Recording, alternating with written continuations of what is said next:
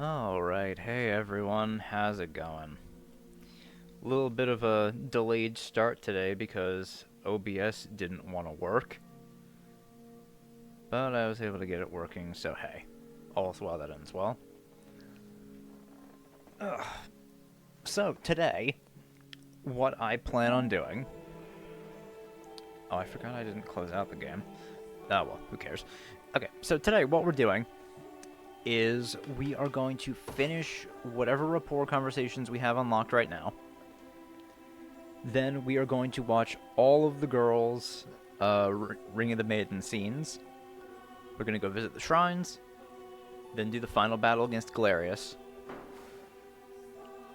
So, with all that said, I'll start with just all the lame ones. So, start off with Chloe.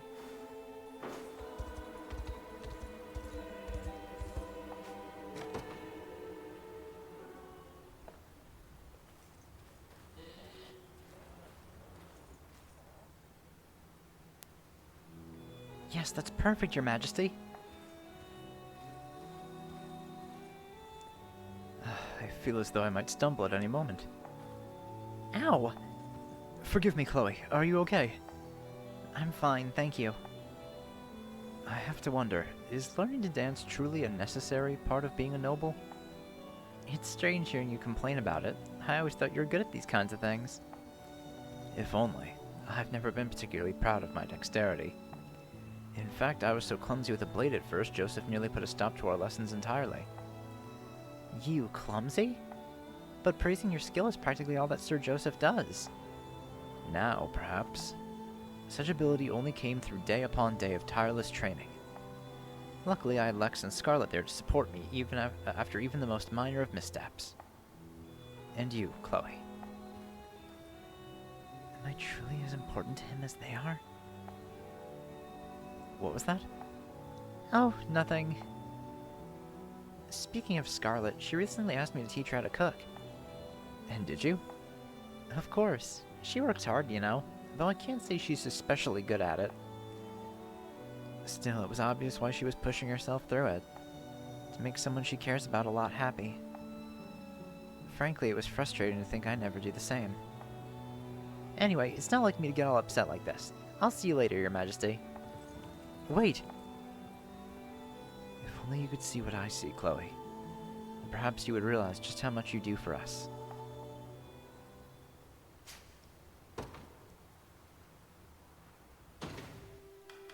Alright, who's next on the list? Oh, Sharon.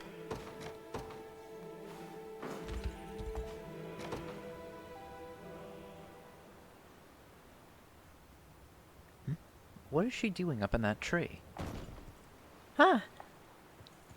Are you hurt, Sharon? You seem to have landed quite heavily on your leg. Please, it's nothing a bit of healing can't tend to. Do you see the nest on that branch up there? One of its chicks had fallen to the ground, so I thought to return the poor thing to its home. But I'm embarrassed to say I lost my footing on the way back down. You truly are a kind soul, Sharon. Would you not have done the same as me?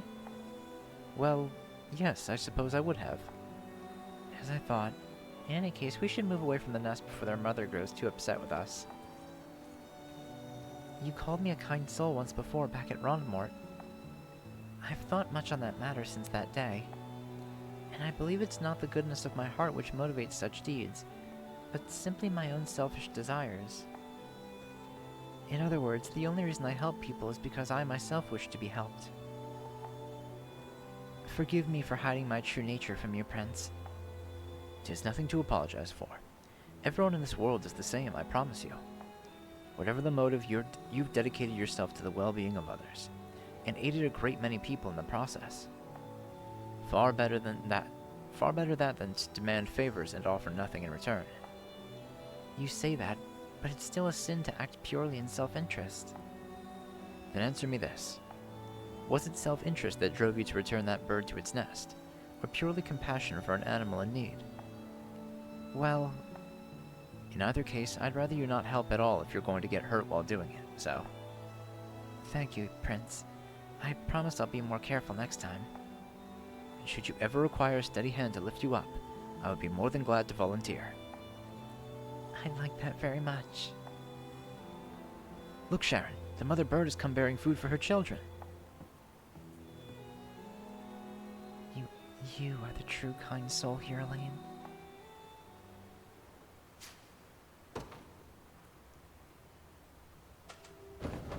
Oops, that's the map.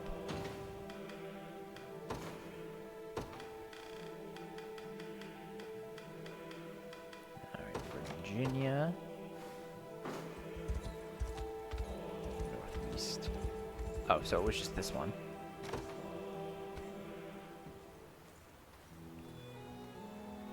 I feel I need to apologize for our last conversation, Virginia. And why is that? I thought it was cute seeing you cry as much as you used to as a spoiled little child. I'm glad you're the only one who ever saw me like that. Probably for the best, yes. But you're free to show me that side of you whenever you want. I'll always be there to take care of you, I promise. And I the same, Virginia. Concealed as you were in a foreign land, there were none you could turn to in your times of loneliness. Yet now you have me, present commander of the Liberation Army and future king to all of Cornea. No longer am I the childish boy who could do naught but flee when Zenora struck, nor am I a helpless prince who needs you to argue on his behalf.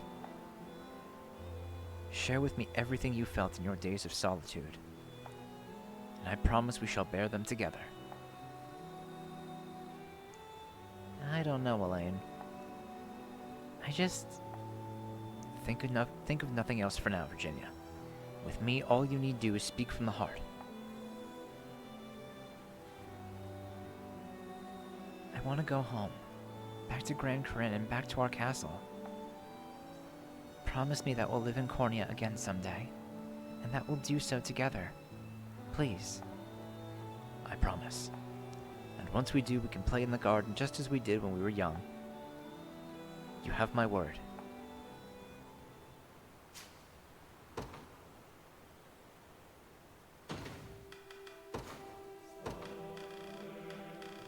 Alright, next up is Tatiana.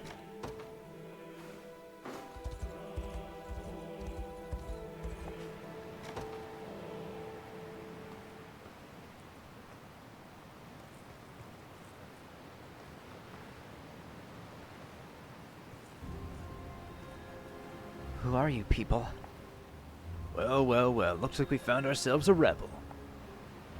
Just the lucky break we've been waiting for. About time something went our way. You intend to kill me then? Very well. Seems I'll be reunited with Lord Ghislaine sooner than I expected. Just stand still and I'll make this quick. Hope you know it's nothing personal. Tatiana! What were you thinking leaving camp alone at this time of night? I thought I told you to stay away from me. I want nothing to do with the man who murdered Lord Ghislaine, or a fool who decides who lives and who dies on pure impulse. I can't deny that I took Ghislaine from you. I cut him down with my own two hands.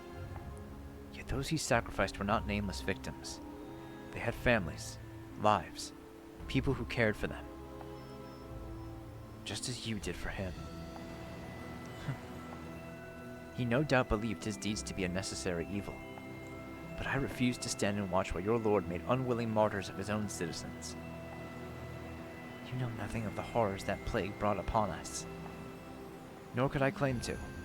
All I knew is that I had to put a stop to Ghislaine's transgressions. If you wish to call that mere impulse, then so be it. I have taken the lives of countless enemies in the name of this war. Lives that would have otherwise endured to see another dawn. Each of them with family and friends who care deeply for them.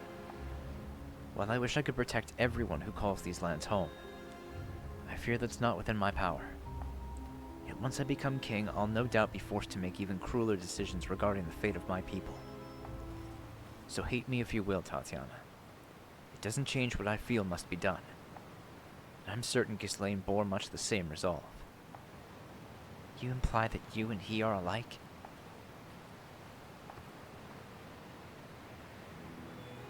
Lord Ghislaine would still live had I only worked harder to finish that cure.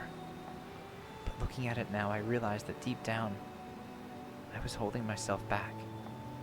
I knew that once our research was complete, my lord would have no reason to keep me at his side. And to me, there was no thought more terrifying than that. Thus I hesitated, unwittingly brought about his death rather than fulfill the dream he so desperately yearned for. My hatred for you is purely a way to deflect my own fear. The fear that I could have prevented my savior's demise. Then hate me all you want, on Lord Ghislaine's behalf. I would rather that than request that everyone in this army adore my every action. As if you even need to ask. I wouldn't forget what you did so easily. What is this? The shell of a Lunas clan. It has powerful medicinal effects, but only when first bathed beneath the light of the moon. Ah, so that's why you were out here. Tatiana? I really believed I was ready to die when those soldiers first surrounded me. But I realized then that I want to live. A notion that grew even stronger when you came to my rescue. Nobody deserves to be sacrificed, even for the noblest of causes. We all want to keep living, and yet... Forgive me, Tatiana, for not giving Ghislaine that chance. You should get back to camp. I still have a few more shells to find myself, and I doubt there will be any further patrols tonight. Go, please. As you wish. Be careful, Tatiana.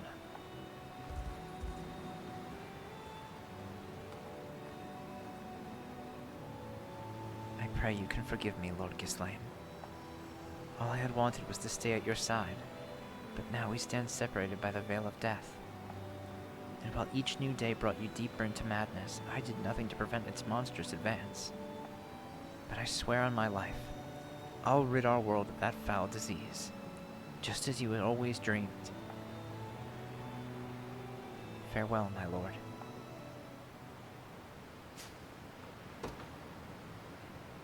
Let's go that she can get some closure. Alright, after Tatiana was... Oh, Ridiel. And then 2 for Oakley's as well.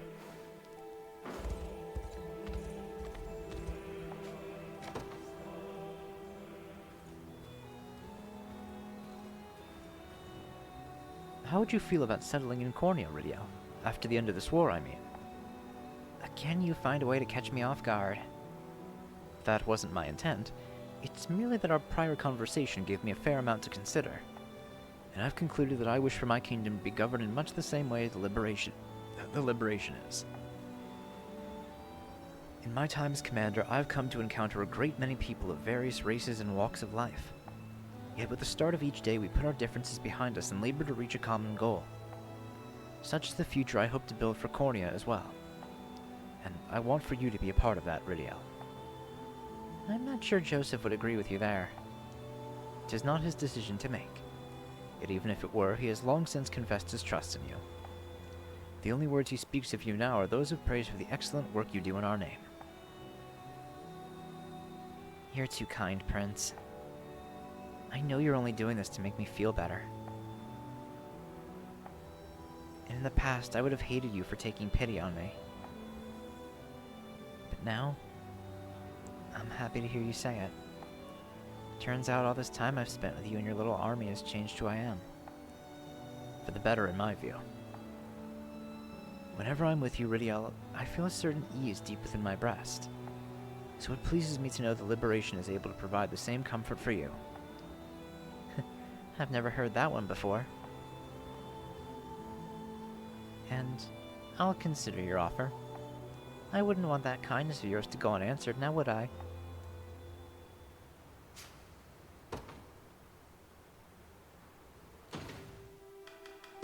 Alright. So next up is Oakley's.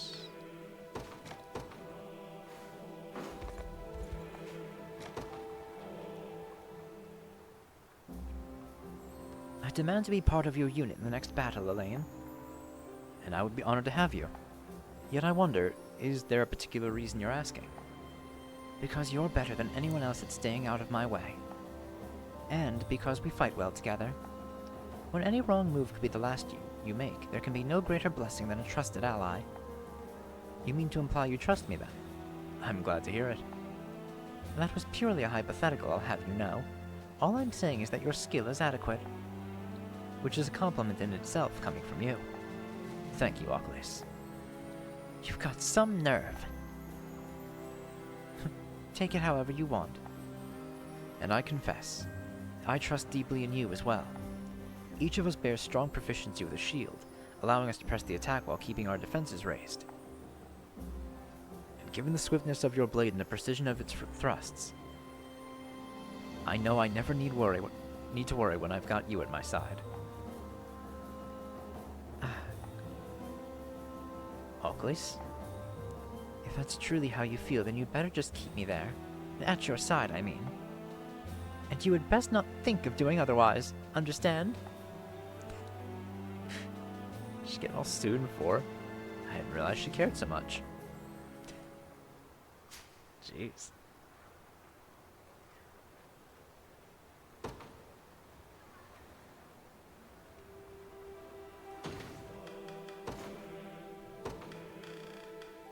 Let's see.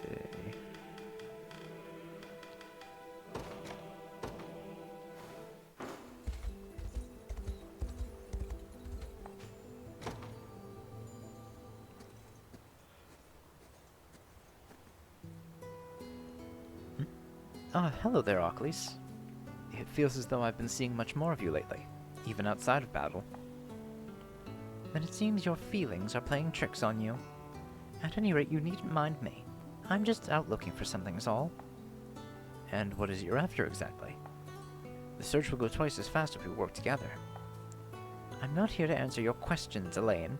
Now stay out of my way and I'll stay out of yours. Very well, if that's what you wish.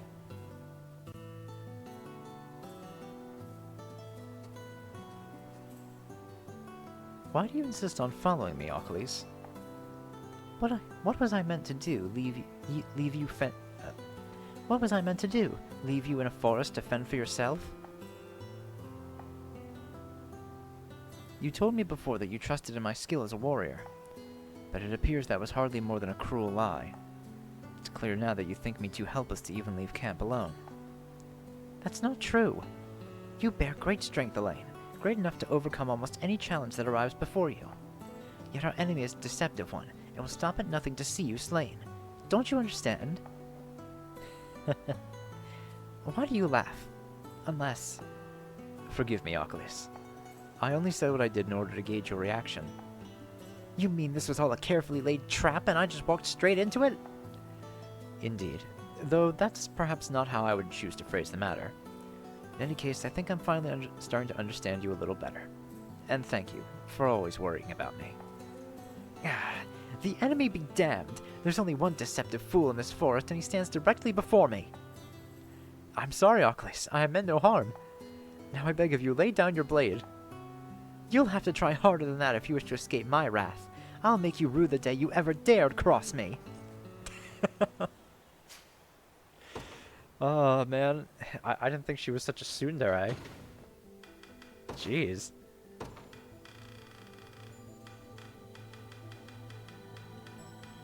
Okay, and I think just the... Yep. And 3 more. By which I mean 5 conversations. Okay. So let's start with Rhaenys.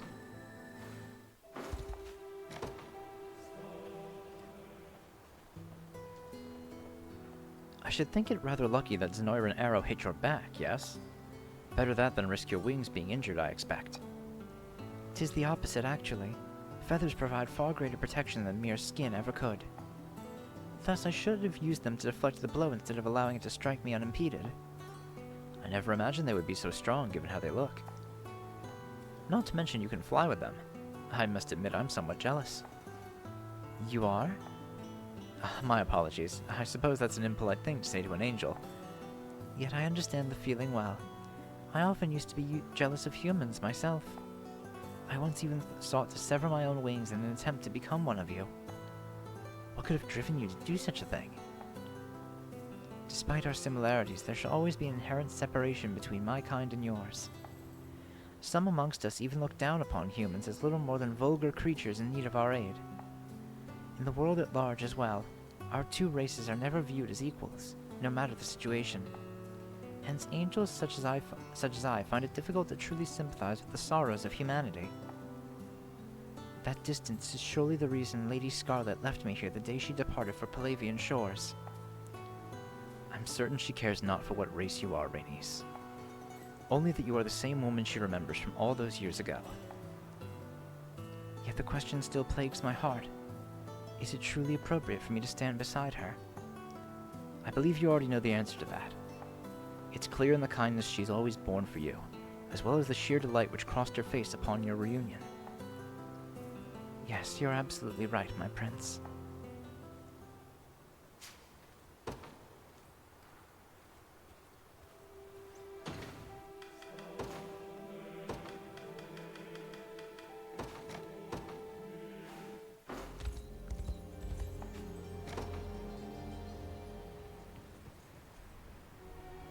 Are you hurt, Rhaenys? I came right away when I heard what happened. I'm okay, thank you. And more importantly, so is Lady Scarlet. Speaking of whom, we're due to deploy any minute now, yes? I must return to her at once. Hold a moment. I'll not let you march into battle injured as you are, nor would Scarlet want you to do so. You attempted much the same thing when we met, as I'm certain you remember. Yet if something were to happen to her in my absence... No harm shall come to her. I promise it on my very life.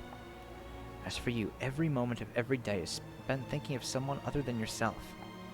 You mustn't forget to turn that kindness inward at times, else you lose sight of what matters most. Now stay and see to your recovery however necessary. I shall stand guard over Scarlet for you. You would truly do such a thing? I would. And I must ask as well, have you hidden any other injuries from me? Tell me the truth, Rhaenys. Indeed I have.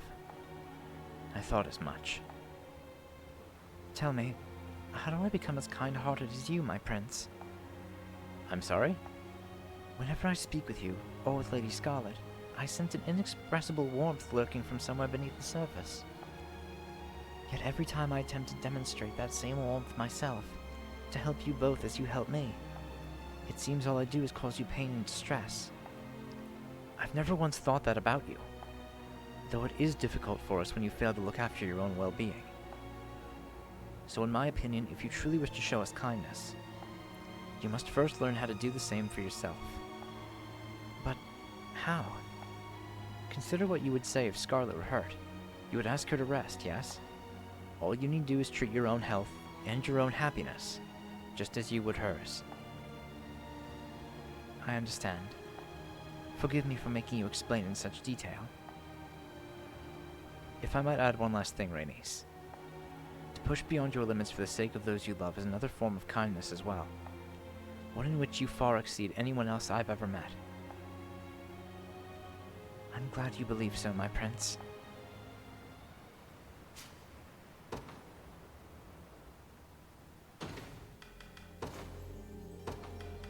Alright. Humorous.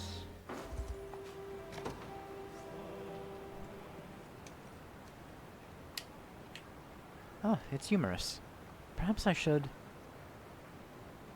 Or perhaps not.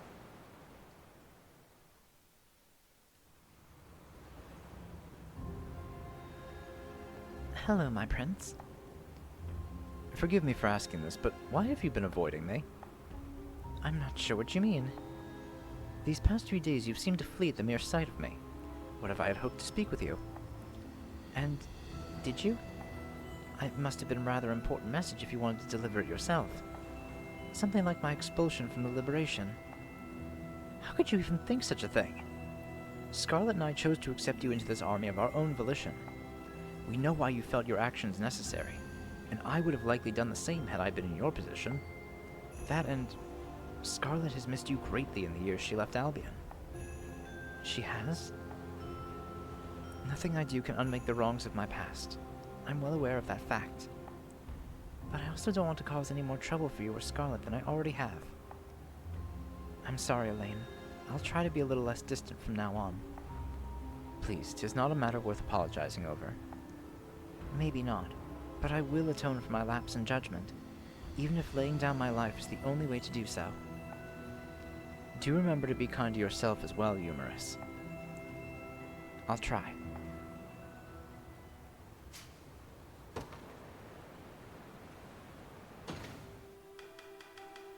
Alright. Oh.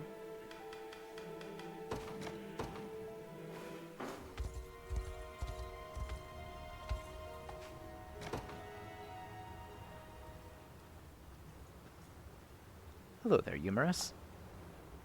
My prince. Be calm, I beg you. I've only come to give you this. It's a rare Cornian flower as far as I can tell. I thought perhaps it might be a variety you've never encountered before. This is Corvania. It only grows in the deepest forests, and wilts just 7 days after it first blooms. As beautiful a life as it is fleeting. You know it then? I do, but I've never actually seen one in person before. These delicate white petals are simply breathtaking. Why have you given this to me? Because you like flowers, of course.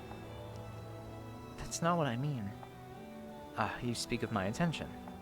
I suppose I thought it might convince you to drop your guard around me, even if only slightly. Does looking at it not make you feel more at ease? The more we speak, the more I realize how ungrateful I've been towards you. You and Scarlet have shown me nothing but compassion, while I've continued to let myself be tormented by my past. I even fled at the very sight of you. That wasn't very nice, no. I just hope you can forgive me for what I've done. There's no need for that, Eumerus. At least, as long as you don't start avoiding me again. I wouldn't even consider it. Oh, and thank you for the flower, Elaine. I love it.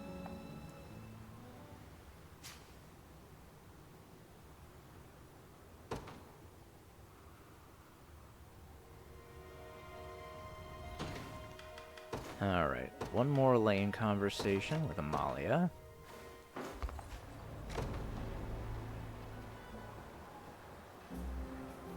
You seem to be entirely unaware of Zenoira's dominion when you first arrived here, Amalia.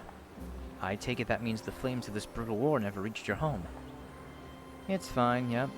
Just a lonely little village out in the middle of the mountains. Kind of place you could spend years looking for and never come close to finding. Why would you live in such a remote region? Shouldn't come as a surprise knowing what the old man was trying to do. If anyone caught on, an heir would be the last of his worries. Bastard. That only raises another question. Why did you leave? Because possessed or not, I wasn't going to let him rule my life, or my body. So I started training, and all the techniques my proud ancestor was so damn eager to pass down. You mean to say your skill is entirely self-taught? Sure is. But you heard the old man. It's nothing close to the real thing. Anyway, eventually I figured out he only took control of me when there was someone strong he wanted to fight.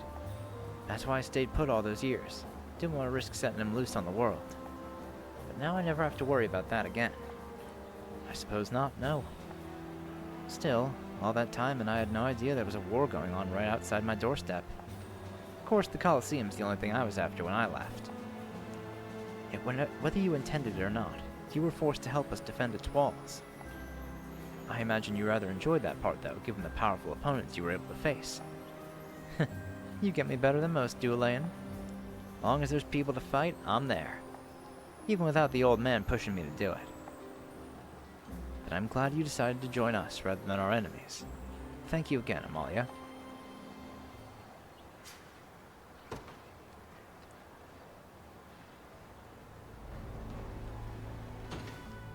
Alright, that's all the Elaine ones. Oh, we have a lot. I really should have been doing these. Well, I imagine some of these overlap, so it's fine.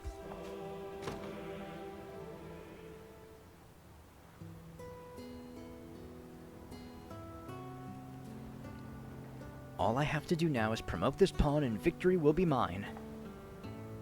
You've carved through my defenses as though they were mere paper. As you should have expected from an old Zenoiran general. I could never lose a game of chess to a mere archer like you. Where to move next? I have to say, though, Liberation's march has led us some distance from our homes. Never in my most fanciful dreams did I imagine we'd be standing now in the realm of angels. Speaking of which, I had always thought them to be exclusively young women. Yet there are men among them as well. Children, too, and even the elderly. Though nothing confounds me quite like the large muscular angels with their massive shields. In truth, I'm not even certain how their wings can support them. Perhaps it's a manner of levitation magic, endemic to the shores of Albion. What do you think, Rolf? I trust your assessment, whatever it may be. Though, I'm not sure I'm the right person to ask about such things. Same goes for most matters, to be completely frank. Your mind is constantly flooded with these grand ideas while I barely even say a word in response. Don't you ever grow bored of such conversations? Of course I don't. If anything, it makes my life all the easier. How so? You never find fault in my words, for one, so I'm free to say whatever thought crosses my mind. That, and you actually listen to what I have to say. I am pretty good at that, yes. I imagine few others could stomach your endless rambling. You what? By the way, you're about to get checkmated. Don't be ridiculous, No, how is this possible? Now, what was that you said about losing to a mere archer? I suppose this is what I deserve for taunting you.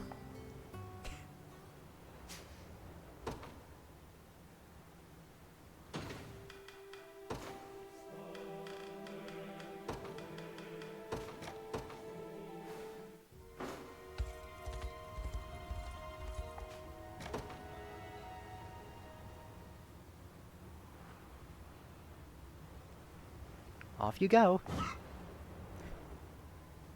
Ha! What are you hitting chickens with a hammer for? Keitra, stop! You mustn't harm those poor animals. Just look at how safely they've landed on the other side. Don't worry, Sharon, I'm not hurting them. Just sit back and watch, yeah? But... Ha!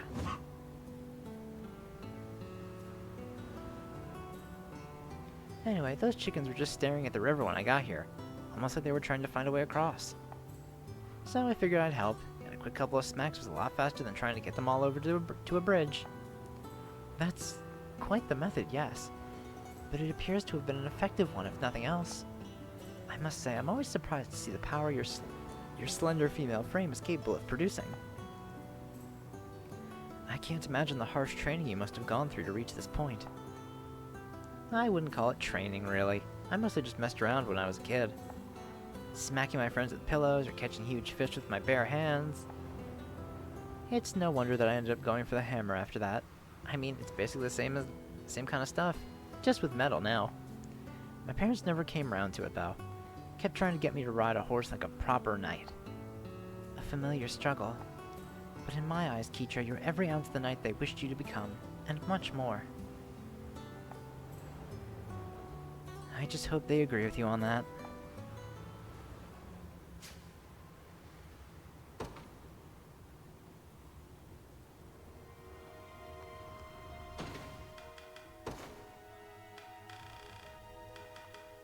Oh, Fran is 2.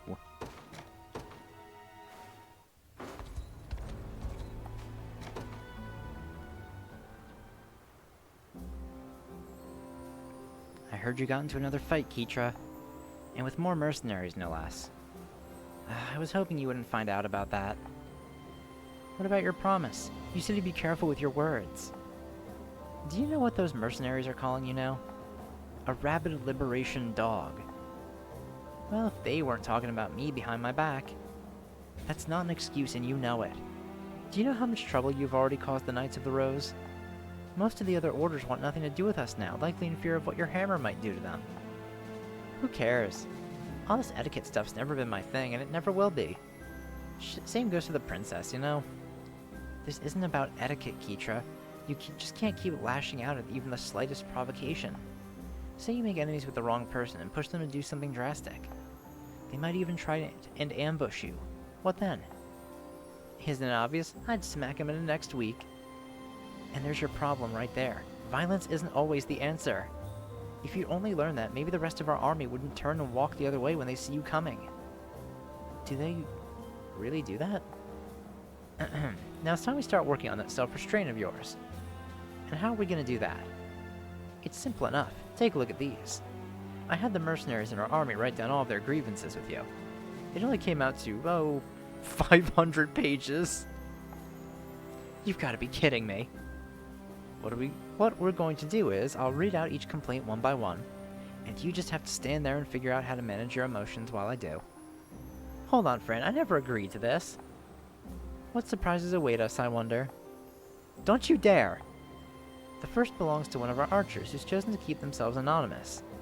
Keeter never helps sharpen the weapon, so we always have to do it instead. Next is from a soldier who spends much of their time on cooking duty. It says it's anonymous, but I think you can guess who that is. Chloe. It would be wonderful if Keeter could please stop eating 3 people's worth of food in one sitting. Patience, Keeter, we're only just getting started. Now the next is from an unnamed warrior who... Alright, I get it already.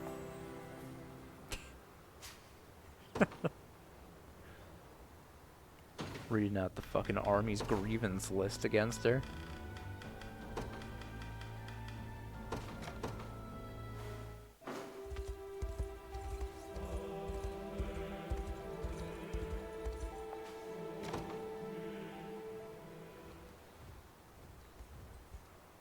Are you alright, Miriam? Why wouldn't I be? I heard you got hurt out on patrol and I had to be rushed to the healer. Oh, that? I was merely grazed by a stray arrow. Nothing to worry about, I assure you. Thank the Father.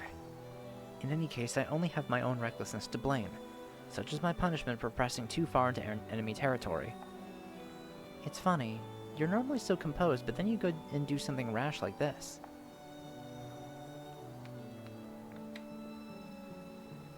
You don't need to risk your life for a little scouting, though. That's why I'm here. You're right. Forgive me for worrying you, Fran. All the same, I wish to be of foremost use to our army. If I fail in tasks as simple as this, how shall I ever earn my family the glory my father expects? Is glory truly all he cares about? What about you? Your life, your safety, your happiness?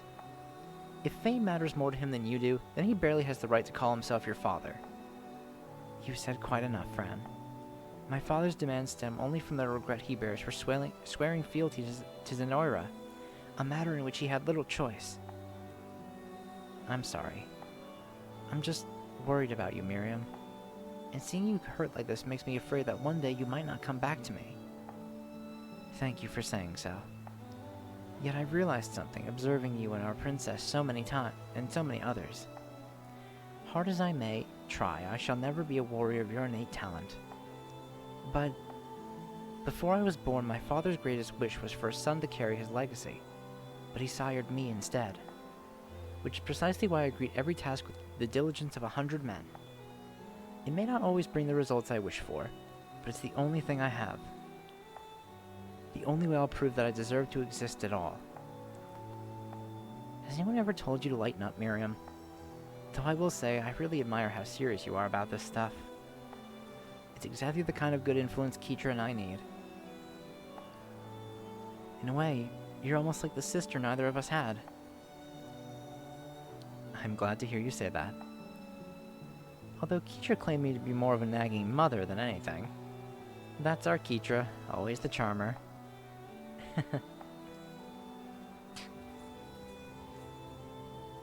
Hey, why are my ears burning? Nobody better be saying anything bad about me.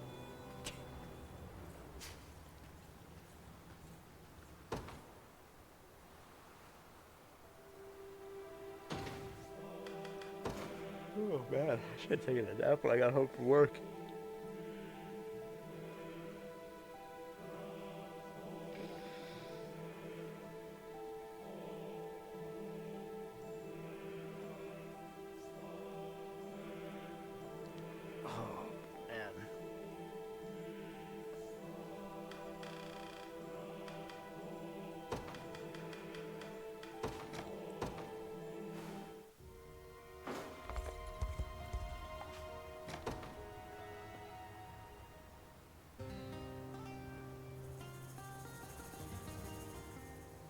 Ha!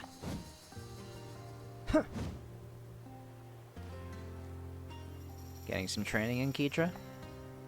Can't pretend I'm surprised. You swing that hammer better than I could. Better than almost anyone could, really. Once you get going with it, only a fool would even think about standing in your way. Not to interrupt you, Berenice, but you're sounding an awful lot like my aunt right now. You're what? You know, like my mom's sister. I ended up living with her for a while after my parents died. They always used to tell me I should learn how to ride, you know? But this hammer was the only thing I ever had eyes for. Whenever I started having second thoughts, my aunt was there to insist I made the right choice. She's kinda like me. A bit rough around the edges, you know? Never turned down a chance to help me train either. Sounds like she and I would get along. I just hope she's okay out there. I'm sure she is. I bet she'd be thrilled to know you're getting even better with that hammer of yours. See, what do you say we have ourselves a little one-on-one, see what we can do? I'd like that very much, Berenice. That's the spirit. Now come on, I'll have you stronger before you know it.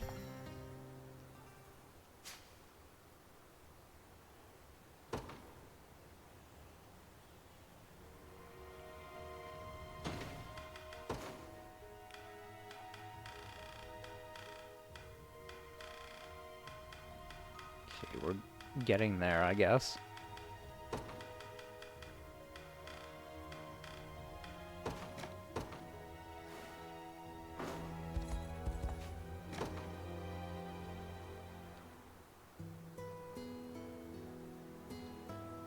Leia's always so willing to do anything I ask of her, but I wonder if there's a limit to how far she'll go. Perhaps I'll put that to a little test. Oh, Leia? I just had a sudden craving for fish, and I was hoping I might catch and cook one for myself. Would you care to join me? Gladly, your ladyship, as long as we stay within relative proximity to the fort. Then come, we have a Cornian trout to hook. If you don't mind, Leia, I was thinking we might head into the mountains to ensnare a local boar next. Once we've returned with our quarry, we can roast it whole for a nice hearty meal. As you wish. I'll summon one of our hunters at once and prepare for our packs for a productive journey.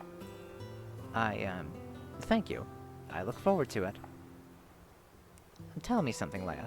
Why do you not flinch in the face of my exorbitant demands? I'm not certain what you mean. I've grown quite accustomed to your whims over the years, and today's requests are no different. Are you saying I'm always this unreasonable? For me, my princess, serving as your attendant is already far beyond my duty to the Dragonhold throne. In light of that truth, nothing you ask could be too excessive. A fair point, I suppose. Yet I admit there have been some occasions where I felt you overstepped your welcome. Oh yeah? All the same, I've witnessed firsthand how truly fearless you can be as well. It is a trait that has granted me more courage than you might think, and one which makes me forever proud to serve at your side, my princess. That's how you feel, is it? In that case, I've got plenty more requests where that came from, and no one else I would rather turn to than you, Leia. Thank you, your ladyship. Though, do try to keep them within reason, would you? Big ask.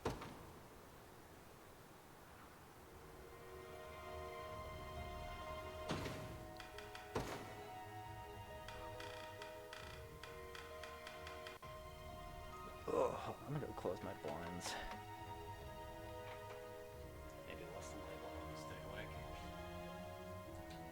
Oh, it's not light shining right in my fucking face.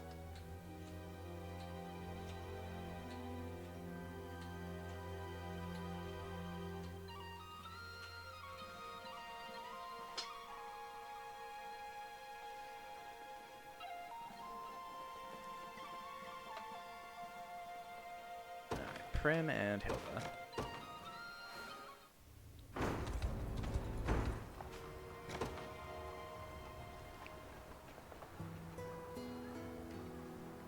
Another great trip to the market, but, what should I eat first? Whichever it is, I certainly won't be going hungry anytime soon. Still as big an appetite as always, I see. Hilda, I'd appreciate it if you didn't sneak up on me like that. Sorry, I should have said something sooner. but I have to admit, I'm relieved to see you've been eating well on your own. If you're just going to tease me, you can do it somewhere else. I doubt I need to remind you, Prim, but you should really be careful about where you keep your food. Once something's gone bad, you'll have no choice but to get rid of it, no matter how reluctant you are to do so. And always remember to watch after your valuables, too, especially if you're sharing a tent.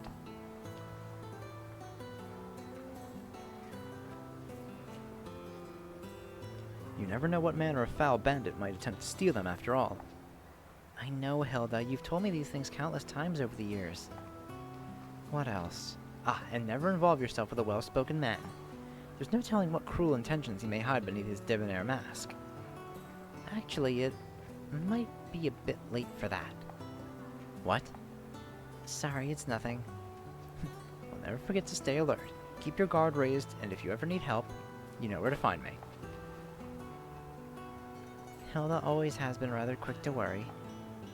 Thank you, O Father, and Elaine for bringing her back to me.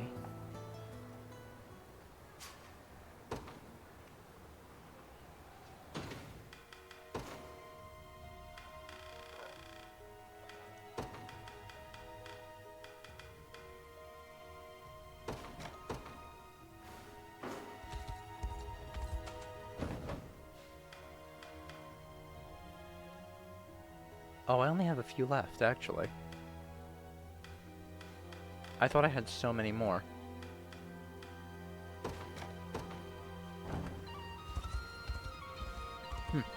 Alright, looking at it like that makes it seem like I have nothing.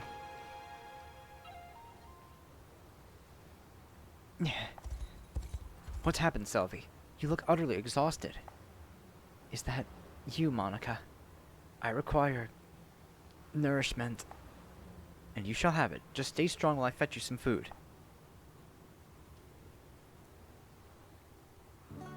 Thank you again, Monica. At times I grow so absorbed in my research I forget to eat for an entire day. I shudder to think what would have happened if I hadn't come when I did. Yet in a sense, I can't help but admire your single-minded devotion to knowledge. Oh?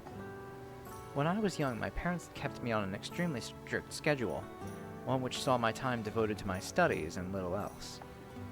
It was practically torture being forced to learn day in and day out.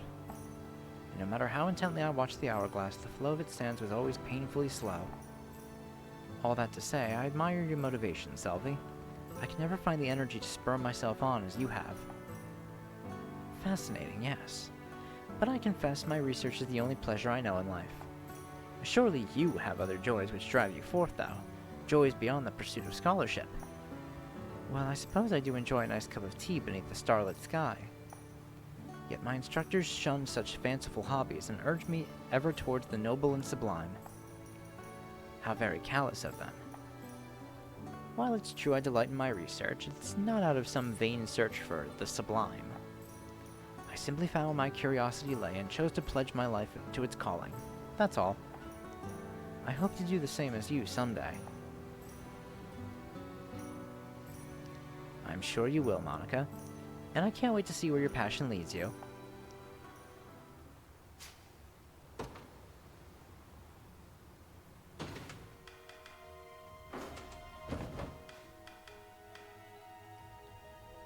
Alright. Rosalinda Rylanor.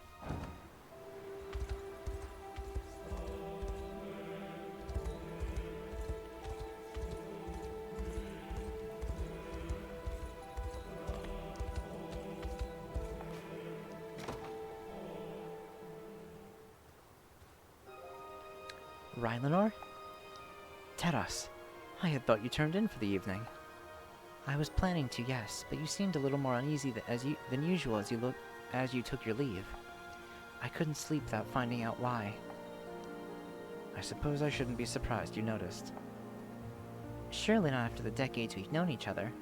Now tell me, what's wrong? It's nothing of your concern, I assure you. There's no need for you to suffer the same thorn which pierces my heart.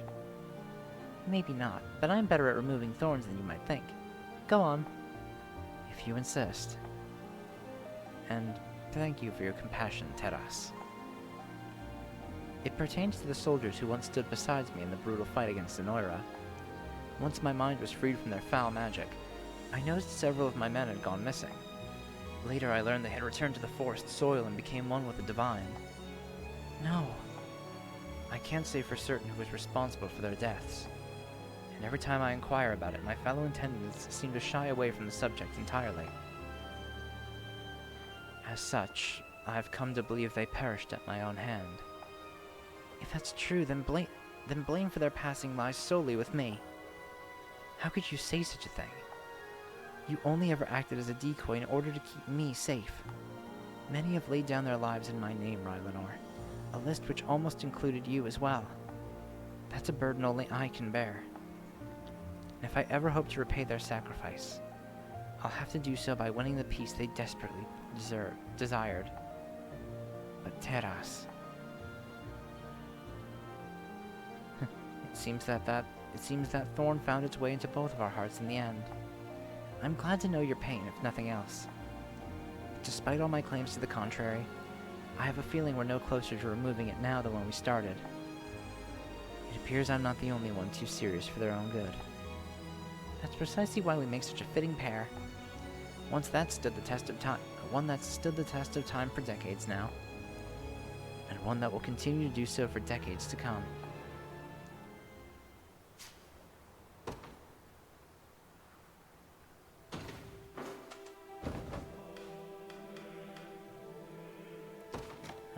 Eltalind, Rosalinda.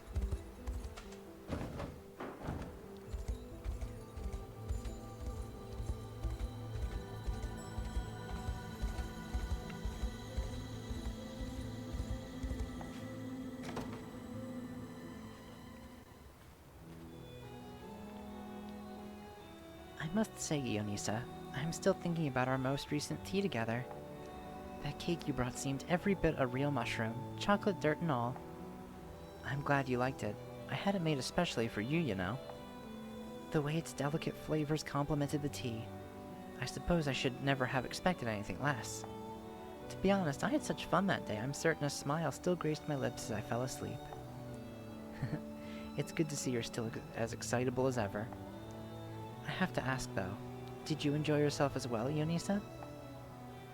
You always seem to be finding ways to make me happy. But I struggle to tell if you ever actually have any fun yourself. Oh, Eltalinda. You really have no idea, do you? What do you mean? Of course I had fun with you. How could you possibly ever think otherwise? It's merely... I don't know. At times it seems as though you know me even better than I know myself. While I feel like I can barely tell the first thing about you. So that's how it is. Then listen well, Eltalinda. I don't need tea or cake or anything else to make me happy. All I need is you. So if you really care about how I feel, you'll keep that smile of yours as warm and beautiful as ever. Rosalinda, I should have known you would say something to that effect. And I feel exactly the same. Now let us enjoy the evening stars. Together.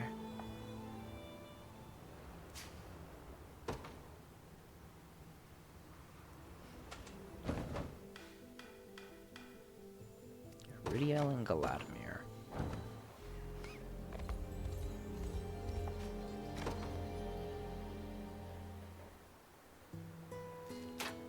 Just stop moving!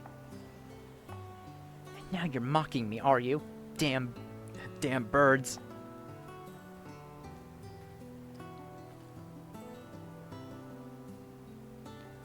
I don't mean to interrupt, Ridiel, but what exactly are you doing here? You've been away from camp for some time now. Ah. Can't you tell I'm hunting chickens? Ah, yes, the little escapees you bought at the market earlier. Doesn't seem you're having any luck, though. Well, I'm about to.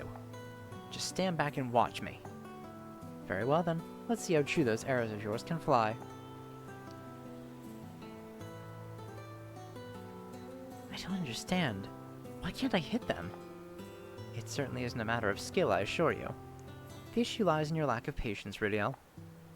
Once you fall prisoner to the need to hit your mark, an animal will sense that desperation and easily dodge your attack. Now do it again, but this time quiet your mind and focus on nothing but the arrow in your hand.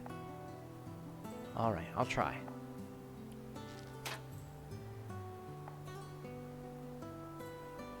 Another miss. Not entirely, it wasn't. You masked your intent rather well and grazed your target as a result. If only grazing it was what I was trying to do. There's no point complaining about it. I'm taking another shot. Phew. I admit, Ridiel, your accuracy has improved quite significantly. And that should be all your chickens, yes? Oh, right. I was so focused on the archery I almost forgot why I was here in the first place. Granted, one of them did get away, but I don't think they'll be causing me any more trouble. Thank you for this, Galadimir. Please, it was nothing. Though, next time you buy chickens, perhaps you should make sure they never escape at all. Sure. Great advice. Thanks.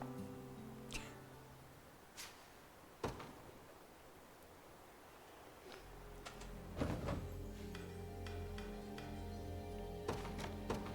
2 left.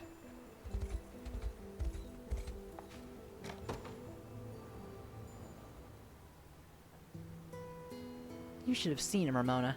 I've never heard Morard so excited before. As much as I love your stories, Unifi, I really must begin preparing for dinner. Right, I almost forgot. There's just so much I want to tell you about. I know, why don't I help you get ready for dinner and I can keep talking to you while we work? That's a wonderful idea. Even as a child, you sought me out every evening to speak of the adventures you had gotten into that day. And whenever you've been unable to do so, I've missed it rather dearly. Really? Really? But don't forget we're supposed to be preparing dinner here, not just reminiscing on the past. Got it, Mom. Oops. Oh, Unifi. Sorry, that kinda just slipped out. And why are you apologizing? Because you're not really my mom. Ah. I hadn't realized that was how you felt. It's true that I'm not your mother by blood, yes. But as the woman who raised you as her own daughter, those words hurt me more than you could ever know. That's not how I meant it, Ramona. I know it's not. But in all honesty, it made me so happy to hear you call me your mother. Even if it just slipped out by mistake. I believe I owe you an apology, Unifi. I should have thought about how you felt instead of only focusing on myself. No, you didn't do anything wrong. I really do think of you as my mom, Ramona. And I'm glad to know you feel the same. I couldn't think any different if I wanted to. So you're welcome to call me whatever you wish, my daughter. Thanks, Mom. Aww.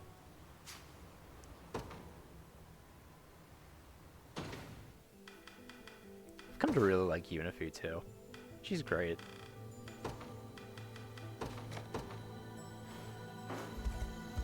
Alright, last rapport conversation. Say, Dina, everyone in the Liberation is pretty nice, huh? Where is this coming from? I guess they're not bad for outsiders. Aha! I knew you were warming up to them. You say that like I'm colder than the damn snow. If anything, it feels like they just stay away and let me do my own thing. Not what I call friendly. Are you sure you're not just avoiding them? Nah, that's not it. If I had to guess, I'd bet they're all afraid of the scary bestial and our sharp claws. They're right to be. If I get too close, it's really easier for me to accidentally cut someone.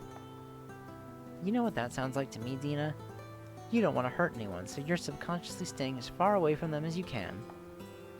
Clever analysis, but I don't think so. Well, let me finish. Remember that time we were holding hands when I was still just a kid? I accidentally grazed one of your claws and it started bleeding all over the place. Now you say you only look after yourself, but I know you've kept them filed down ever since. Didn't think you would notice that. With a friend I care about as much as you, how can I not? Even so. I won't hear another word of it, Dina. I've got news to spread.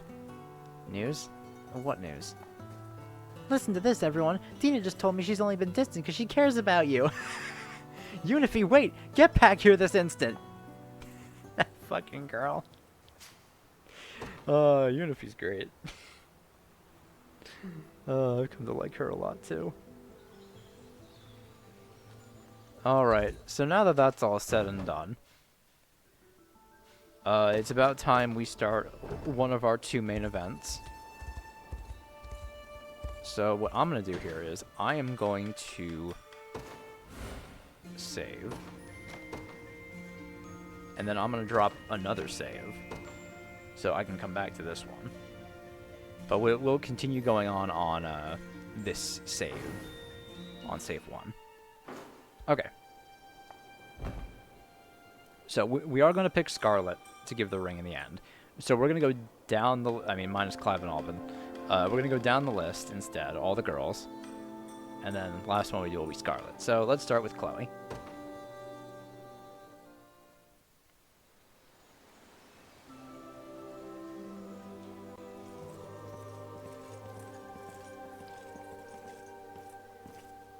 Is there something I can help you with, Your Majesty? I'd like you to have the ring of the Maiden. I had a feeling that might be why you asked me here, but I don't know. There must be someone else who deserves it more than I do. I'm meant to give this ring to whomever I trust most. And when I paused to think who that may be, yours was the first and only face that crossed my mind. Really? You know, you can just tell me if you're not interested. Apologies, that's not how I meant to phrase it. What I truly wish to say is, your presence is what gives me the strength to march on day after day. You would be doing this whether I'm here or not, and you know it. But... I'm sick of seeing you like this, Elaine. All these years, I've watched you grow more and more into the ideal prince. But I know that's not who you really are. So cut the act. At least when you're with me. I'll do it. Swear the oath, I mean. Thank you, Chloe. But only if I can spend more time with you. The real you. I'm serious. That means the world to me. Truly.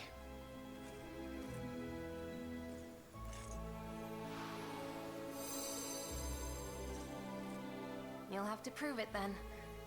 Let's see how good you are at dropping that princely mask of yours. I shall endeavor to do so in all that I am. That's what I'm talking about.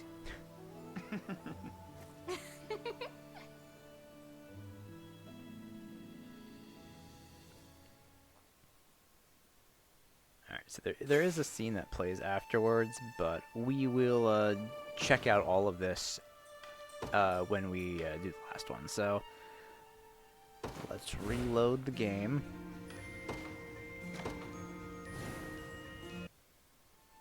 And go on to the next one. So Sharon.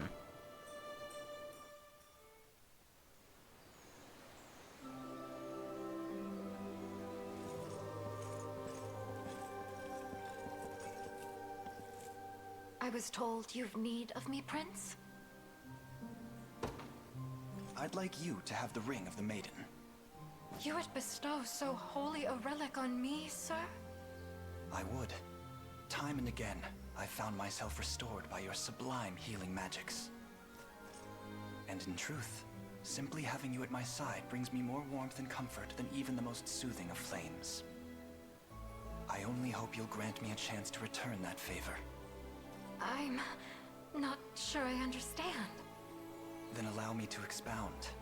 Amidst your kindness, Sharon, I often forget that malice exists at all. Yet forgotten or not, it is always present, drowning our people in a sea of pain and hurt.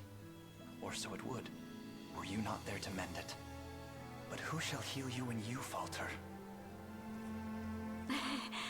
I'm not worried about that. Honestly, it feels like nothing could ever hurt me while you're here. Because I know you'll do anything in the world if it means keeping me safe. I accept your proposal, Elaine. And the ring, of course. Those words are like a potent magic for my heart.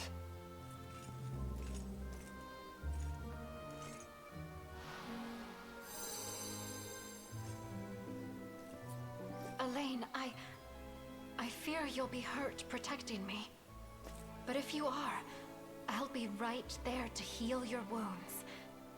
To kiss them better as well. Perhaps I could pick up a few scrapes then. And I will never allow harm to come to you. Neither now, nor ever. Aww.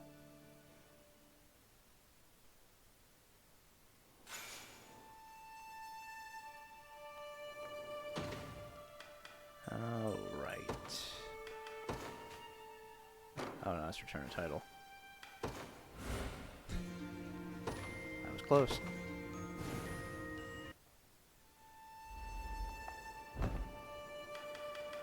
Alright, Yana.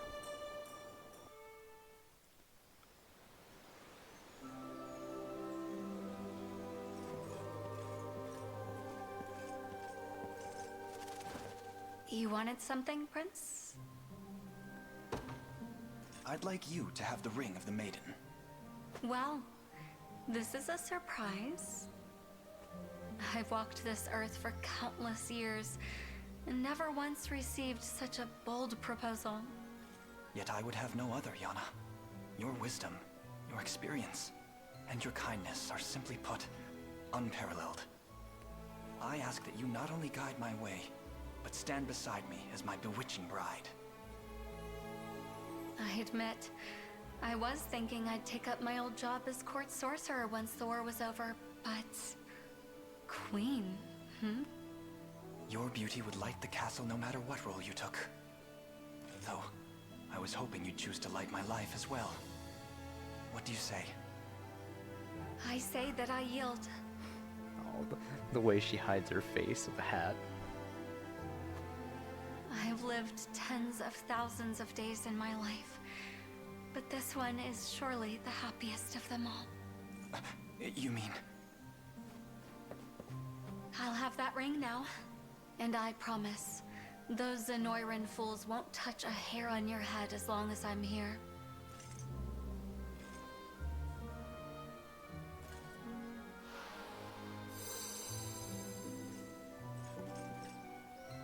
We'll get through this, Elaine, together, and rebuild Cornea as husband and wife.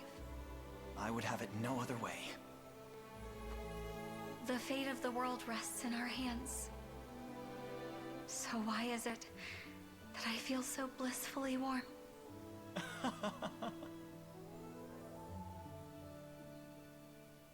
I like that one a lot. That one's really nice.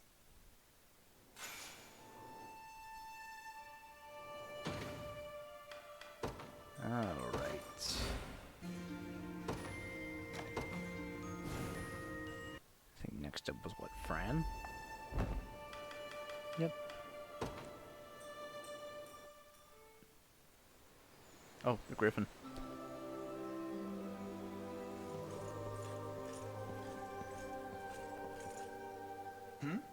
And where is your rider, fair Griffin? I'm sorry, Your Highness. Please, you needn't apologize. But is there a reason you're hiding from me? Well, I guess I'm having trouble believing any of this is real. It is real, isn't it?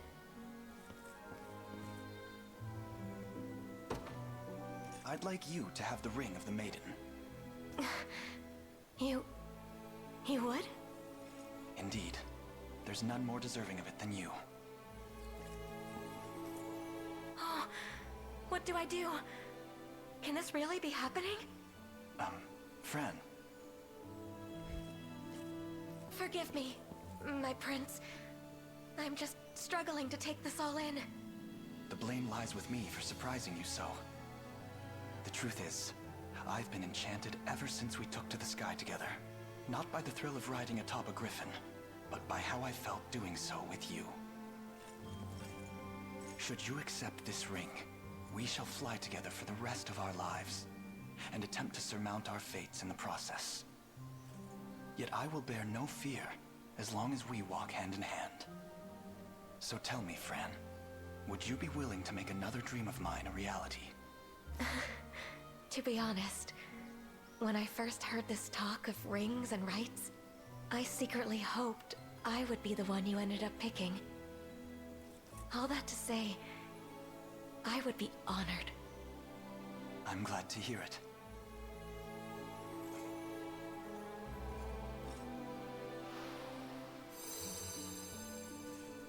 Looks like both our dreams came true today. Indeed. Perhaps I could have saved us some worry if I only mentioned it sooner.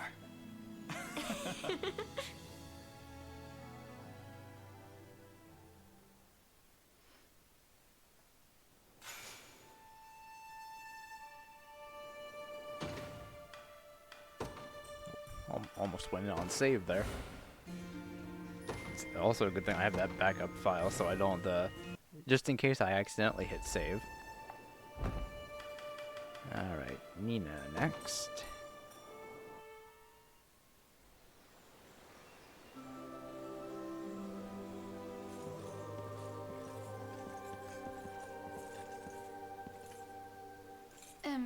Your Highness? I was told you had a matter to discuss? I'd like you to have the ring of the Maiden. What? I don't mean to challenge you, but why me? Isn't it obvious? Your heart is as straight and true as the finest arrow, and you grow ever stronger with even the slightest stumble. Such steadfast resolve brings to mind my own shortcomings, and the lengths to which I must go to overcome them. Yet with you at my side, no obstacle is too great. Not even Galerius himself. Hence I would ask you to stay there as my resplendent queen for the rest of our mortal days. I feel much the same. I'm always able to push myself that little bit further whenever you're near. Even should I stumble, even should I fall, I know you'll be right there to pick me up again, no matter how hard I may hit the ground. In truth, you've helped me come to love myself more than I thought possible. So as long as you promise to never leave me, I would be honored to accept your ring. And I would be honored to grant it. Thank you, Nina.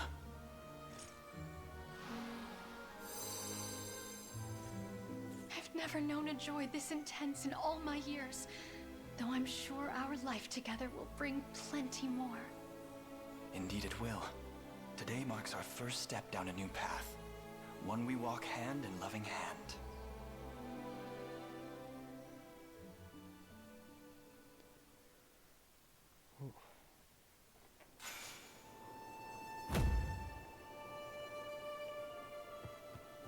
Oh, right, I'm just gonna skip this.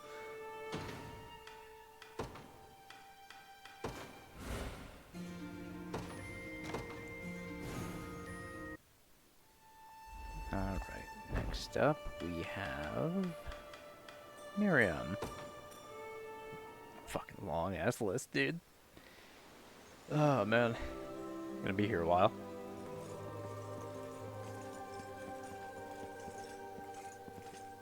How can I be of assistance, Your Highness? I'd like you to have the ring of the Maiden. Oh, Are you certain I'm deserving of such an honor? I am. I'd see it passed to none but you. I cannot accept. Oh? And might I ask why? Because, Your Highness, you've only made this request to appease my father. I would never. This is a matter of the heart, not a political transaction. You say that, and yet, most would struggle to see it any other way. 'Tis vexing indeed, to live a life wholly and completely ordained by a parent. But someday, I shall carve a new path. One that I, and only I, walk.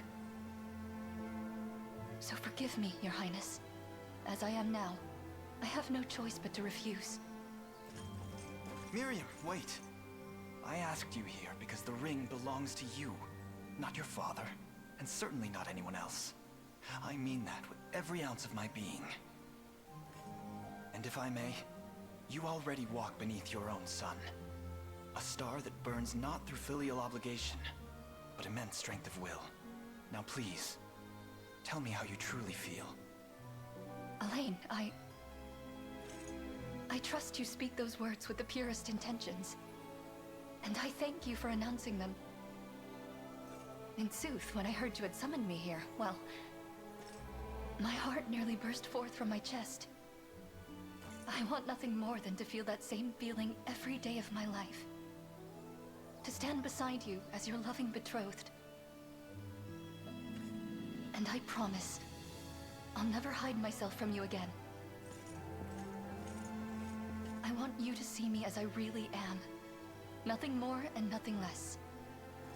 Thank you, Miriam. Such bold declarations are not easy to make, yet you've shown great courage in doing so.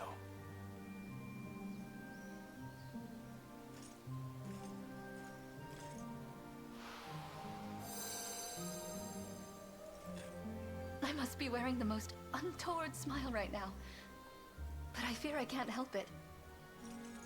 'Tis nothing to be ashamed of. I find it charming, in fact. Do you? But it's so very undignified. I'll have you not laugh at my struggles, thank you.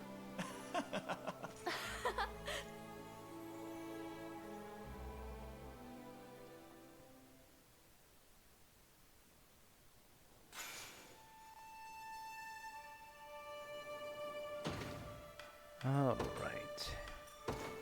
I'm thinking about taking maybe a quick break so I can shut my eyes for a little bit. Because, God, I'm having trouble staying awake. That's not good. Yeah, we have quite a ways to go. Actually, yeah.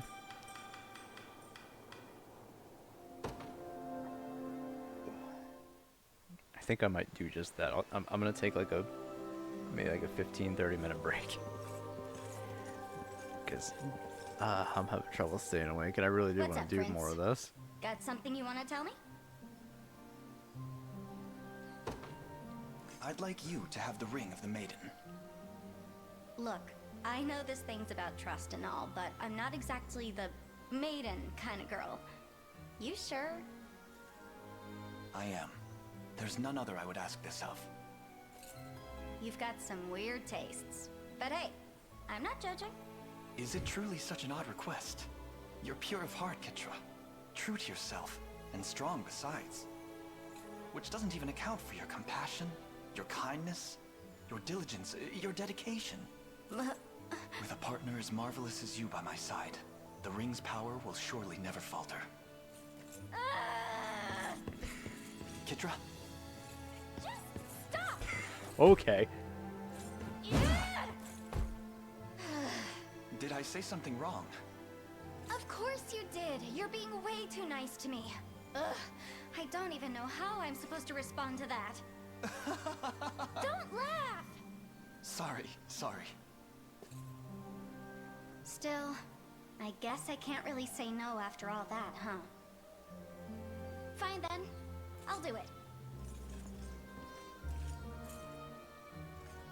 Thank you, Kitra.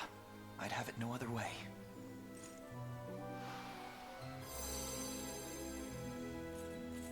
Done and done. Zenoira won't even know what hit him. And there's that strength again. I'm honored to be able to call it mine.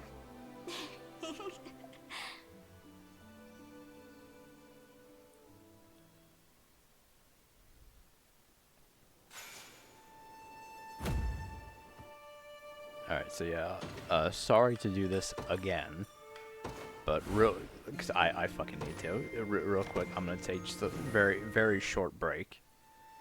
I will be right back, though.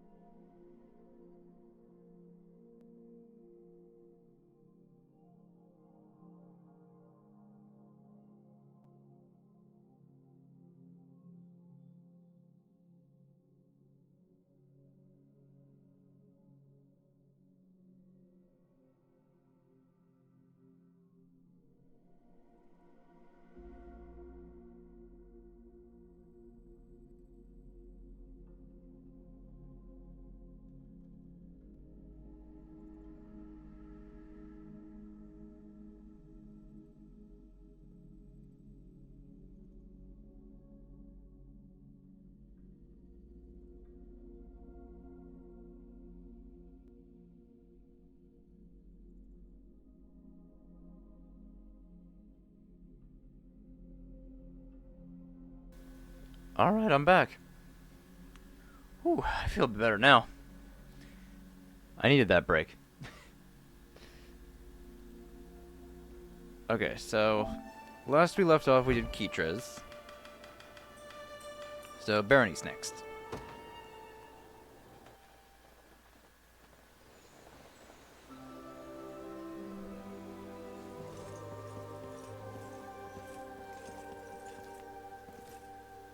Here you've got words for me, Elaine. What can I do for you? I'd like you to have the ring of the Maiden. And here I was hoping you wanted to spar. Too bad. Berenice, please. Sorry, bad habit. We've let our swords do the talking enough. By now, I know what you're feeling, even without steel in your hand. We've locked blades countless times of late. I have the scars to prove it. And yet, I treasure each one as a lasting symbol of our unity. You're the finest partner I could ever ask for, Berenice. Both in sparring and in life.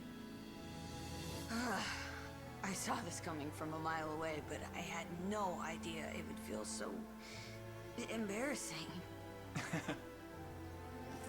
Just know that I'm not gonna stop training until I finally overtake you. So don't use this oath as an excuse to slack off, or I'll be at your heels in no time flat. Of course. I'll strive to remain strong and able as long as years allow it.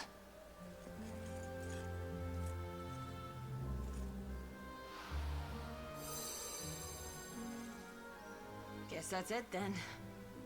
Now, I was thinking we could use a session or two to really get us ready for Galerius. What do you say? It would be a pleasure. Wherever you lead, I'll gladly follow.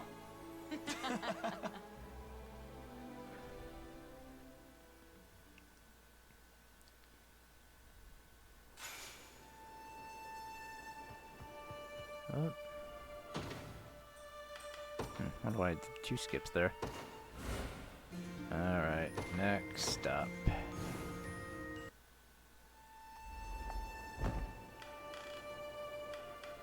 Oculus.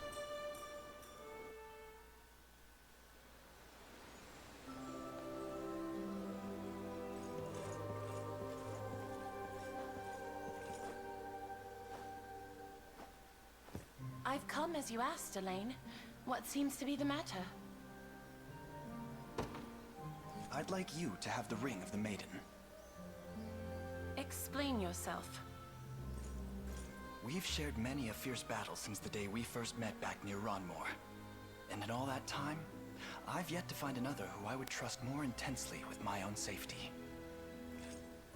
As for my part, I've worked tirelessly to become a man deserving of one as strong and stunning as you. So what do you say? Shall we save the world, you and I together? To be frank, such glowing words set my teeth to grind.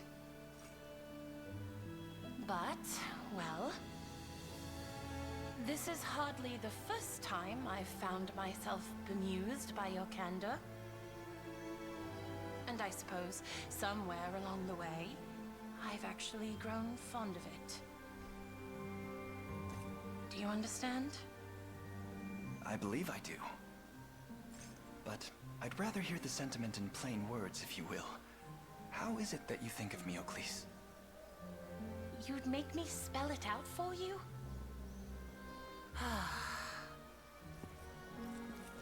I'll only say Hold on this a second. once, so listen well.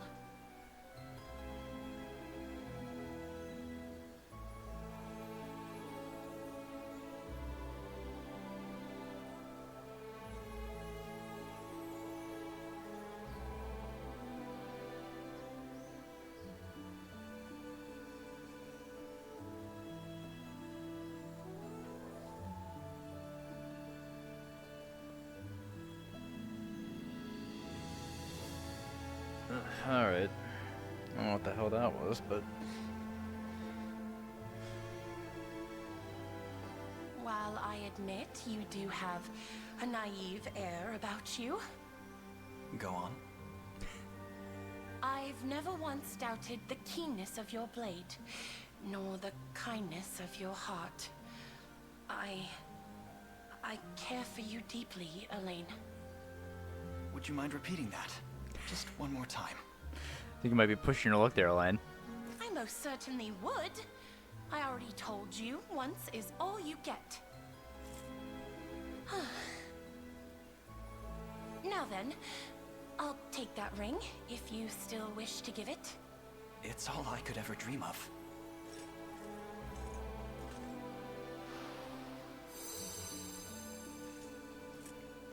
Thank you, Oclise, for being there when it felt like nobody else was. I could imagine no greater life than the one spent at your side. You have a way with words. I'll give you that.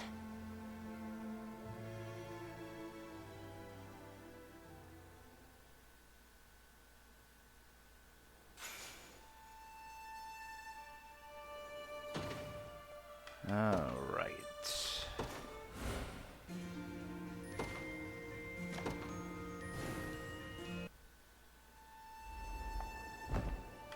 Next up, we have Virginia. Of course, it wouldn't be one of these without a relationship like this, right? I knew you'd ask me here. Well, I'll be taking that ring now. Yes, of course. Glad you know what's best for you. Honestly, I'd always believed I'd be queen someday. I thought it was inevitable, really. But that horrible day 10 years passed. Well, I nearly lost hope entirely. It must have been awfully hard. I at least had Joseph to protect me, but you were all alone in this world. Deep down, I knew Cornea had fallen. I just didn't want to admit it. Still, there were nights I let myself drift into fantasy. Memories of my time with you and Aunt Elenia. Dreaming how one day I would reinstate the royal family to its rightful status. But it seems that's no longer a dream. Not anymore. With how far the liberation has come, Cornea's redemption is but a matter of course. Assuming I have you at my side, that is. I need you, Virginia. More than you could possibly know.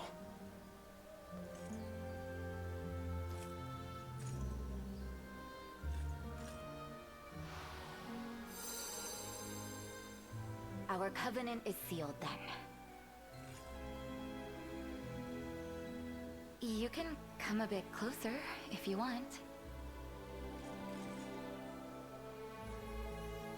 When we were young, I always thought of you as a brother.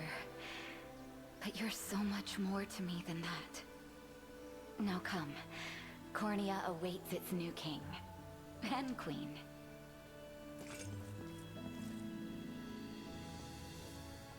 Wow. Yeah. Really went in on that one, huh? All right.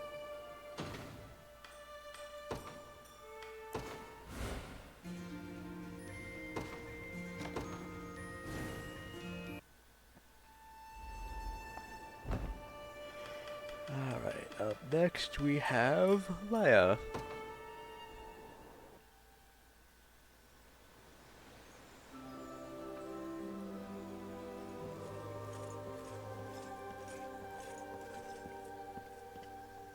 Apologies for keeping you waiting, my prince.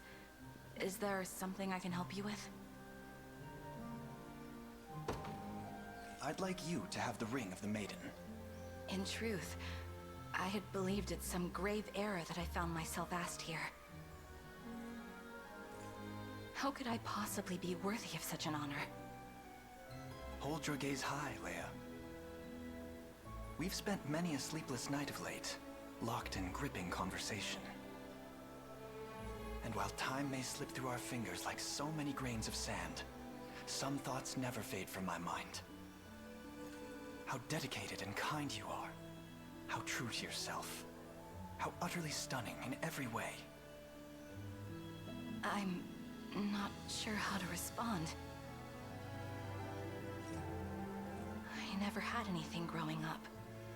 Not until Gilbert and his late father gave me a home to call my own. Yet amid the long, silent nights in their cold castle walls, I couldn't help but wonder. Why was I brought into this world, only to be abandoned in the nascent days of my infancy?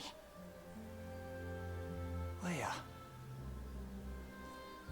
But every minute with you has been brimming with warmth, life, love. And for the first time in all my years, I've realized my purpose on this earth. I want to protect the kingdom of those who welcomed me as family when I had none.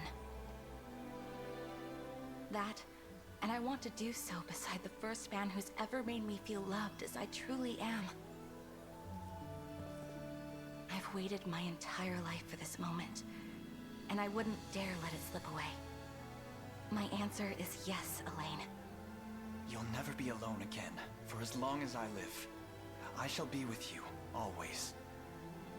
And I thank you for your courage.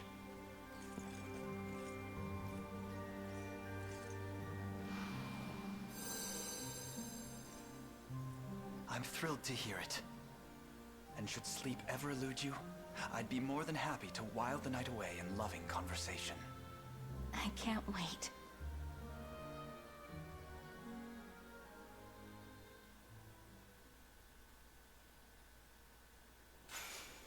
Really like these so far. They're really nice.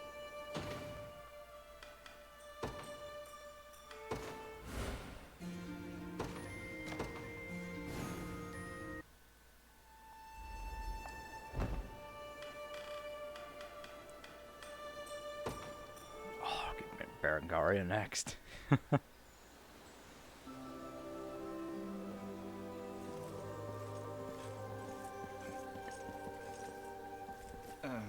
Prim, is there a reason you've brought your staff with you? Is there a reason I wouldn't? I assume you've asked me here for some form of healing. Oh, Prim. Well, no, not exactly. I'd like you to have the ring of the Maiden. What a lovely little ring. And in such a beautiful place, too. It almost sounded like you were proposing for a second there. Well. That was my intention, yes. Oh, how wonderful. I wish all the best to you and, me? You catching on, Prim? Wait, me? There could be none other. Ever since you joined our cause, your skill as a cleric has saved countless lives. And by swearing an oath upon these rings, we can draw out... Sorry, Elaine. But do you mind if I gather my thoughts for a second?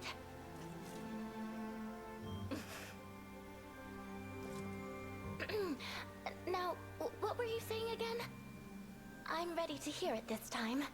Well, I was bade to give this ring to the person I care for most. And you were the first and only who crossed my mind. With every spark of healing magic I witness, it's as though a part of my own heart is restored as well. In time, I've come to realize just how much you mean to me. How I couldn't live without you at my side. Marry me, Prim, and together, we'll build a life more grand than we ever could have dreamed. I'm flattered that you think that highly of me. And so immensely happy, too. I would love nothing more than to be your bride, Elaine. I accept 100 times over.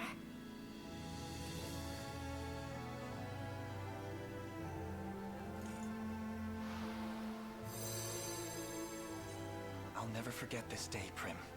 The day we embarked on a beautiful new journey. Together.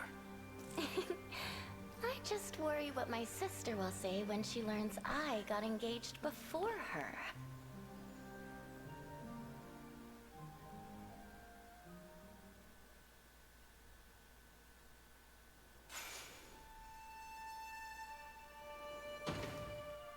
Alright. Next up is Berengaria.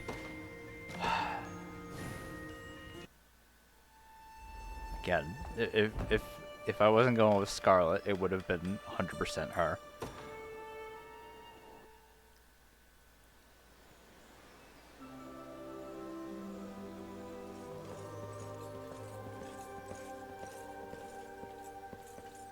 No thanks. Oh. But I haven't even said anything yet. I'd like you to have the ring of the Maiden. I knew it. And, yeah. Not interested. Why not? I've heard the stories from Rosalinda. Breaking this oath comes at a heavy cost. And there's no guarantee I won't turn on you. Or you on me. Then we'll face those consequences together. We could live 100 lives, and I would pick you every time. That's some risk you're taking. If what they say about your unicorn and its tradition is true, this covenant represents the strongest bond imaginable, the sacred kind. Or severing it might just cost your life. I'll bear any danger should it mean spending that life with you. Marry me, Berengaria. As stunning as you are now, you'll look even more so in the pure white of a wedding dress. You're really something, you know that? But I'm not complaining. The answer's yes, by the way.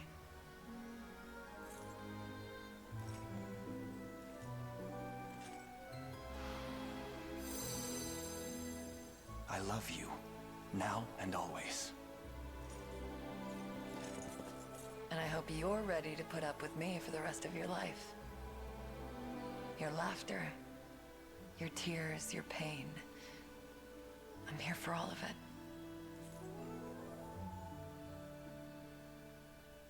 I think that was probably my favorite so far. So good. Man, Berengaria is great.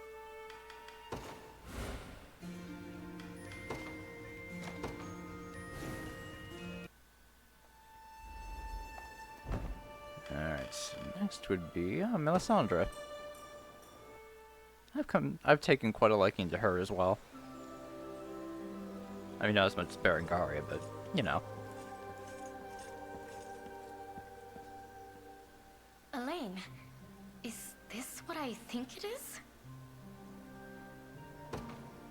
I'd like you to have the ring of the Maiden. You mean you'll take me as your bride? Me? Above all others? That's my wish, yes. This barely feels real. I'm not dreaming, am I? I assure you, you're wide awake. You were hardly subtle in your approach when first we met. Now, allow me to return the favor. Your hand, please.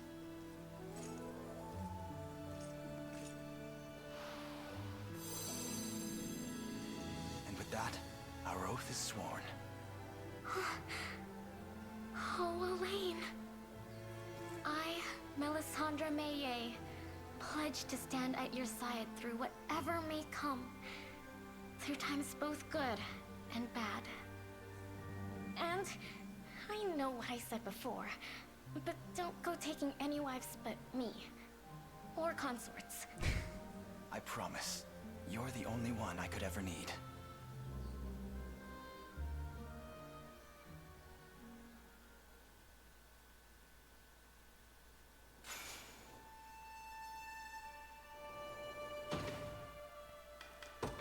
All right.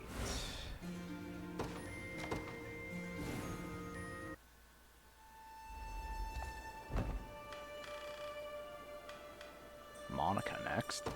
Sorry, Clev.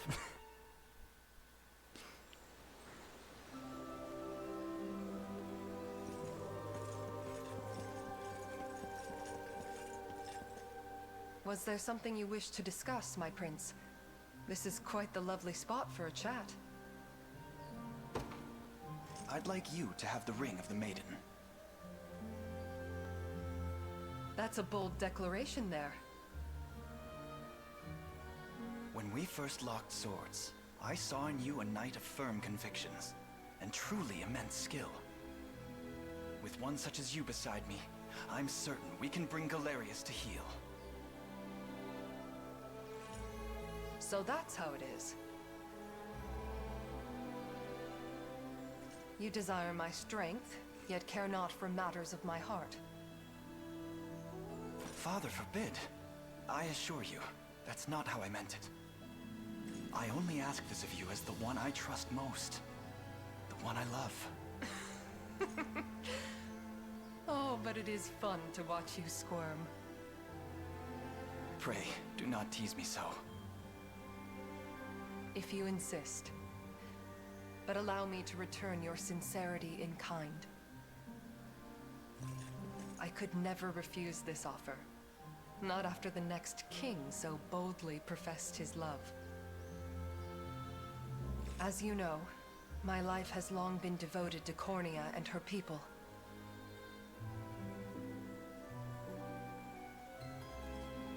And I would be honored to continue on that path of devotion as your beloved wife. Thank you, Monica. Under our shared rule, Cornea shall finally know a new dawn. A brighter dawn, free of violence and cruelty.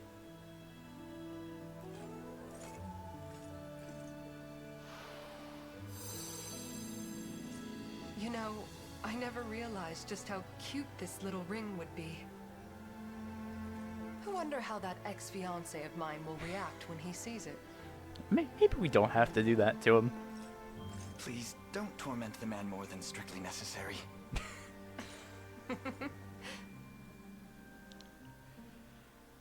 Oh, man.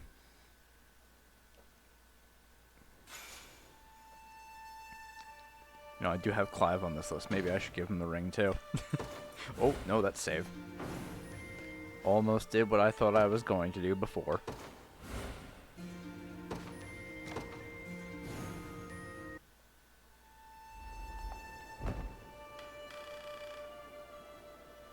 Oh, went way down on the list. Alright, Selby.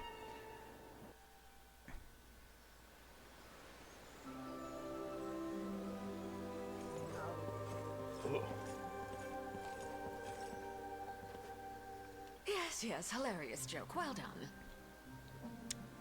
Oh. I'd like you to have the ring of the Maiden.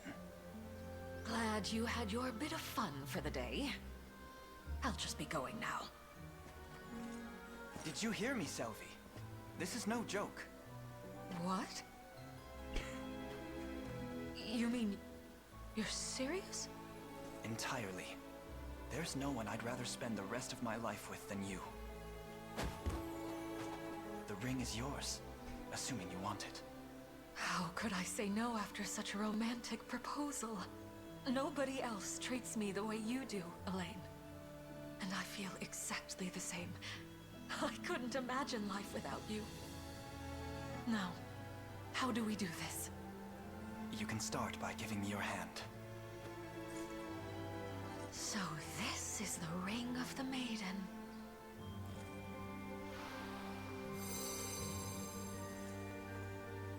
Fascinating. I can feel a strange power flowing through every inch of my body. I suppose that means the pact is sworn. Though I must say, this ring is quite the curio. Yes, I think it'll do nicely for my experiments. Just be careful with it. Just try not to break it, please. How could you even suggest such a thing? I'll treasure it for as long as I live.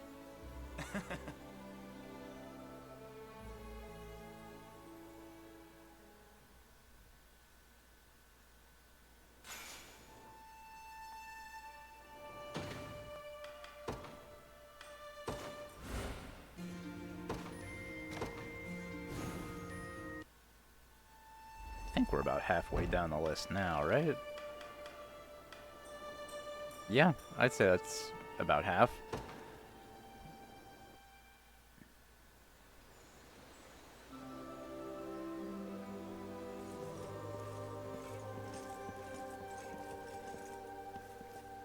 A fine place you have here. What's the meaning of this? I'd like you to have the ring of the Maiden. I knew you were a strange one from the moment we met. I've been an outcast my entire life. Reviled, shunned by the world.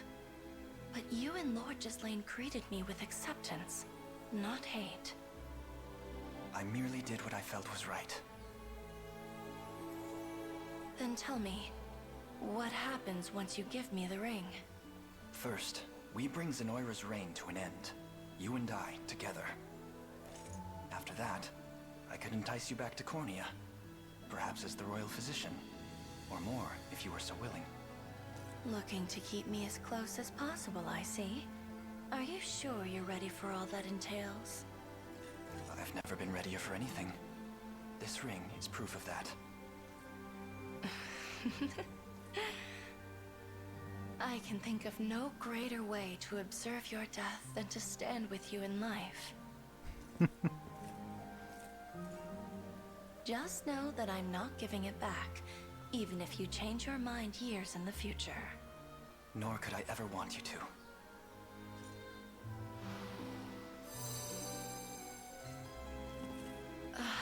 And Elaine, maybe forget what I've said about that dying business.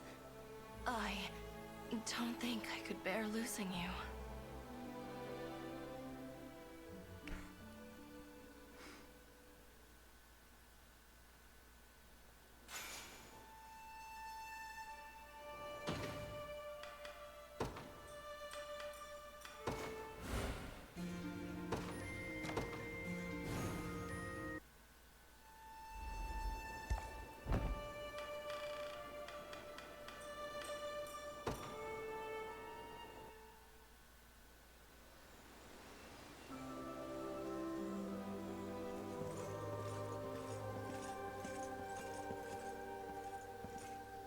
I heard mutterings around camp about the Rite of Covenant. Is that why you've called me here? I'd like you to have the ring of the Maiden. You seem quite set on it. I am. In our time together, I've come to know you as a kind man, well deserving of his soldiers' trust and loyalty. But you're still much too naive. That innocence will see your head roll someday, especially if you mean to rule a kingdom. Which is why I would ask you this. You've spoken time and again of your wish to restore order to this land. But are you prepared to deal with the consequences of doing so? To make decisions that will govern the life and death of your people? Indeed I am. Though, I've made a promise to myself. Which is? I will never let the luster of the crown wash away my humanity. Those who forget the very citizens they claim to serve are unfit to lead and unfit to rule. Call it naive if you wish, but that is the principle with which I hope to restore Cornea. A belief that will neither bend nor break. There's the Elaine I know. But you've changed too. Those eyes burn with the fire of true conviction, just like you say. And a fire I can't help but gaze deeper into. I'll support you however I'm able. Both in leadership and in life. I'd like nothing more, Hilda.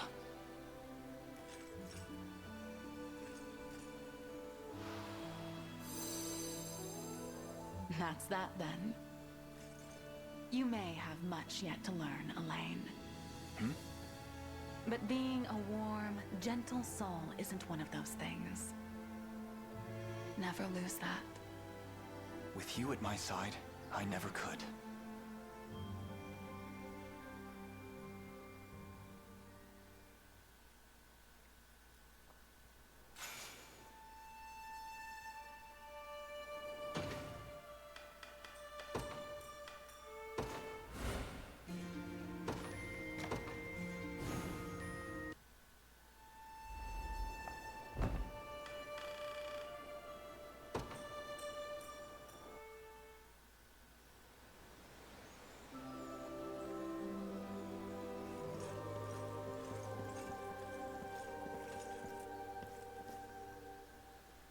What's the big idea asking me here?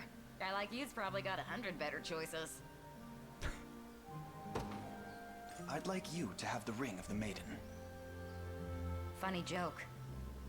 I assure you, I couldn't be more serious. Get real. You know how much hell you'd catch going with a girl like me? So? I'm loud, I'm rude, and I'm such a desert kid I got sand running through my veins. You can't possibly want my squalor dirty in the crown. Don't belittle yourself so. I couldn't imagine life without you by my side, Liza. And should anyone attempt to disparage your demeanor, they will have to answer to me. I promise you, I will do everything in my power to make our union as perfect as you could ever imagine.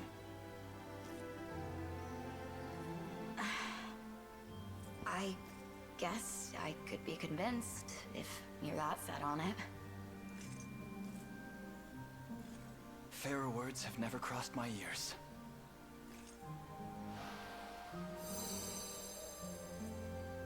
Mind if I ask you something, though? Just don't forget about everyone suffering out in the desert. I could never. Those people are your family, Liza, and they will always have my protection. Guess it's settled then. I'm yours. For the rest of forever.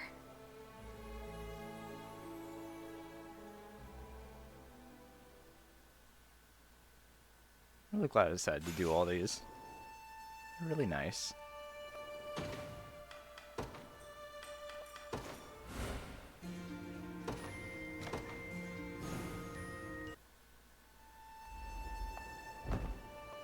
Alright.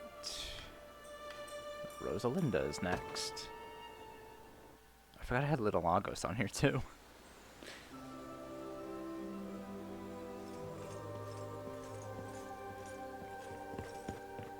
Could you perhaps stand back a bit?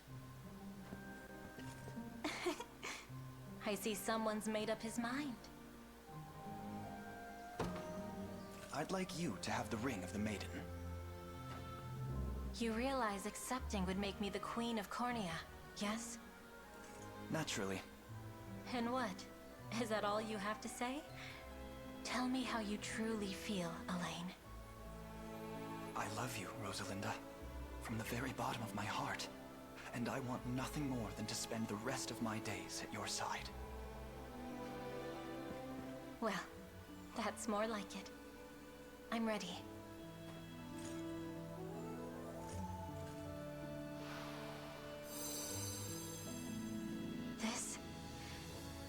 This is the happiest day of my life. I might not have been chosen as Turdanos, but to be chosen by you is all the greater. Just know I'll be awfully furious if you go dying before me. Don't think I can really help that. I'm not sure that's a demand I can meet. Elves live for far longer than mere humans, after all. Then I suppose Cornea will have to get used to my solitary reign. Well, if it means ruling beside you, perhaps I could try holding on just a bit more. Aww. I really like the elf twins too. They're great. Man, it's a lot of good characters in this game. It's so hard picking one.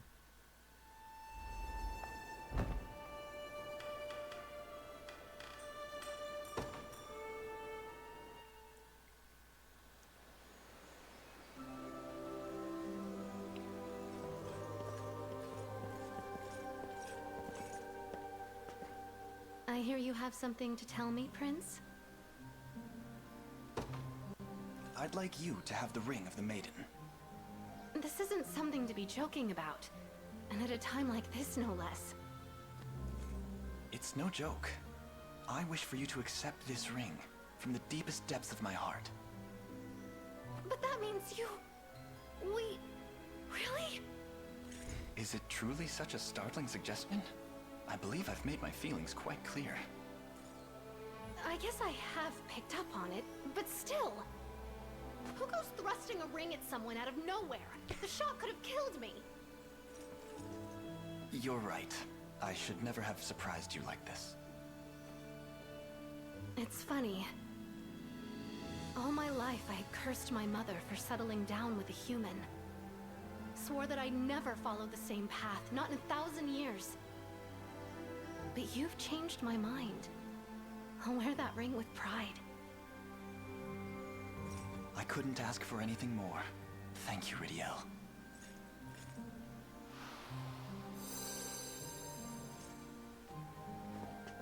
I guess that makes it official then. Hope you're ready to spoil me. Oh, I just noticed when she gets embarrassed, the tips of her ears turn red too. Now and for the rest of our years. Oh, that's adorable. I didn't notice anything like that on Rosalinda.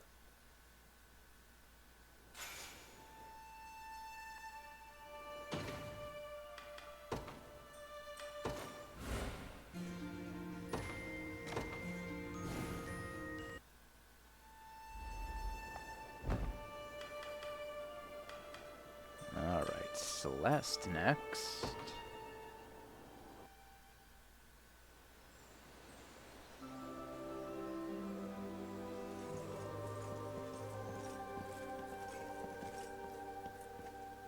I was told you were asking for me, Helene? I'd like you to have the ring of the Maiden. It's beautiful. Almost like something out of a fairy tale. It may as well be. This ring has been in the royal family for generations. And you believe me worthy of such an honor? I do. Both as a warrior maiden, spurred onward by her bounteous sense of justice. And as a gentle princess, able to tread this path ever at my side. I always dreamed of a day like this, but I never thought it would actually come. Not for me. I take it you accept then? Of course. I wouldn't trade your affection for all the riches in the world. And I may not be well versed in the ways of the court, but I swear, I'll always stand faithful to you, Elaine. Till death do us part.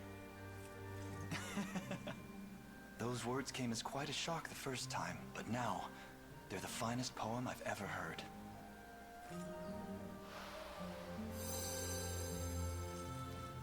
This truly is a marvelous ring.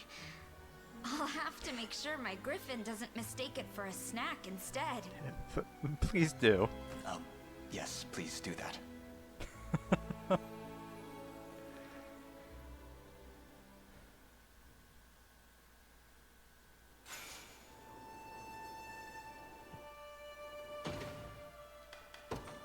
Alright.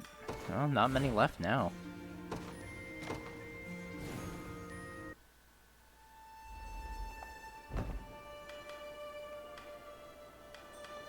Okay, Eltalind next.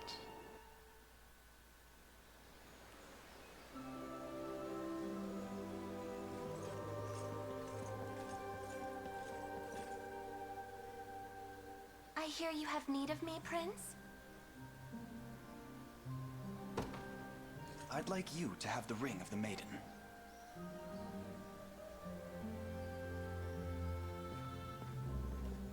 Allow me to ask you something before I offer my response. Elves and humans bear the same flesh, bleed the same blood, yet the limits of our mortality differ greatly. I will live on long after your spirit has returned to the earth. My grief is all but inevitable if we continue down this path. What do you make of that? I'm well aware that agreeing to this will subject you to years of solitude and sorrow. But I share in that sentiment myself. The mere thought of leaving this world without you at my side fills me with the coldest melancholy and fear. Even still, I wish to spend what little time I have with none but you. I know it to be selfish of me, naive even, and yet... I ask that you forgive me this request all the same. Thank you, Elaine. I can tell you truly mean what you've said. And you're right. Grief visits upon more than just the one left behind. I accept your proposal. And your melancholy, your fear, as well as your selfishness. Let us swear our union, by the might of these sacred rings. We shall remain as one, until the day Death himself tears us apart. There could be no greater honor.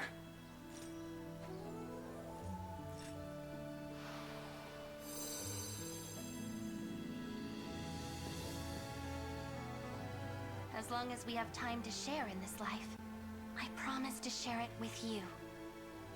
And I the same. I love you, Eltelinda.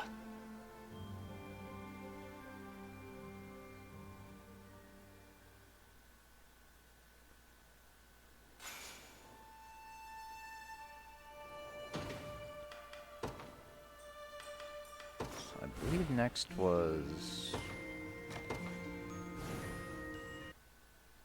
Rylanor, right? Oh, yep, Rylanor. So let's see. 1, 2, 3, 4, 5, 6, 7, hey, only 8 more. Well, and 9 more, I guess. Because we didn't do Scarlet's yet, but, you know, saving that one for last.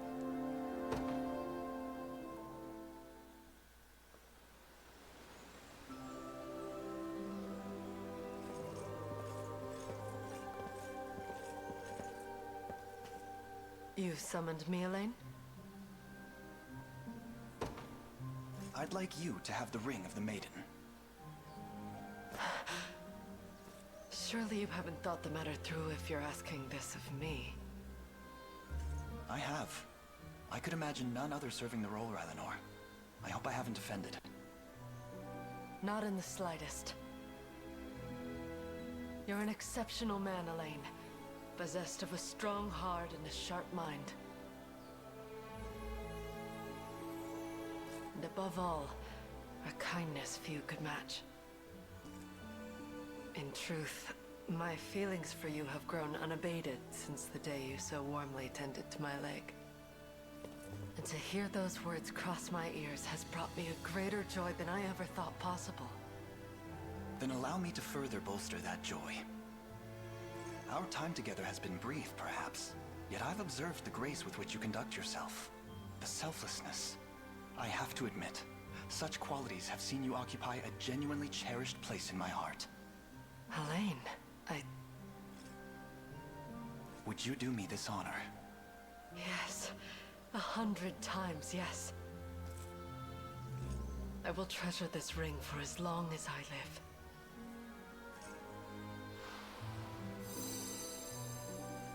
Today, I'm the happiest woman in all of Fevrith.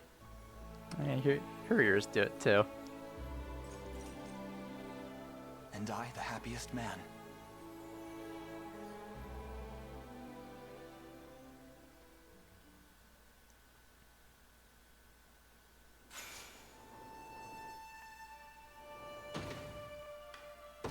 Oh, no, again, that's save.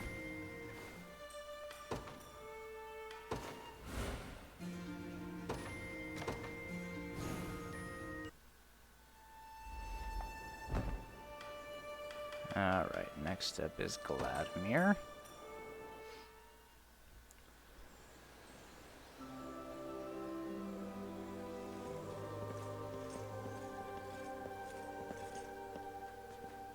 You've picked an interesting setting for a discussion. I presume it's an important matter? I'd like you to have the ring of the Maiden. The truth is, I trust you above all others. Not only for your strength, but for your loyalty, your cautious demeanor, everything about you, really. Hence you'd have me wear your ring. That is the request I'd make of you, yes. Though, perhaps I failed to earn the trust required for such an oath. If anything, I'd say your subdued confidence betrays your lack of faith in me. That was not my intent. Apologies for teasing you, Elaine. You still have much to learn about me, but I'll gladly give you all the time you need. I accept. Are you certain? I've watched you hold the entire liberation together with your bare hands, and sacrifice your own well-being for that of your people. How could I not be certain about such an incredible man? Now the ring, if you will.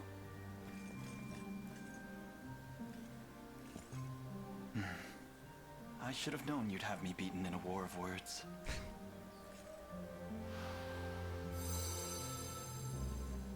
This covenant is a profound one, Elaine. So don't think you can go dying on me before your task is finished.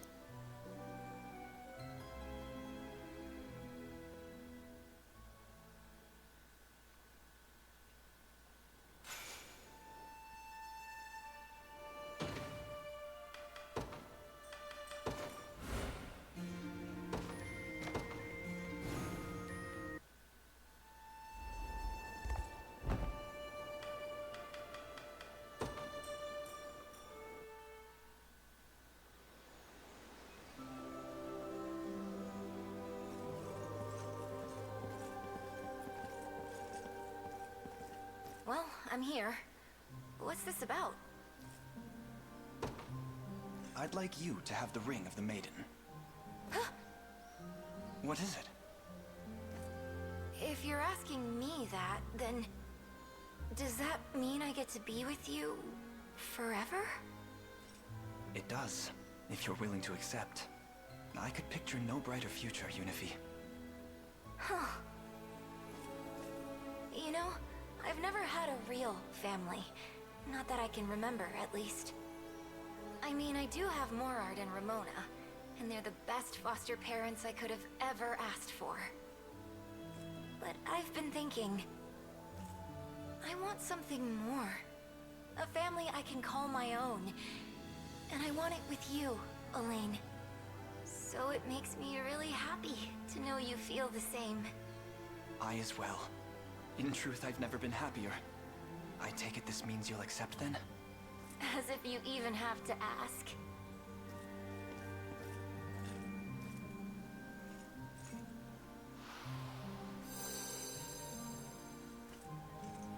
Now that that's all done with, maybe someday we can add to this little family of ours.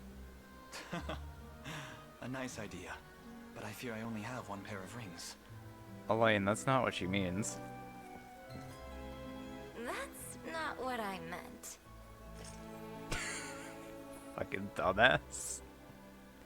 Good job, Elaine. I really come to like Unifi too. She's great.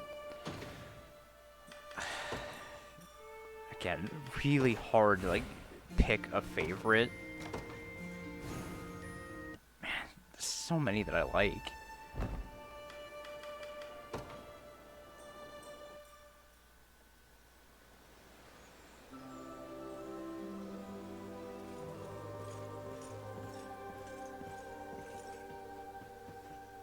Hello there, Elaine. What is it you wish to discuss with me? I'd like you to have the ring of the Maiden. I anticipated this, from the moment I was summoned forth to this altar. Though I can't say I have confidence in the decision. You should. Do you remember what you said to me? How you dreamt of a future where humans and Bestrels can live in harmony, free from the bounds of race or nationality. In that moment, I knew, with you at my side, nothing is impossible. Not even the salvation of Fevrith. So please, accept this ring, and together, we shall make both of our dreams into the brightest reality. My word. Even after all my years on this earth, there's truly no telling what surprises life may have in store. And, if I recall correctly, you spoke much the same regarding the future of our two peoples.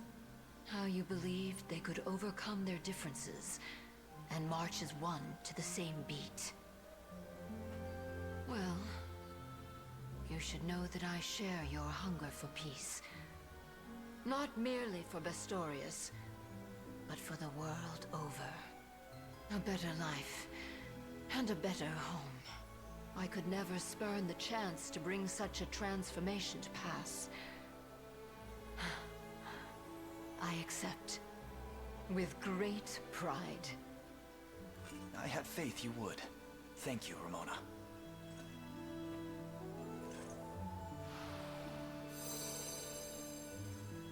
Let this rite serve as the first step toward a new dawn. For Bestral, man, elf, and all life on Fevrith and beyond. We'll make it so. You and I together. And once we do, we can mark the occasion with a hearty bowl of fresh fish stew. My mouth is watering already.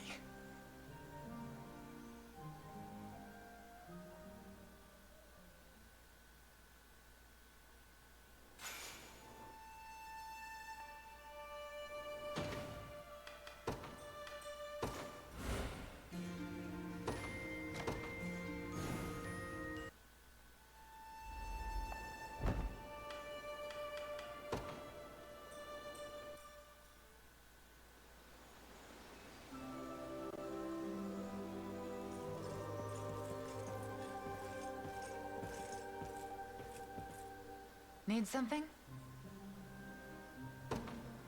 I'd like you to have the ring of the Maiden. Elaine, I know how deeply you care for those who fight for you. Better than most, I'd say. But I thought that sentiment applied to all of us equally. And it does, to an extent. Every last one of my soldiers is important to me. But I realized something when I saw you in danger. Among all others, you are the one I hold most dear. What am I supposed to say to that? Knowing you mean every word of it. Not to mention the way you act around me. It's just not fair. I showed up planning to turn you down, you know. I'm sorry. See, this is exactly what I'm talking about. What business do you have apologizing?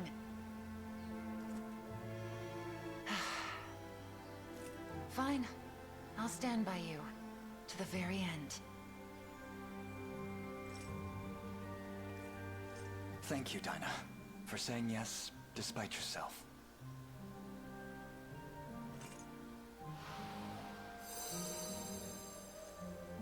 One more thing. Remember what I said before? How I don't want to see you hurt? It's even more true now. So no dying on me, okay? I want you to promise. I promise. I'll never let you experience that pain again.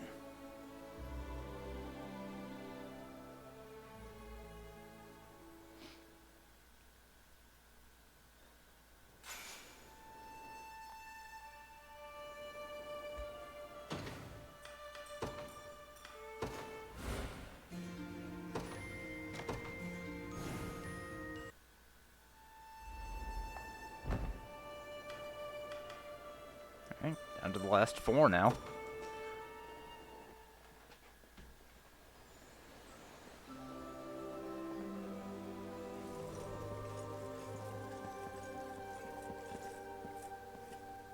A pleasure to see you, my prince.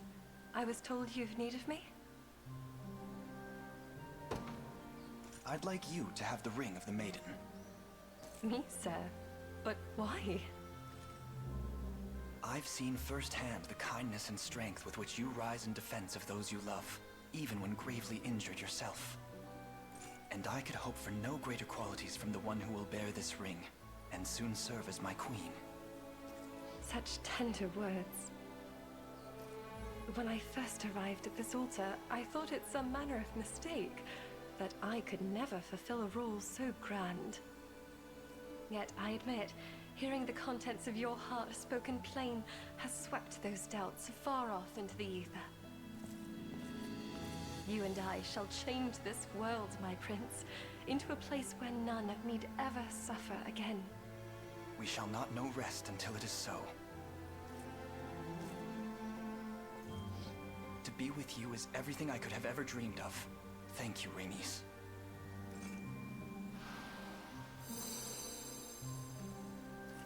Tis done.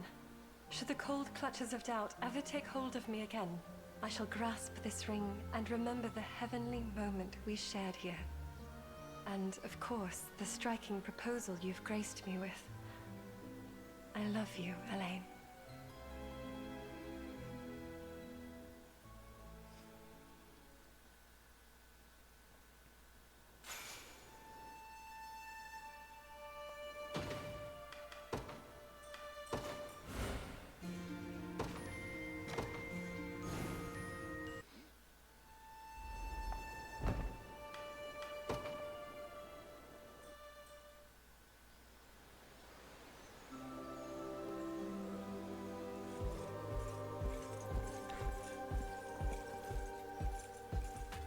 What is it, Prince? You're gonna get a girl's hopes up asking her to a place like this. I'd like you to have the ring of the Maiden. It's a cute little thing, isn't it? Wonder if it'll even fit on my finger. Does that mean you accept? Under one condition. And I think you know what that's gonna be. A test of might. That explains why you asked me to bring a sword. And should I win, I get to request anything I wish. That was the bargain, yes? Yep. Doesn't matter if it's a ring or a rejection. I'll take whatever you've got. Very well then. I'll have to show you how I feel through martial prowess. Let's see it!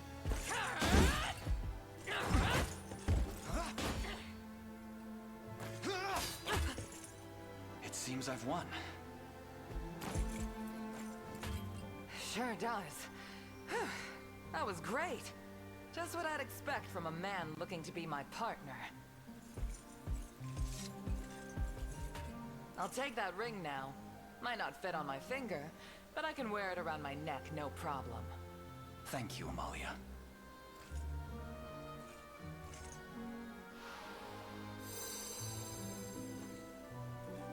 It's nothing. You know, you're the strongest man I've ever met. Strong enough to dethrone the champ. So you better not go giving that crown to anyone else. At least, not if you want me sticking around. For you, I'll fell any foe. I promise you that, and so much more.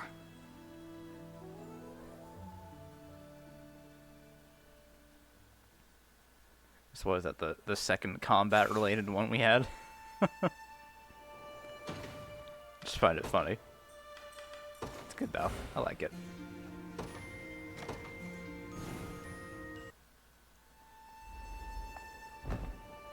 Alright. Now humorous.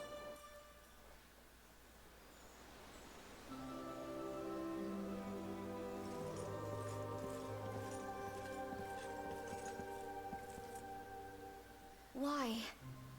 Why have you summoned me here? I'd like you to have the ring of the Maiden. I don't deserve such an honor. Or did you forget what I've done? How I turned my blade against you? I remember, but I've also observed you in the days since. Seen how tirelessly you've worked to atone for your past transgressions. And I would say you've more than done so. Such single-minded resolve speaks to the profound purity of your heart. In any case, it's not as though you betrayed us out of malice or greed.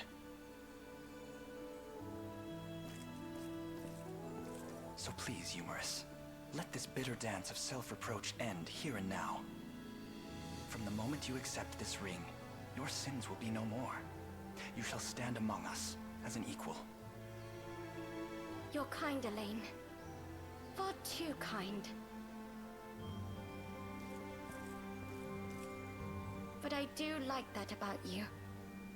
I accept your offer. I promise to never leave your side from this day forward, neither in battle nor in life. And I the same.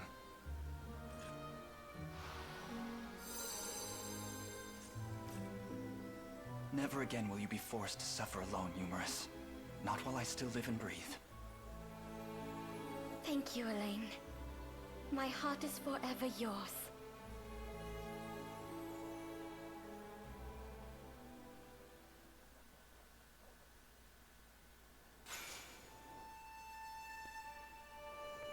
Alright. Now the last one. The one we will be going with.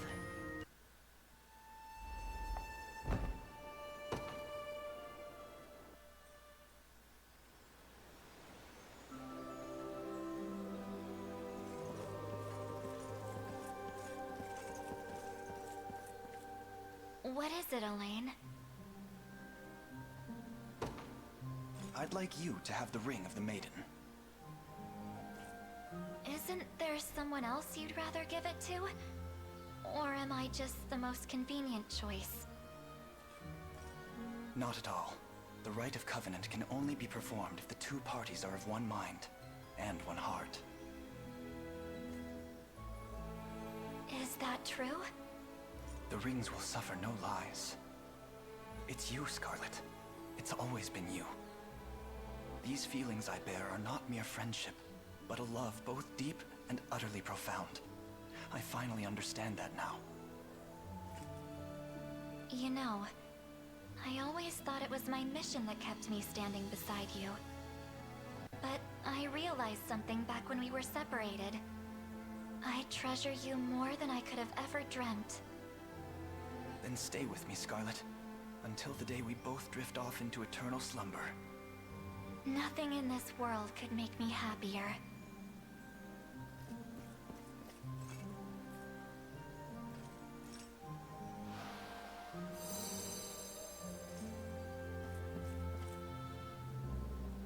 So it's true. There's really no lying to the rings. I love you, Elaine. And I always will. Aww.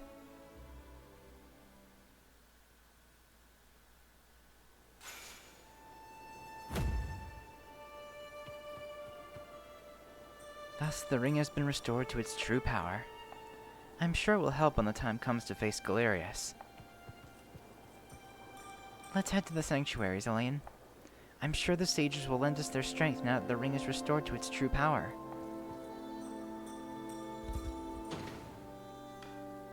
Alright. So let us save over here.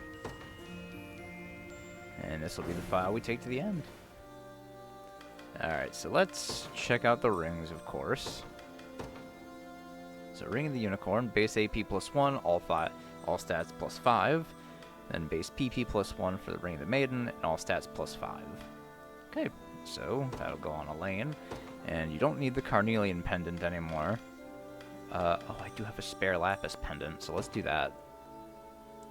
As for Scarlet, we don't need the sapphire pendant for you anymore. So Ring of the Maiden. Yeah, I guess we'll do that then. She does end up losing 1 PP, but hey, all stats +5 is a good trade-off.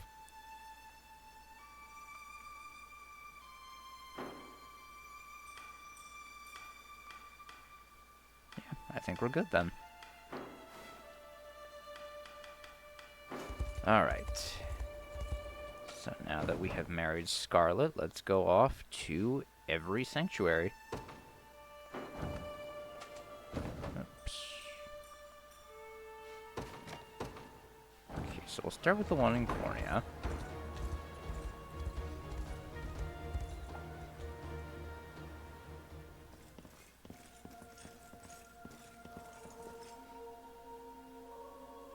I'll start by offering a prayer to the sanctuary.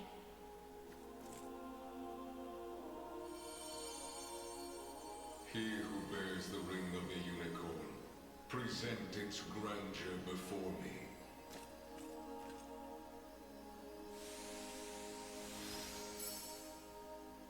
So the ring is restored at last. You have done well. If I may ask a question, you said that if we wish to match Galerius's might, we would first need to unbind the ring's power. But I wonder, why did you bid us return here after? That I may bestow upon you the power of cleansing, accumulated within these walls over the passing of centuries. Cleansing? Do you imply the renewed ring is not enough to defeat him? It is not. If you wish to bring such events to bear, you must usher the souls of Zenoira's people to their long-awaited salvation. The Zenoira of old was an ancient kingdom, said to have fallen in a single cursed night. What do its denizens have to do with this? The night you allude to was that of failed ceremony, one in which they relinquish their corporeal forms. Which is why the magic of control is necessary to give them a corporeal form. For countless years they suffered in discarnate agony, consigned to merely watch as a new world sprung forth from their own. As you may expect, the weaker-hearted among them succumbed first to madness, then to an unyielding, rabid lust for evil. 'Tis only by the power of the sanctuaries that such wicked souls were put to slumber, sealed away in a realm known solely as the Beyond. And Galerius used me and my father to break that seal. Quite so. He has torn open a seam between the land of the living and that of the dead. A seam through which he shall unite their beings, till neither one is distinct from the other. Then we know now what Galerius seeks. To resurrect the souls of ancient Zenoira. Hold on.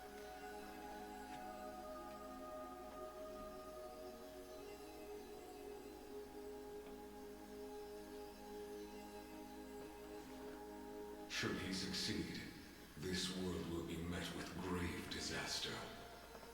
Yet that is why our sanctuaries exist. Make use of our strength and bring eternal salvation to the souls of the lost. Now, the power of cleansing housed within these sacred grounds will prove a great boon in the battle ahead.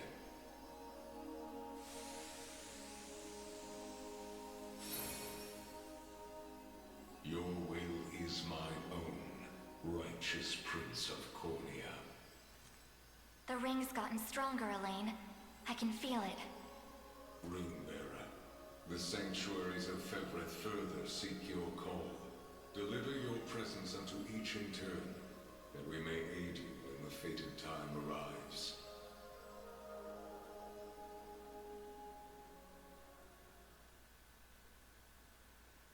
Alright, that's one. What brilliant light. Oh, Sacral Sword. Affliction immunity. Heal 20% HP when using an active skill. Look, the power of cleansing is taking physical form. It looks to be quite an impressive armament as well. One which we must be sure to make proper use of. Now then, we've still 5 sanctuaries remaining. Let us be off. I think I'll visit them all in order, so we'll save the, we'll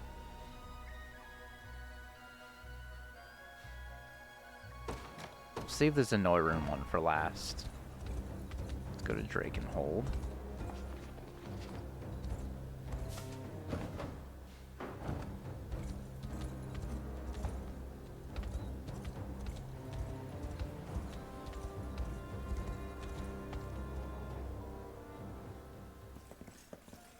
Oh, Galerius here too. Forgive me for prying, Berengaria, but why have you asked to join us here? Baltro, I want to know more about the man who thinks he can tamper with other people's minds. You know, hey, the sages might know about him. That is a very good point. I have a few other questions for this sage of yours, too. I'll start by offering a prayer to the sanctuary.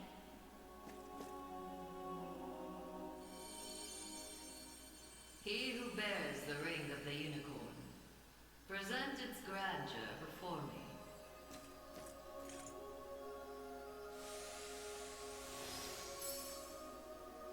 Excellent.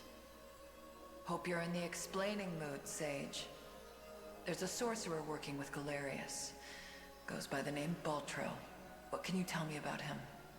The man was a true prodigy, if ever one has deserved the title. His aptitude for magic was, in a word, peerless. A gift he employed with little concern for sense or morals. 'Twas through that disregard that he birthed arts as magnificent as they were monstrous. The rite of channeling chief among them. Is that how the devil still lives? By possessing the body of another? Baltro himself has no need of such trickery. While the lost souls of ancient Zenoira's people have long stood confined within the sacred grounds of the sanctuaries, Baltro has remained in the realm of the living, sustaining his twisted physical form for centuries upon end. So he has some way of prolonging his own life. The lone survivor of a fallen empire. But if those souls have been locked away, how exactly was he able to summon them? By breaking the seals on them. With the Crystal of Transference, of course. A potent medium. Crystal of Transference. Circumventing the barred gate to beyond. Once the desired soul was summoned, he wielded the right of channeling to convey it into a yet living host. 'Tis a feat, I presume, only possible for a man of Baltro's infernal aptitude. So once we get rid of Baltro, we don't have to worry about this shit anymore. Crystals of transference. I can't say I've ever heard of them myself. I bet they're real tough to come by. Otherwise, he'd have brought back the whole damn empire by now. You make a good point. I've got one more question for you, Sage. This armor I'm wearing, it's not the only set. There was another up in Albion recovered from the sanctuary when Zenoira first started knocking. Way I hear, it was the Pontifex who found it, gave it to a guy named Nigel not long after. So, I was wondering, this place have any old gear you're looking to part ways with?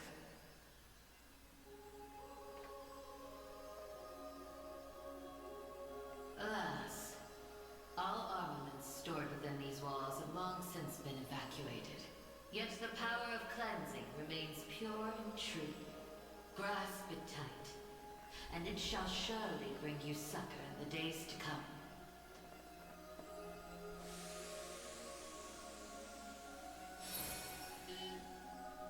Your will is mine own, righteous Prince of Cornea.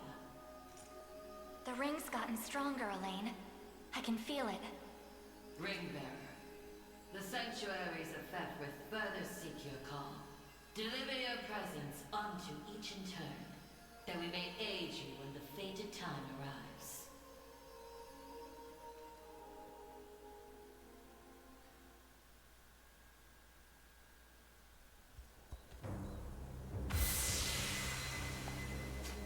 Sacral Axe.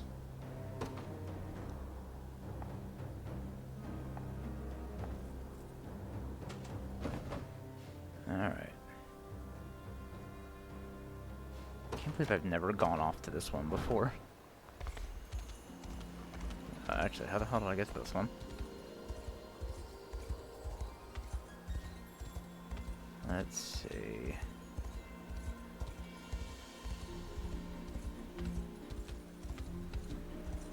Oh, I was probably traveling on the beach over by Lunokao.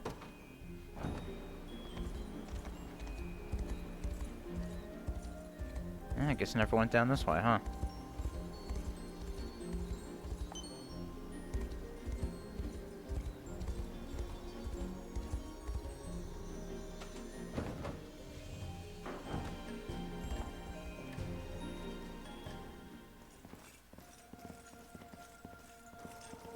Apologies for asking this of you, Elaine. It's merely that I'd like to make an inquiry regarding the nature of these sanctuaries. Please, your presence is more than welcome. We'll ask the sage together. I'll start by offering a prayer to the sanctuary.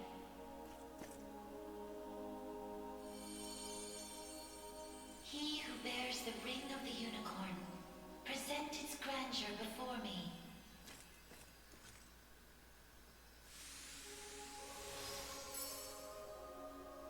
Beside you stands the Turanos of Elheim.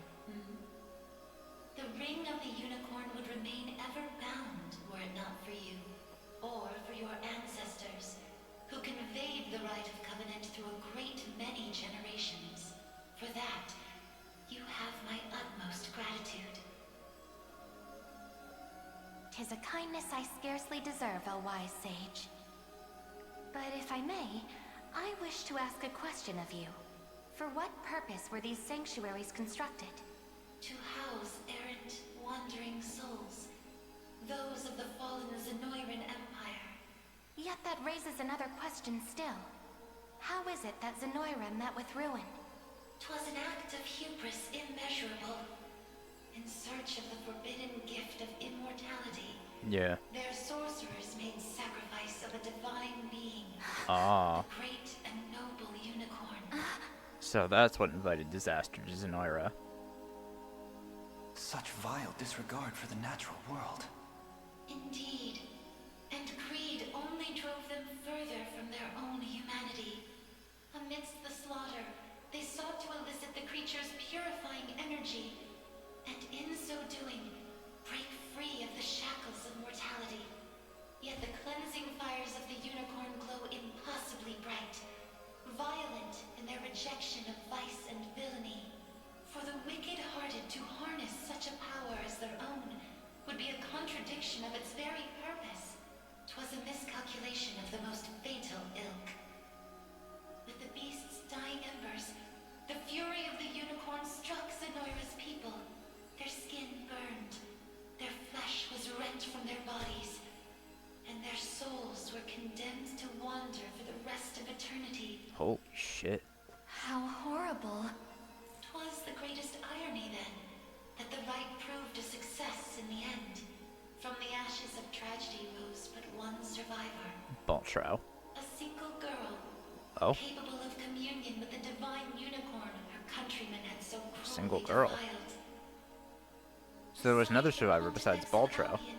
And the elven Turanos, she set forth to deliver peace to the restless souls of Zenoira's citizens. A venture which saw them construct 6 sanctuaries spread through every land of Fevrith. Upon its completion, she rallied those loyal to her cause and founded a new nation, Cornea, of which she would become the first queen. Huh. And with the spirits of her brethren pacified at last, she relinquished the power she had never once wished to receive. 'Twas then that it was severed in twain, each half laid into a sacred relic, symbolic of her tale. So the Ring of the Maiden and the Ring of the Unicorn. The Ring of the Unicorn. And that of the Maiden. Then the reason this ring answers to me alone is the royal blood flowing through my veins. Quite so. Your heart is that of the unicorn, fated to commune with a maiden true and fair, a destiny which culminated in the rite of covenant and the subsequent unbinding of the ring's true form. Now, the power of cleansing housed within these grounds will prove a great boon in the battle ahead. You need only accept its grace.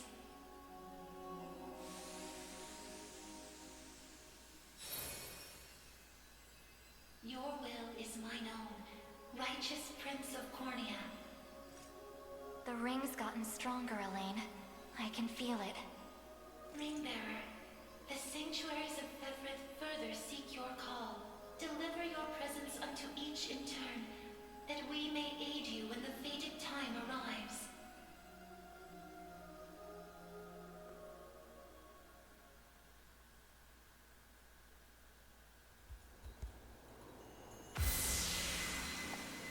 And that gives us the Sacral Spear.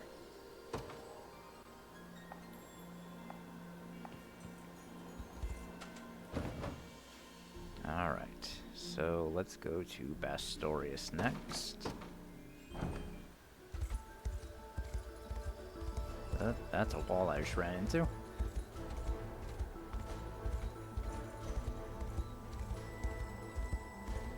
Man.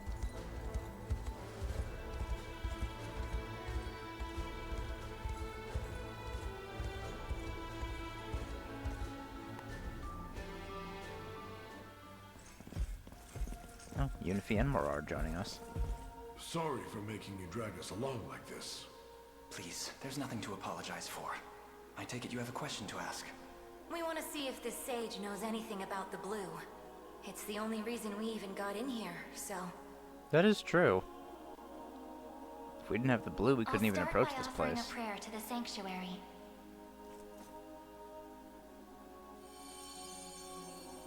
He who bears the ring of the unicorn, present its grandeur before me.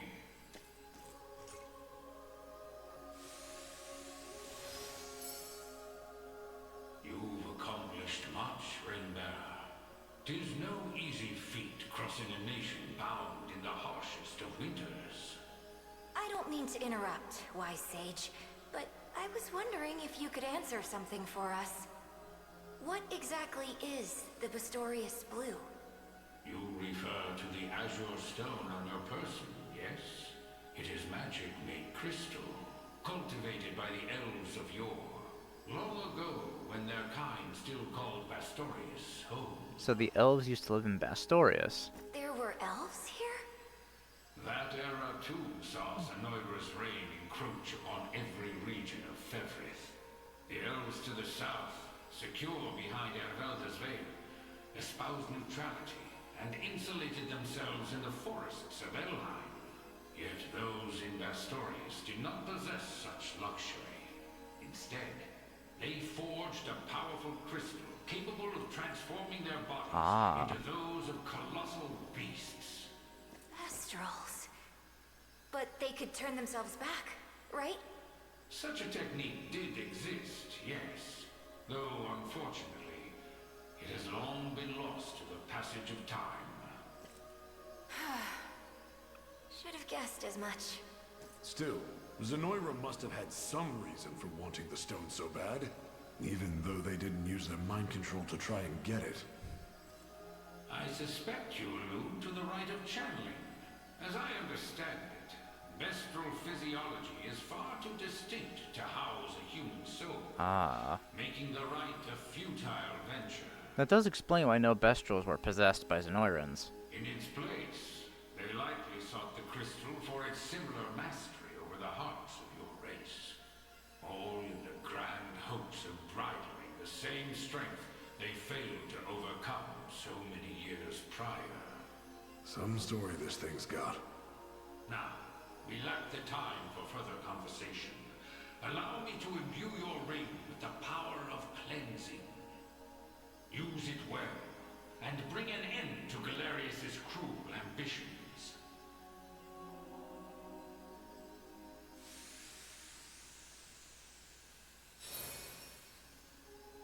Your will is mine own, righteous Prince of Cornea.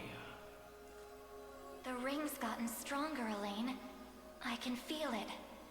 Ringbearer, the sanctuaries of Fevrith further seek your call.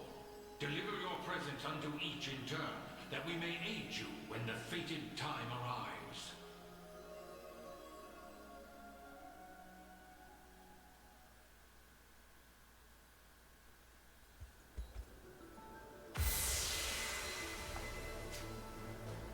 Okay, Sacral Bow.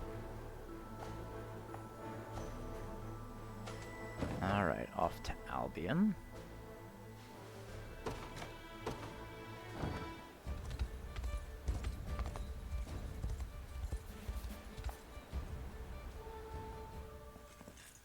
Oh, just us two here. Well, I thought for sure someone would want to join us. I'll start by offering a prayer to the sanctuary.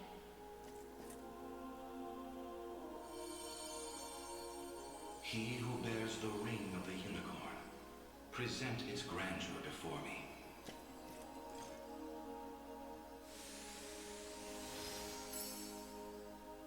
Progeny of the late Pontifex Errant, you have done well in guiding the Savior to this sacred hall. You know of me? I do. Your father, under compulsion of Baltro's magic, destroyed the seal sheltered upon these grounds. A regrettable fate indeed.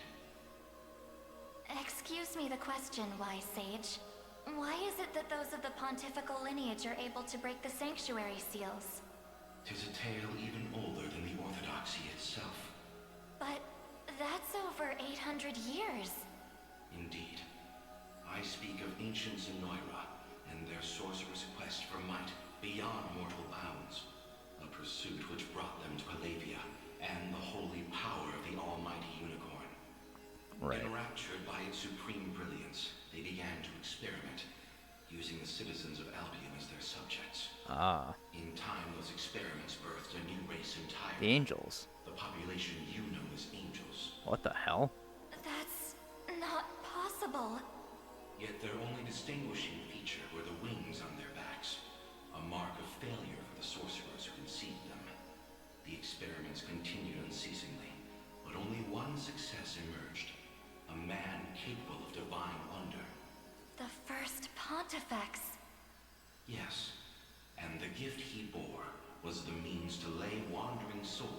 to eternal rest. Power of cleansing.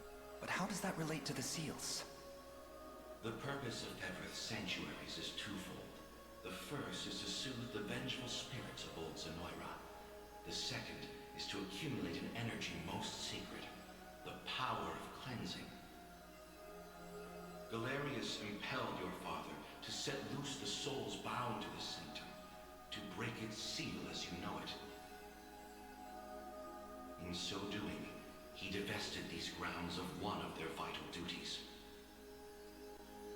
But the other, the power of cleansing housed within, still remains undefiled by wicked intent.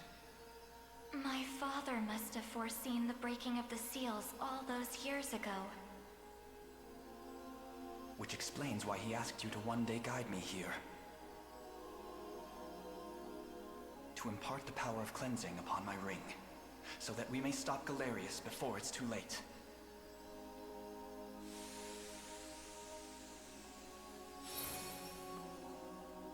Your will is mine own, righteous Prince of Cornea.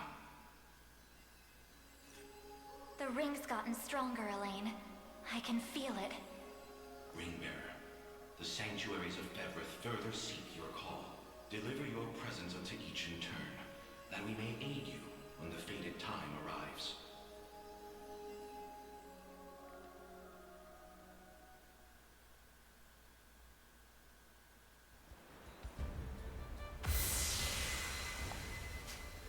The sacral rod.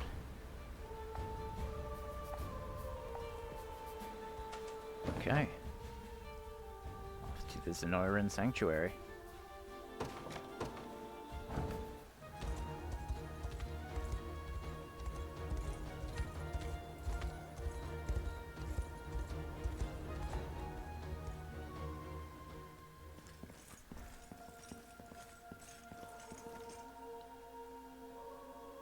I'll start by offering a prayer to the sanctuary.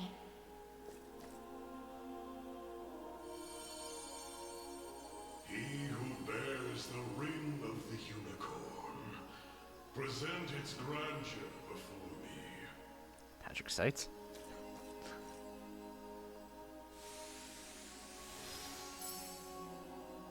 Your efforts are commendable indeed. I shall grant you my might. Oh yeah. That Galerius's ambitions may at last be foiled. If you'll allow me a question first. Galerius asserts himself Emperor of the fallen Zenoiran Empire, but I wonder, do his claims ring true? They do. He is a man dangerous beyond all reason or belief. I kind of do have something to wonder about.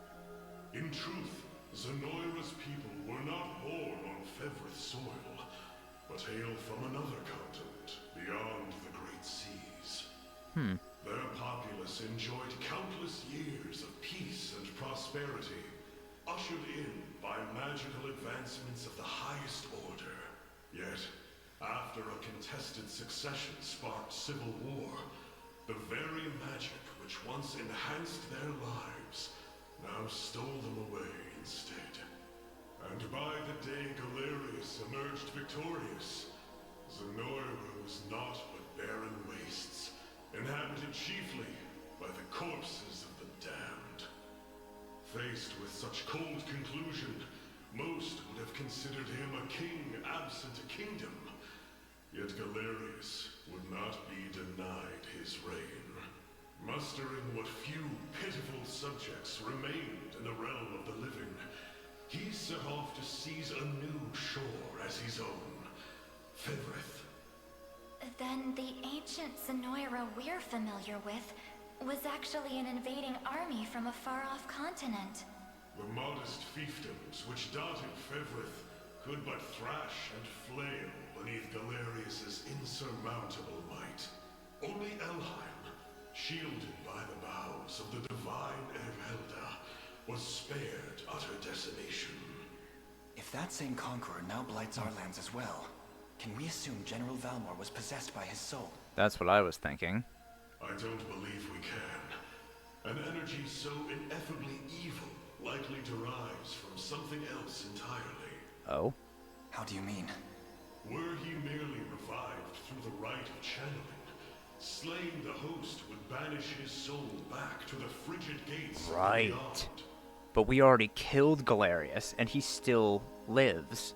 Yet, to judge by the monstrous aura surrounding him, I fear the task far too great for such crude methodology. No matter the truth of it, Galerius must be stopped, and the power of cleansing housed within these walls shall hearten that pursuit. 'Tis yours, should you but accept it.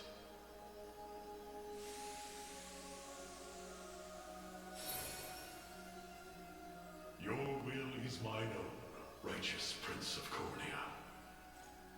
The ring's gotten stronger, Elaine. I can feel it. Ringbearer, your pilgrimage is fulfilled, and so too is the ring of the unicorn. Deliver your presence unto the decisive conflict, that we may aid you when the fated time arrives. Alright. So we only have one more thing to do. What brilliant light. Acral brooch.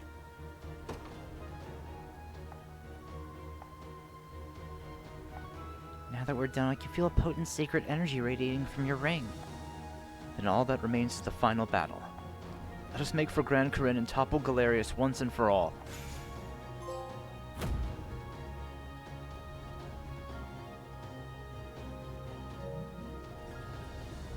I wonder if that means the rings were enhanced at all. Oh. Ooh, they were. They have a special skill now. Unleash its true power amidst a sea of miasma. I see. And then Scarlet. Celestial Light. Activates before an ally is attacked with unknown. Unleash its true power amidst a sea of miasma. Alright. Well, I guess we're all ready to fight against Galerius now. So let's save. And let's head into the final battle.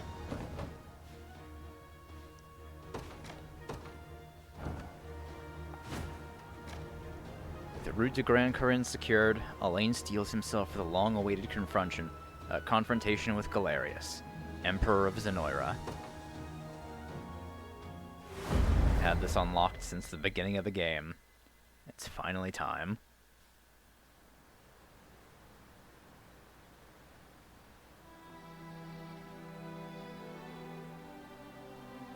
We're finally here. Grand Corinne.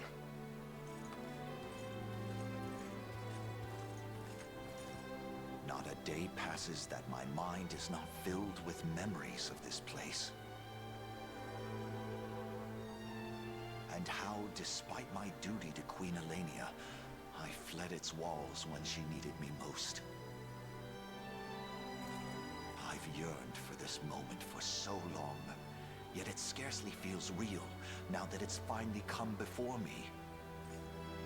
Allow me to thank you in my mother's stead, Joseph. You have mentored me, trained me, and served almost as a father, all so that I could one day climb this mountain.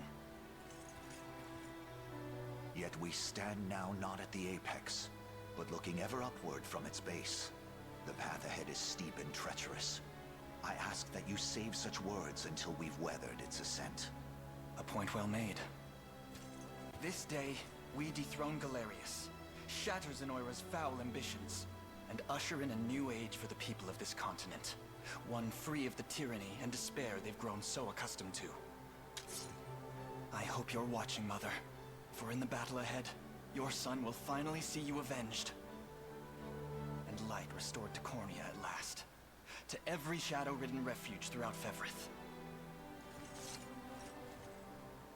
I can't believe we're really here. All those days of peace back on Palavia feel like a distant dream at this point. You got that right. I just hope Elaine's dealing with it okay.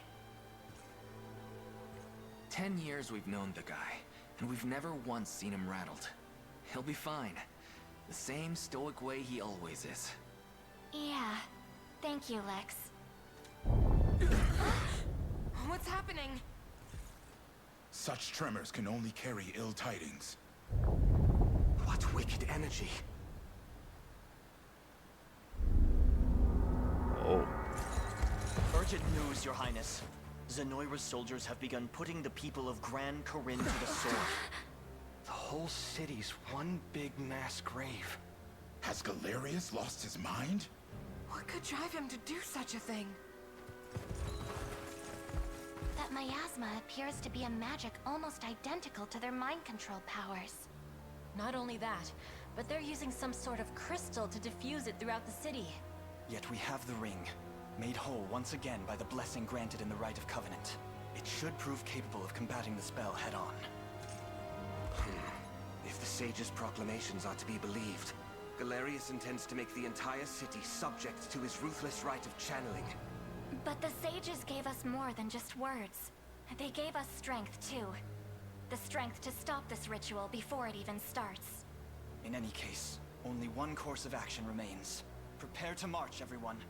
Our lands shall suffer these atrocities no longer.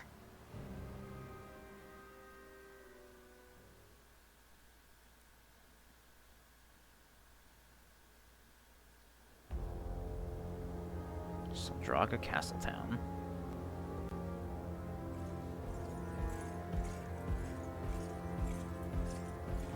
Preparations are complete, Sir Herman. Convey the order, and it shall be done. Oh, is everyone marching on Grand Corinne? Dragonhold. This day, we march for King Gilbert, for Cornia. All the allies we made.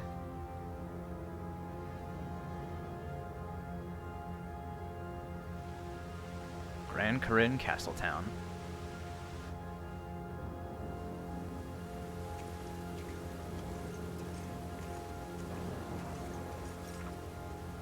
Why? What have we done to deserve such horrors? The gate to the beyond thirsts for blood, and we know better than to refuse its demands. Please, fair knights, we've shown Emperor Galerius nothing but the utmost loyalty. You've had it easy behind these stout city walls, but now it's time to pay your due. I beg you, sirs, spare us our modest lives. As if that would change anything. Alive, you'd merely be a vessel for our fallen. A fate no different than death itself.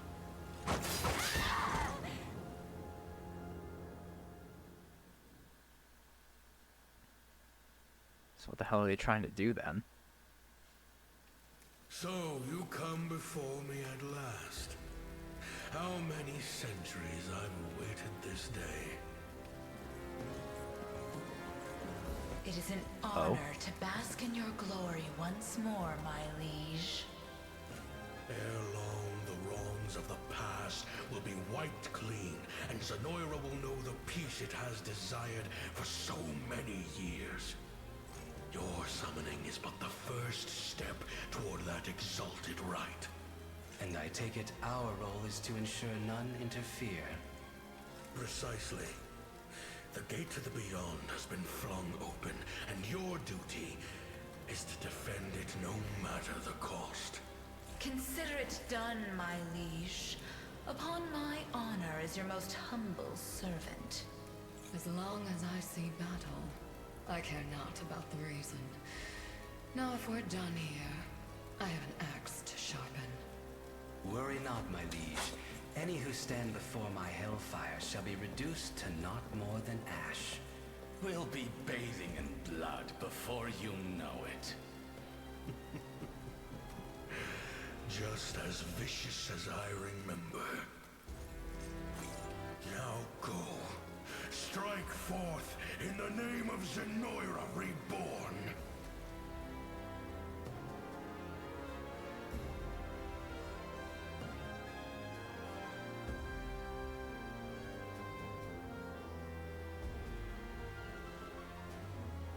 What vile fog.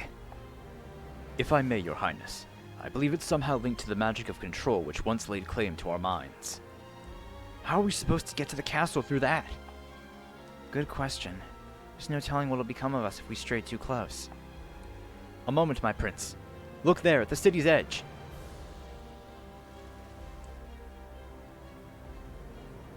Some kind of foul miasma, it would seem. That's gotta be where all these clouds are coming from. I believe that the most likely hypothesis, yes. Hence, if we can simply stem each stream, then we'll have our way in. Very well. Onward, friends! This day we slay the monster Galerius and pen the conclusion to this dark chapter in Fevrith's history. Capture the enemy command post.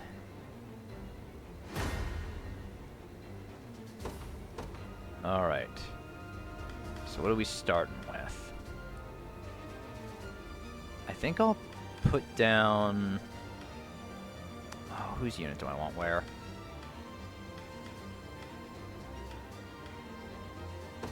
I'll put Rolf here to defend.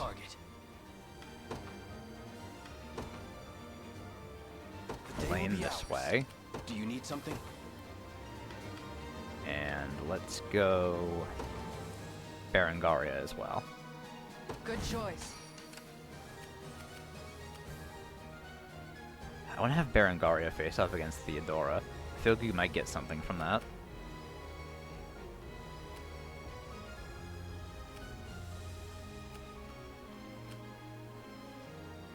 Oh, and then it's like the different wow, this area is fucking stacked. Holy shit. So yeah, we definitely want to take that area first. Crest of the elves. Sorry, it's the Bestrels. Talk.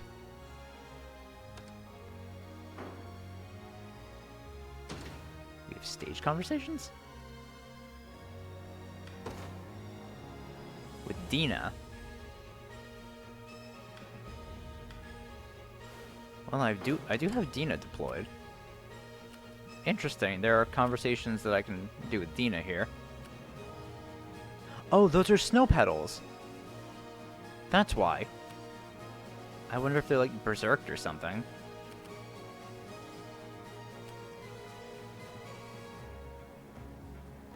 If they're like disguised, possibly?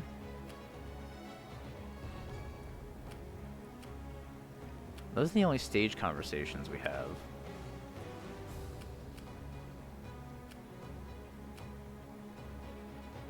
Another shaman. Should probably take out that shaman too. And even more down over here as well.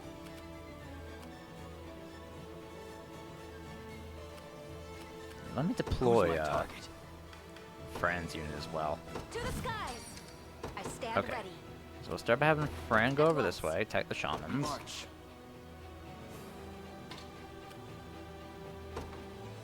We're gonna head for this camp first. The more forts we can take on our way, Just the tell me better. what to do. Alright, forgot. Loud and clear. Okay. Let's go. Out of my way. By the star's guidance. Never in doubt. Your villainy ends here. Well fought. The time is at hand. To me. Yeah, Rolf's unit should be able to handle archers. You face me. Okay. A fine bout. Onward. 'Tis ours now. Okay, Fort Montcel claimed. The time is at hand. Let's see.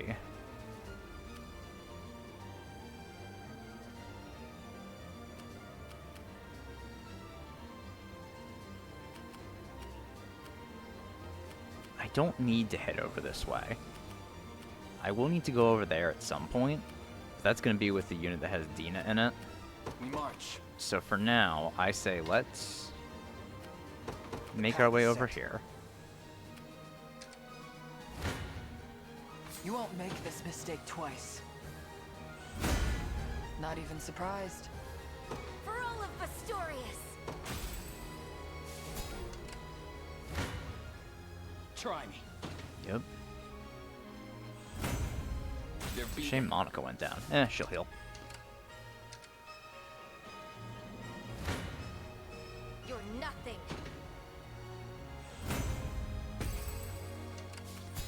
Okay, they'll go after that again.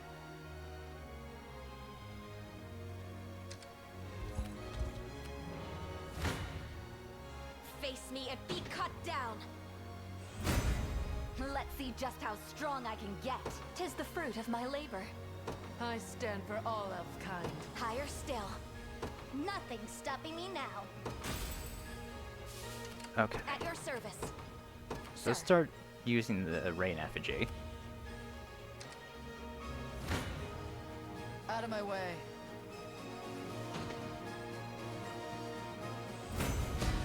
It appears I've still room to grow. Ooh, good level, calm. All to protect my home.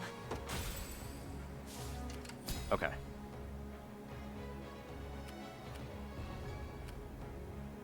So I believe They in won't our escape. best interest now. Let's go after the ballista. Moving out. I'll take it off your hands.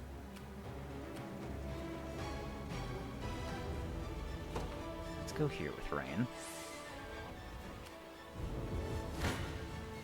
Come then. Victory grows ever closer. I guess we'll start charging towards the command post. To me. Nowhere is too far.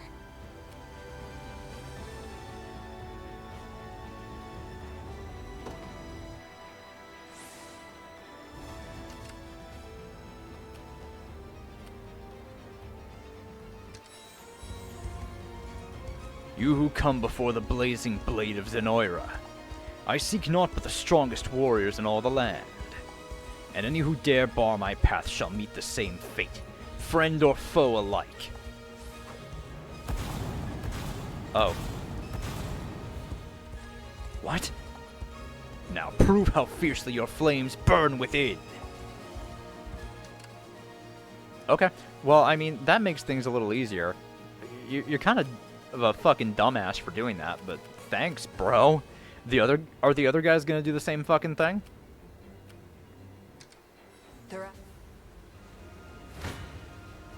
Your villainy ends here. You stand before the warrior Halonius, a man who has long since transcended the art of war, and now shall set ablaze this tortured world till only cinders remain. But first, to see if you can defy my blade, a height none of my time could reach. Forward! Remember to rest.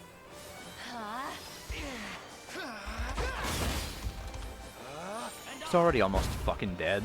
I'll do what I can.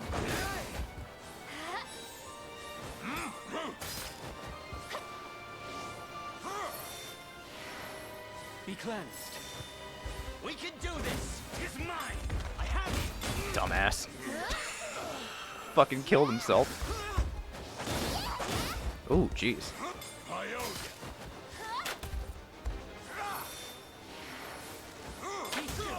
Okay, good. Light, which band? Be shielded! I can help. Have my spear! Like new.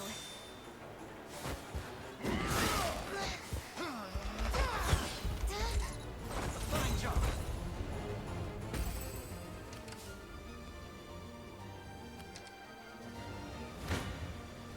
You face me. Okay. Now that ends. Such tremendous strength. Yet I leave this world with not a single lament. My flame has burned bright indeed. A fine bout. Look, Your Majesty, the miasma's gone. Likely deprived of its sorcery once Zenoira's general met their end. Whatever the reason, that rids us of one. Only 3 remain. Oh.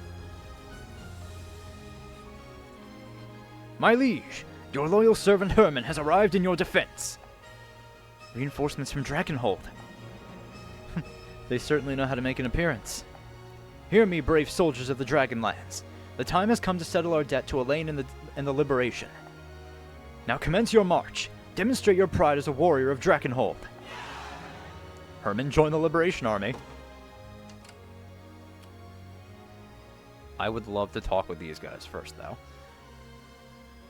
Before any of that happens, but I don't know how I'm going to do that.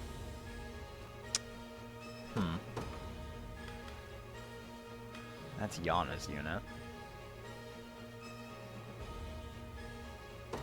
Actually, here's what I do. For my magic. The time is at hand. Onward. Oh, god damn it. Knew that was coming. That's not what I would have liked to see happen. Be a way.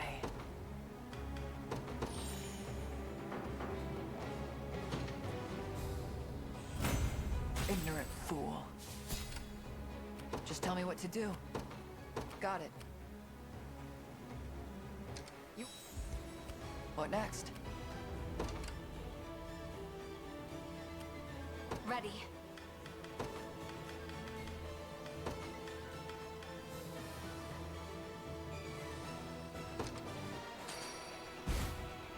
Stronger than ever.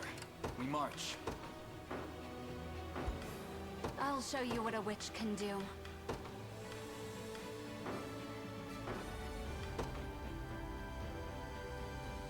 It'll be done.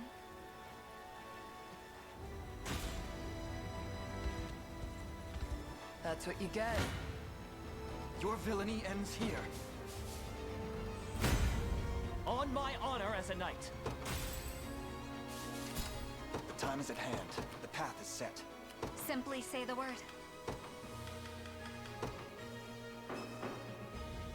Knew that was coming. For the liberation.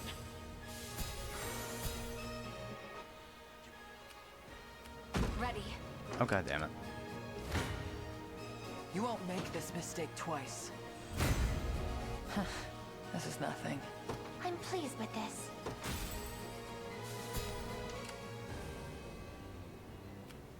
That was nothing. I need to take a break. I'll show you what a witch can do.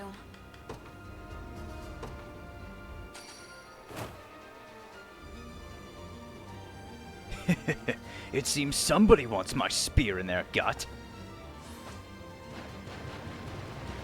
Oh boy. What magic should I grace you with? Dina, is it truly you? It is. You wouldn't believe what I've been through to find you. Didn't think I'd have to put you down once I did, though. But don't worry, I'll make it quick. Kidding, of course. Is this really the time for jokes? Guess not, huh? Anyway, if you got a mind to fight, you should be doing it for us, not them. It's simple enough to say that, but do we really stand a chance against the strength of Zenoira?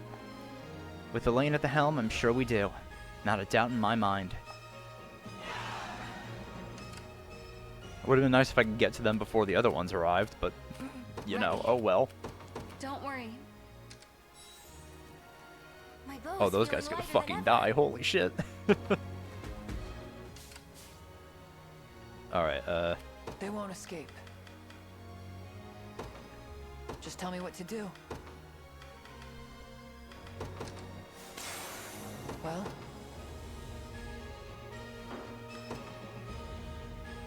Moving out.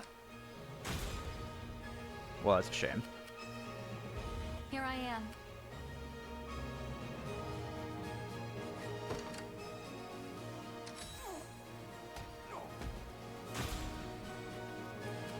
We march. To me. Gonna need a minute. The time is at hand.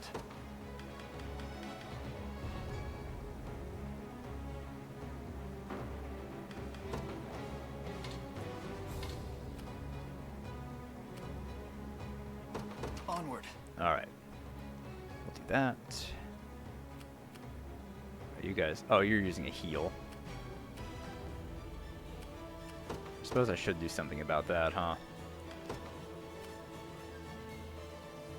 No surprise there. Yeah? 1 damage. Sure.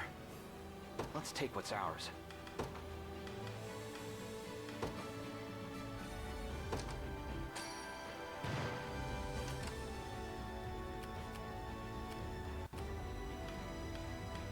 Go on.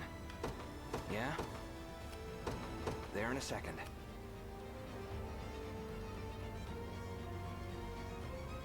What now? I'm here. Don't escape. Loud and clear. Gonna need a minute. You must surely fail to value your lives if you think you can face me in combat. Yet valued or no, your fate was sealed the moment you approached the great Theodora.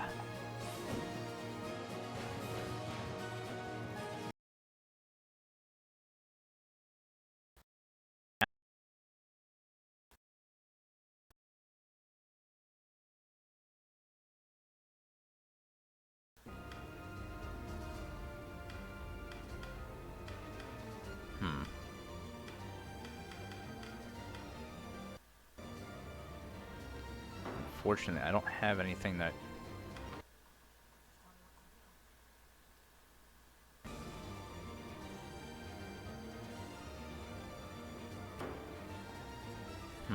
They won't escape. This isn't great. I need to get another unit over here. Do you need something? Oh. At your service.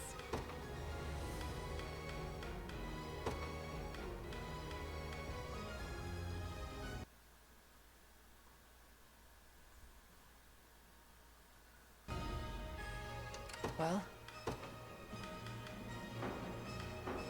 I stand ready.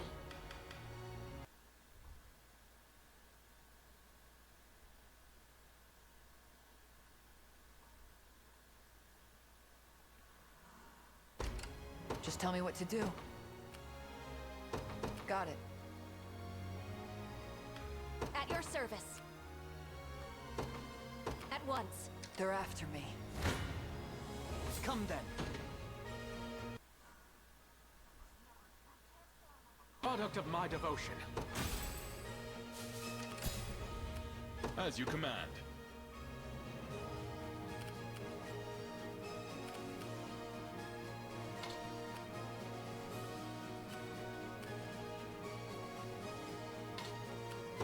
Advancing. You face me. Never doubt a desert kid. I think I've gotten Oh. a little better at They this. got shot, right? My lance grows ever sharper. One of the many benefits of old age. On your guard. No mercy.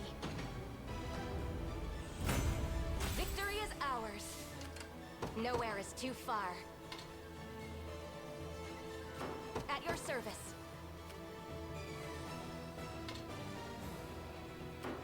Nowhere is too far. Understood. I stand ready. Better Victory keep moving. awaits.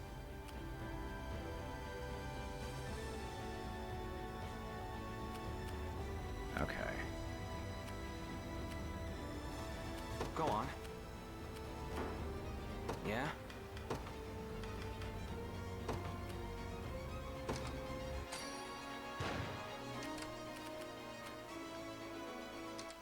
Never stood a chance. They're after me. Come then.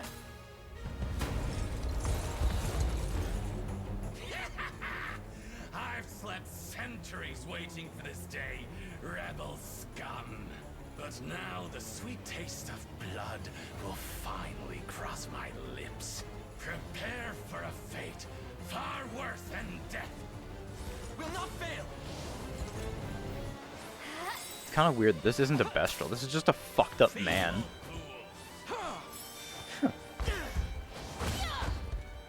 Oh boy. This is is for you. Halfway.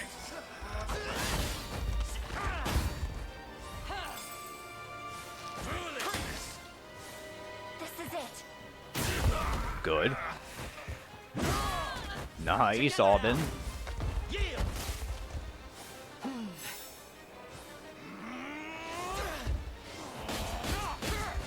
Easy now. Cute.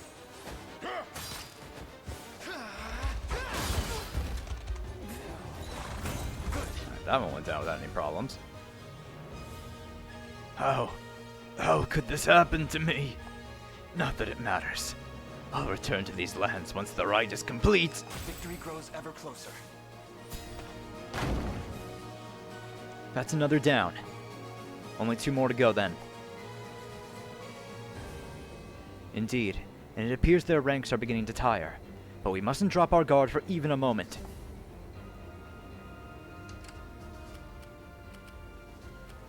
They still have 1 command post out here, don't they? Oh, that's the only other fort they have out here. So we're gonna need to take that one too.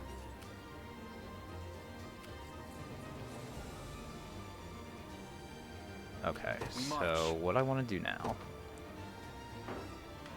I think I want to use a conveyance crystal. Join these guys over here.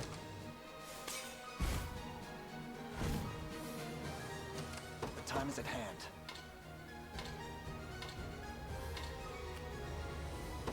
To me. Out of my way. Oh, the fucking thing got him. Catapult still got them in the end. That kind of sucks, but no one died at least, so that's good.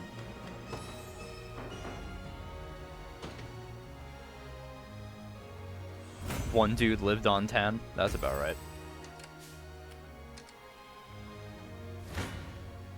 You won't make this mistake twice.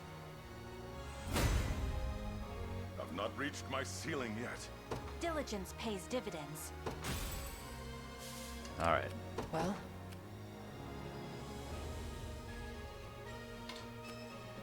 Moving out. You're nothing.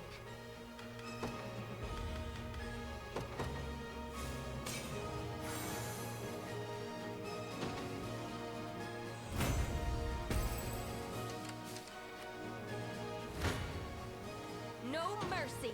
Okay, catapult's ours. Dead and buried. Nowhere is too far, sir. Out of my way. Is that gonna bounce us into the... Ooh, it almost did. Done.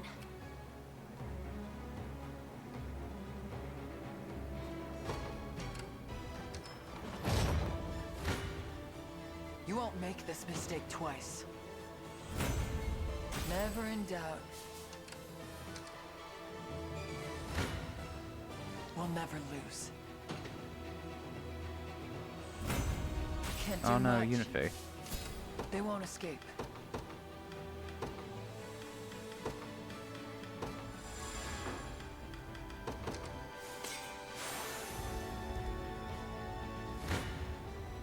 You face me. A fine bout. We march. The time is at hand.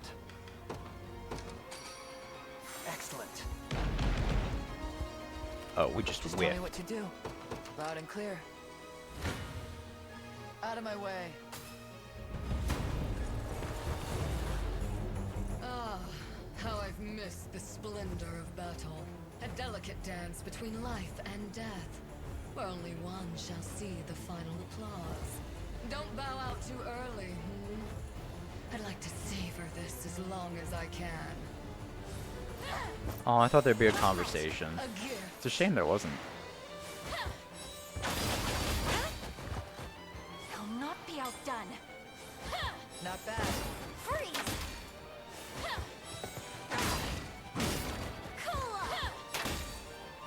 How slay you all! I am your shield. Let me heal you. Not finished yet. Have some of this. I need your strength. Ooh, nice. Better heal.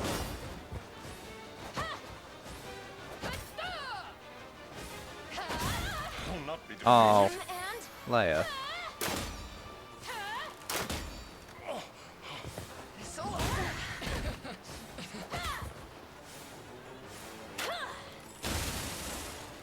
Wow, that did nothing. Means your first mistake. I just froze everyone. They won't escape.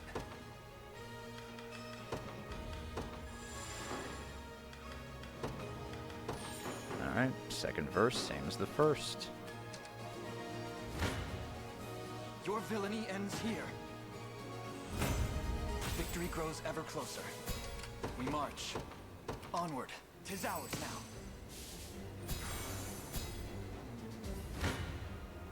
We'll never lose.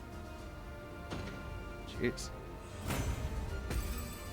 Both Unify and Calm went down. You won't make this mistake twice. I may just enjoy this. Be healed! Lay down! Victory will be ours! Not bad.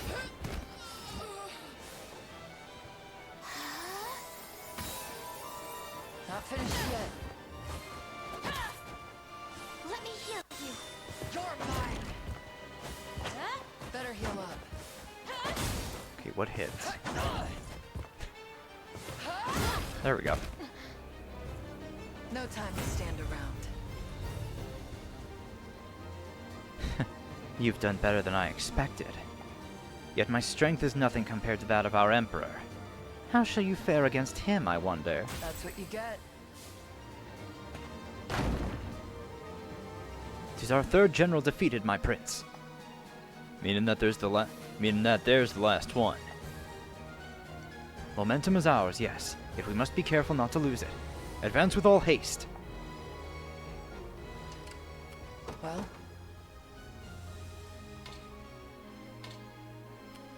Moving out. To me. No, I can't move another inch. Go on. Oh, that's great. Sure. Just garrison there.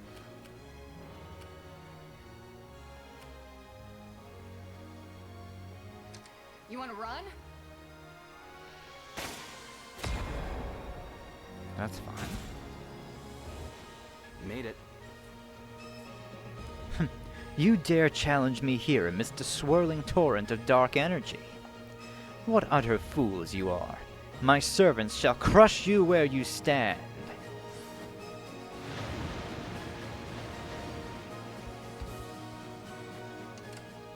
Okay. You face me. Well fought. Come then. A fine bout. What next?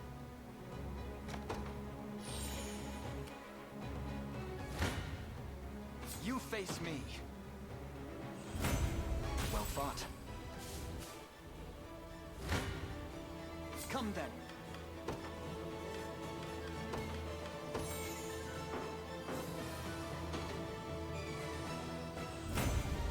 I've need of a rest. Oh, I meant to fight. Whoops. It would seem I am fated to disappear once more. All of my strength, all of my knowledge, flowing forth into the endless dark, the sea of endless dark. Damn, I didn't mean to do that.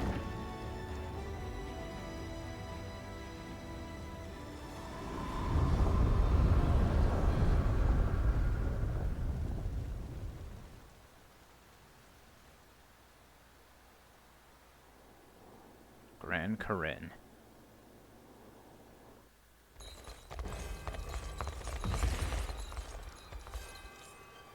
Hear me, soldiers of our once fallen empire. By the thrust of your blades, our ancient Zenoira shall be birthed anew upon Fevrith soil. Today, we restore this land to its rightful rulers. Now then, the hour has come. And so too shall victory, once the sigil is complete and this realm merged with the beyond.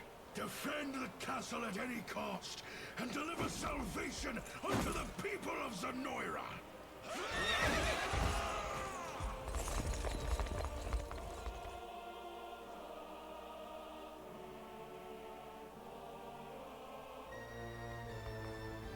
There he is. At last you arrive before me, rebel worms. But I fear you're too late. Zenoira's resurrection has entered its final verse, and there's little now you can do to halt it.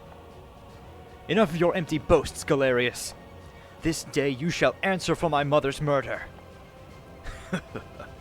I scarcely recognized you, Elenius, whelp. No matter. You shall fall like all the rest before the infinite might of the Beyond.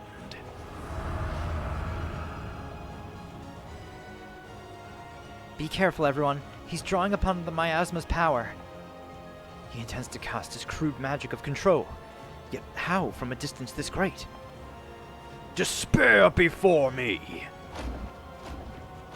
Oh. Father above, he's claimed their minds. I beseech you, Ring of the Unicorn, lend me your strength in cleansing this evil. Elaine can now use the Valor skill Cleansing, which lets him free allies from Zenoira's magic of control. Oh my god, Nigel!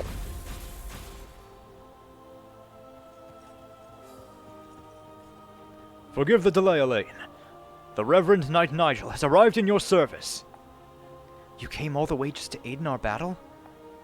But of course, I can never forgive myself if I merely stood and watched during this most pivotal moment in Fevrith's history.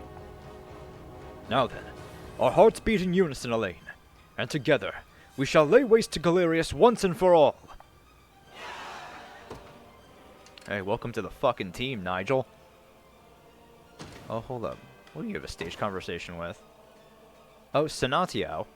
Unfortunately, I do not have Senatio. Actually, I guess I could just do that real quick, huh?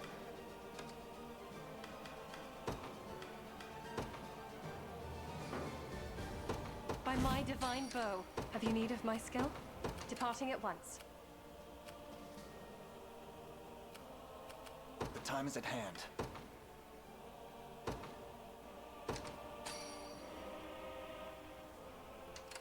We march.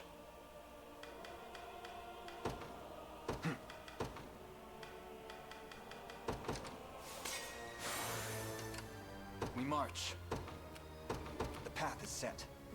Just tell me what to do. Got it. I stand ready.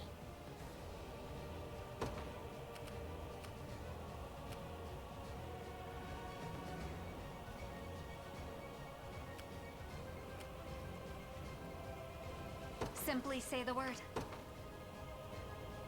I'm on my way. Your villainy ends here. A fine bout. Hey, Aaron. Oh, things are going well. You face me. Victory grows ever closer. We're getting to the final parts of the final battle. Onward. I would imagine. Come then. One dude with 12 HP. We march. To me.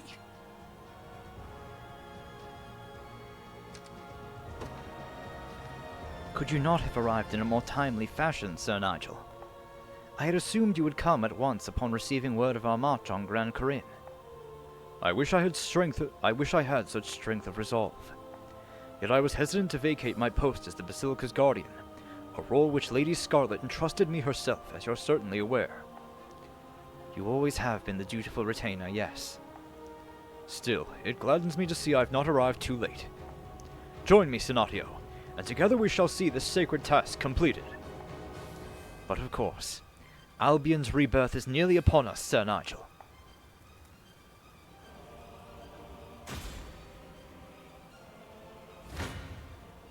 You face me. Oh, the shaman, that's why. The time is at hand. Is that the only one? Oh no. There's only 2 bases in here actually giving reinforcements. 1100 damage. Okay. Excuse me. Oh, the gate. Right. Come then. I forgot we have to destroy the gate. Victory grows ever closer. We'll never lose. Not even surprised. By the star's guidance. Ignorant fool. Well, moving out. Like you asked. Take cover. Abysmal miasma.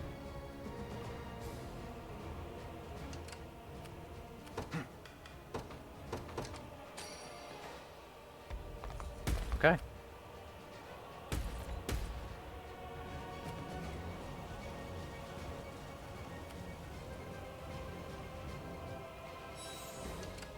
Oh, they just restore their own HP. Ready.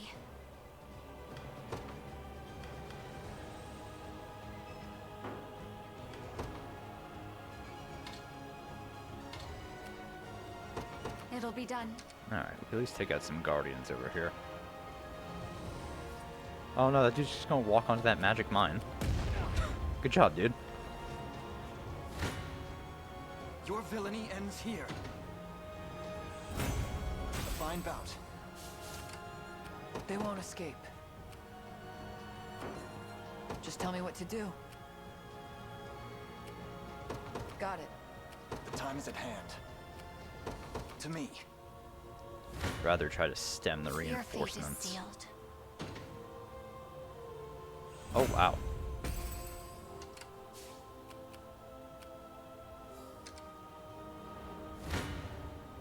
What magic should I grace you with?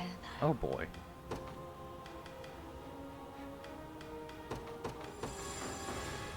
Oh, there we go. Not bad at all. All for the sake of my healing. I'm even better than Clive now. A little closer to my former strength. Alright, I think that's all we're going to be able to do out here. At your service. Oh, here we go. I am yours to command. So, Nigel, I'm going to have you actually start going for the gate here. So be it. Pass down your mandate, as you've ordained. Let's Oh, see you're what coming out to capable greet of. us. Well, hell, that's less support these clowns get, so that's good. Awaiting further instruction. Oh, good. Reached it just in time to cut off their supports. Victory grows ever closer. The path is set. For the liberation. Alright. Westhold claimed. As expected of Cornian, will I blossom ever brighter. My blade for Arteras. In His Highness's honor. Gotta keep getting stronger. Okay, I think we've done all Nowhere we is can too with the far. catapult now. I stand ready.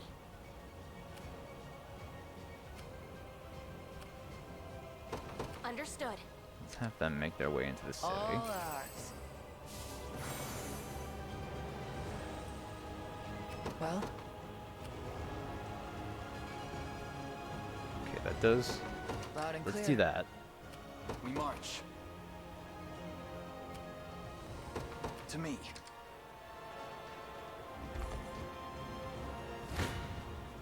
What magic should I grace you with? You see that? So much for a challenge. I think I've gotten a little better at this. Save before doing the final blow on Galerius. My Okay. lance grows ever sharper. One of the many benefits of old age. I'll show you what a witch can do. I'm on my way. Oh, I don't like how close that brought me to the fucking villainy ends here. bomb. A fine bout.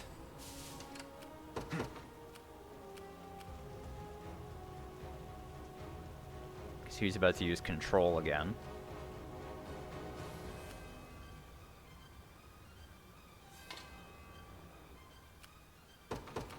set. On your guard. We march. I don't think so, Galerius. Out of my way. For all of Bastorius. All to protect my home. Leia with a 95 Never in evasion. doubt. Just tell me what to do. Got it. Alright, claim. We'll never lose. That's fine. Ignorant fool. Too They're easy. just healing themselves with that. You don't even need to fucking deal with those guys. Oh, whoops. I fear for our safety. Oh, Jesus.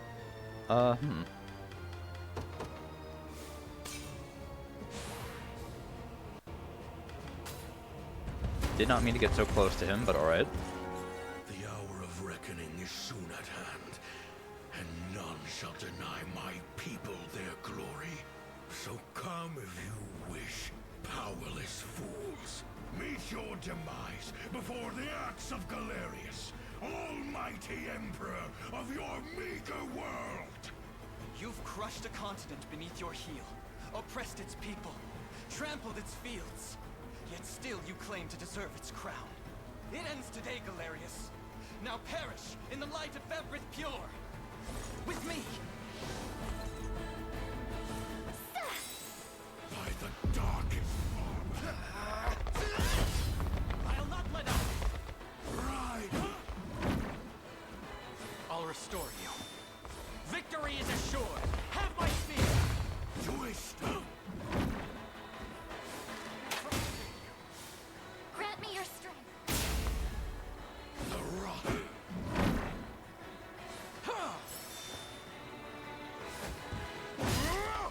Cower in fear. What is that, just random ailments, I guess?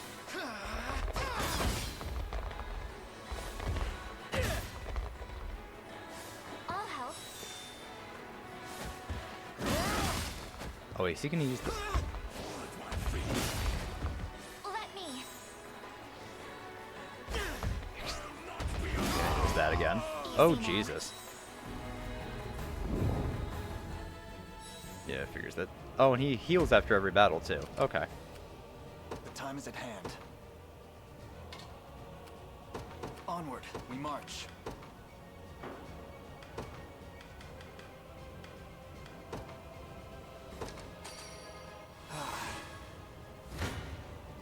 You won't make What are this you guys mistake even twice. hoping to do here? It appears I've still room to grow.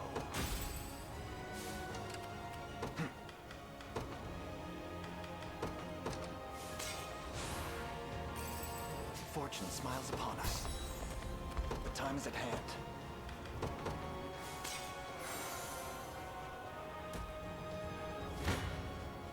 You face me.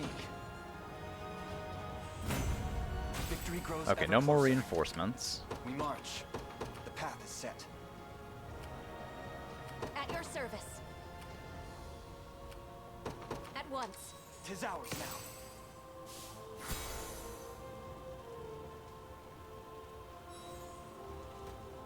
Oh. Their tyranny ends here. Understood. Okay, gate opened. A moment to heal would be nice. Gotta make Like it I've count. been rebooked. Simply say the word. What do you want?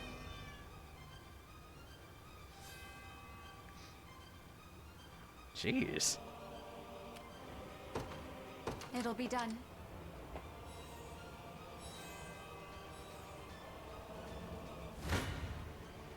Face me and be cut down. Victory is ours. Alright. Nowhere is too far, sir. Garrison there. The time is at hand. Onward. We go here. In the name of the liberation. Here I am. Pretty much all of the inner city now is reclaimed. Elixir. Come then. fine bout. The path is set. They won't escape. Loud and clear. Oh, let me let my cat out again. He's being annoying.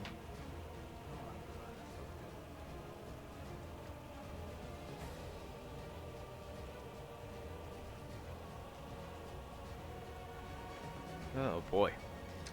For the liberation. They're after us.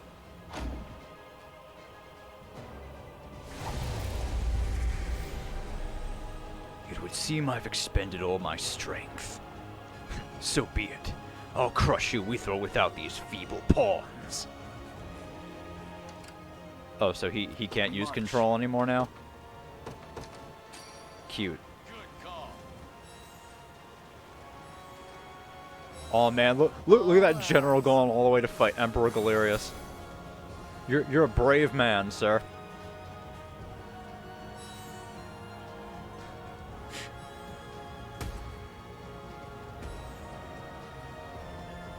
Just tell me what It's a to shame do. that ain't doing jack shit. Ooh, that ain't doing jack shit either. Got it.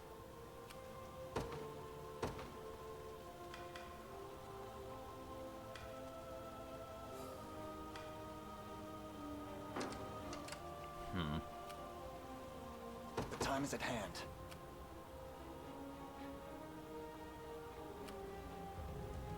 Onward. I'll show you what a witch can do. I'm on my way. Did not mean to do that. Defeat will soon be upon us. You have my aid. I'm here. And we take less damage. Still lose though. What I meant to do there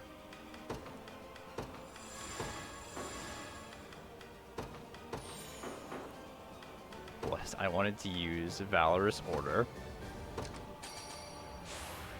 Stronger My than magic ever. is returning. Simply say the word. We march. That doesn't do much more, actually.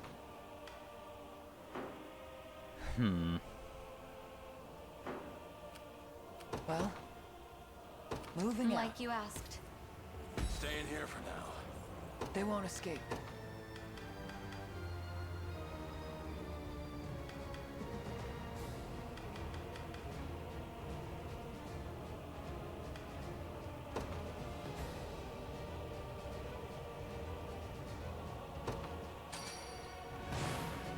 Excellent. We march.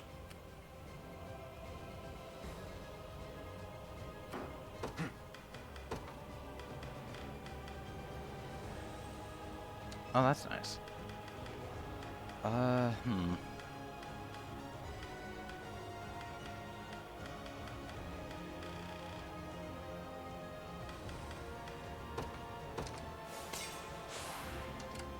We march. The path Okay. is set. Looks like the place. The time is at hand.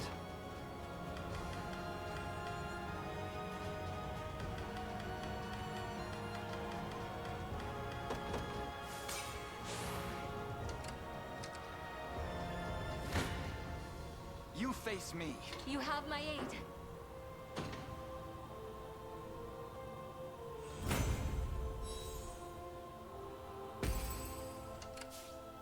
We march.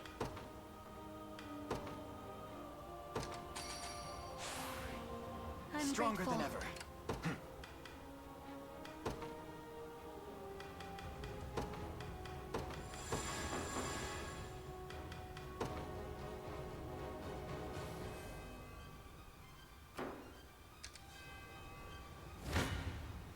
Come then. I'm here.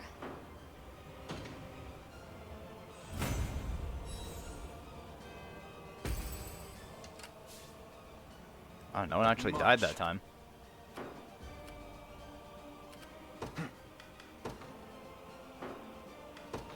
You know what? I'm gonna use a Hallowed Corn Ash. The time is at hand.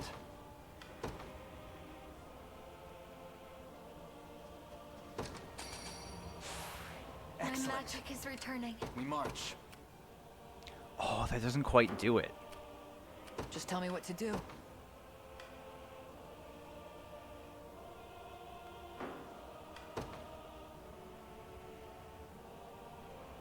I can't remember. He gets, what, 159 back afterwards? I'll show you what a witch can do.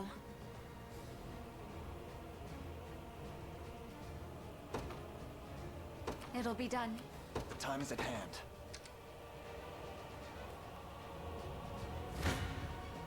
Let's see what you're capable of. You face Your fate is sealed.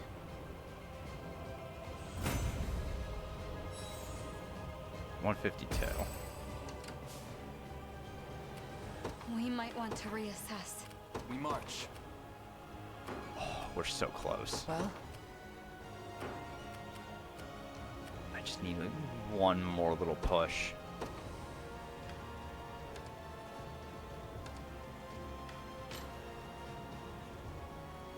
That only takes one.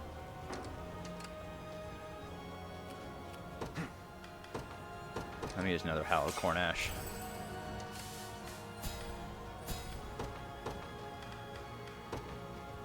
Deploy Gloucester. Whatever you need. Attack call. I press onward. Yeah, We march. that's what I figured.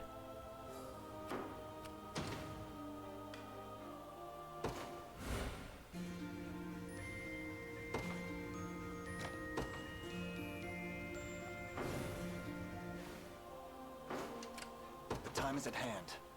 To me. Come then. There we go.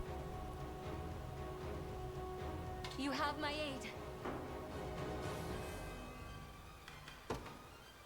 And I did save beforehand, like you suggested.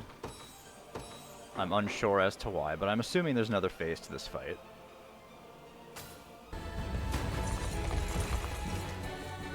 We'll not fail. You'll not break. And I. Twist. Be cleansed. We can do this. I have you.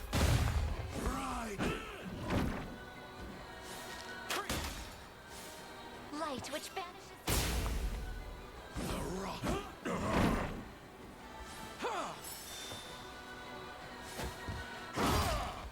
You shall grovel. I must endure.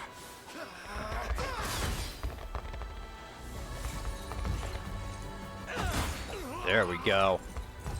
Get fucked, Galerius. Is that better? We march on. Victory grows ever closer.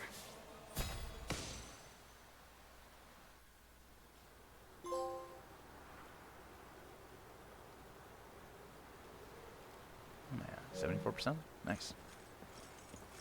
Galerius, Emperor of Zenoira. Your ambitions are laid bare, and your empire in ruin.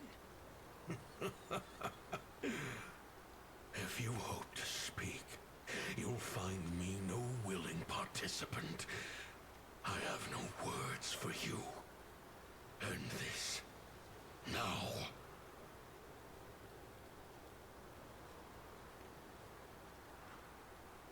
So I guess I get to pick.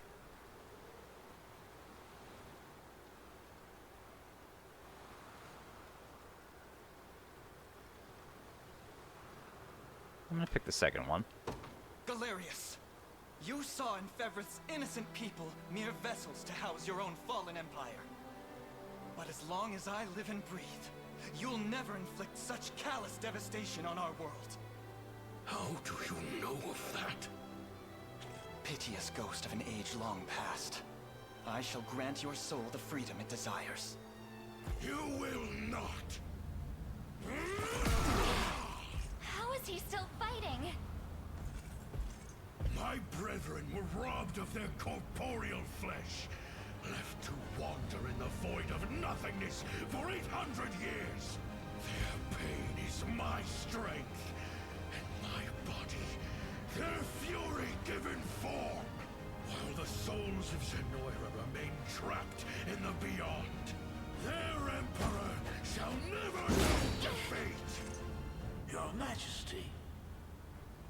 Oh, hey, Boltro. Baltro! How goes the rite? Flawlessly. We lack but a single soul to complete the spell. Then these insects shall be more than enough. Grant me your strength, and we'll stamp them out together. He's gonna kill Galerius, isn't he? We'll never lose to the likes of you. Yup. What do you think you're doing? Figures. Apologies if I wasn't clear, Your Majesty. The last soul the sigil seeks is none other than yours. Traitorous fool. Finally gone senile.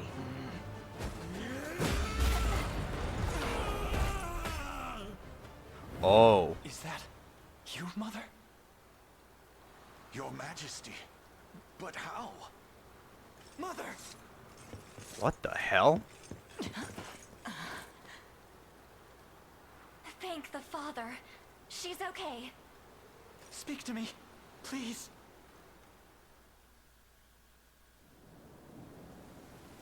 You fought valiantly, Elenia. But this battle has reached its conclusion. You're wrong. And I shall have your head for thinking otherwise. So she did kill him. Wow. Your hubris was the end of you, Valmor.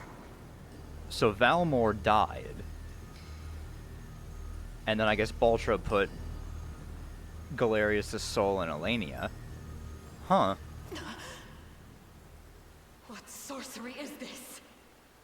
Do you see now the futility of your struggle? Or no? By cutting me down, you have doomed yourself to a life reborn as my new vessel. So yeah, Valmor was Galerius' vessel. Madness. How does Valmor yet live? He doesn't. The man was a simple human, undeserving of the glorious soul of an emperor. Name yourself at once!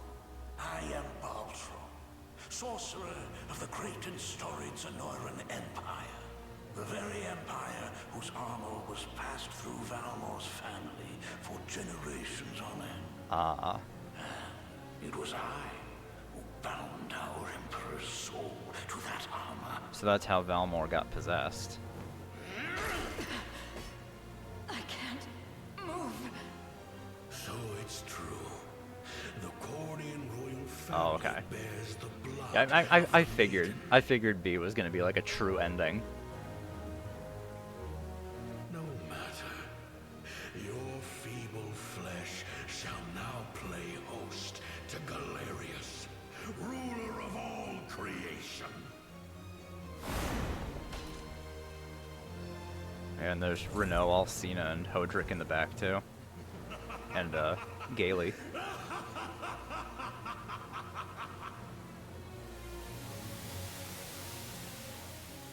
Man.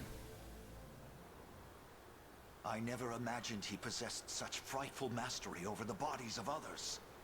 Elaine, I can't say how much time has passed since that day, but you've grown so much. If only I could have been there to witness it.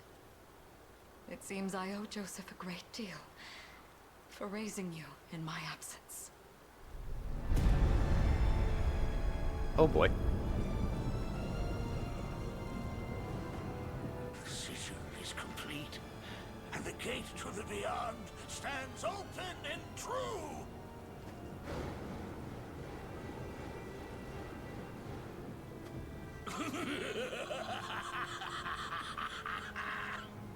Rise, prisoners of the Unicorn's curse, spectral phantoms from an ancient time. You shall be the first to perish by my newfound strength. Joseph, see my mother somewhere safe. And you, Your Highness? We end this long-drawn war, here and now. We have to stop him. But if anyone can do it, it's you, the savior of Fevrith. Come home, both of you.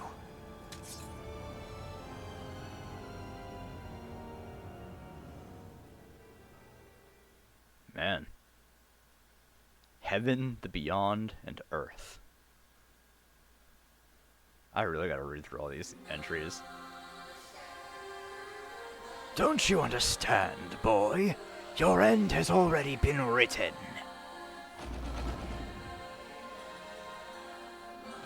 I'll not hear another word of Baltro's madness. Come, the final battle is upon us. Defeat Baltro.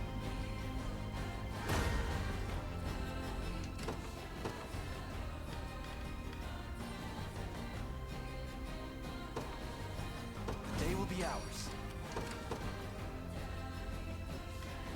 The Cornian militia fights on. I'm ready. Oh, actually, you know what? A temporary retreat. Yeah, Berengaria's unit. I'll have her defend the base.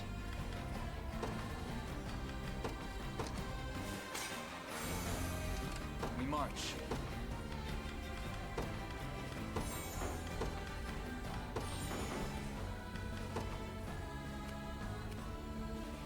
Holy shit.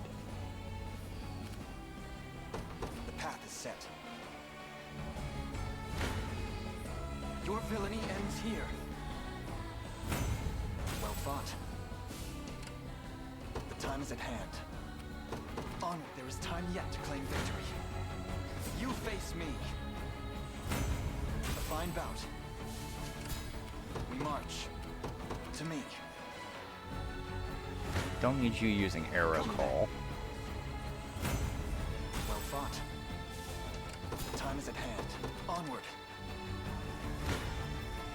We'll never lose. That's what you get.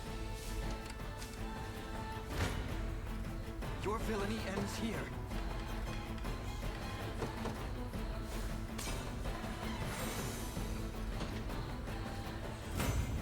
Victory grows ever closer. We march. Excellent.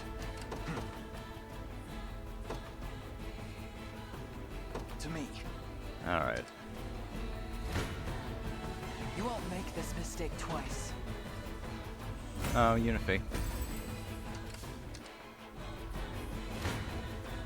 I fear for our safety. Oh, wow. That is quite the unit. I am now looking at it.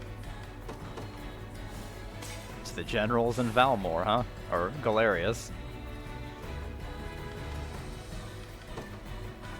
Alright, well, nothing else I can do to really help me here.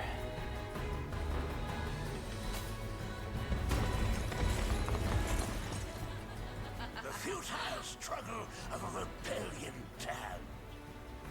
Your end draws near, Cornian whelp. Cease these fatuous endeavors and return to nothingness unending. Many times you've tried, Baltro, but you shall never break our spirit. I promise you that. Now prepare to be vanquished by the might of Fevrit! The sorrows of this tragic war must never again afflict our land. It's what my father would have wanted. Forward! I fear nothing. Be cleansed. Unicorn, grant me strength! Oh, right, Astral Blade. Victory is assured. Yield, idiot! Oh, she acts as a shaman now. That's annoying. I'll restore you. Grant me your strength. Okay. Okay, that's two of them down at least.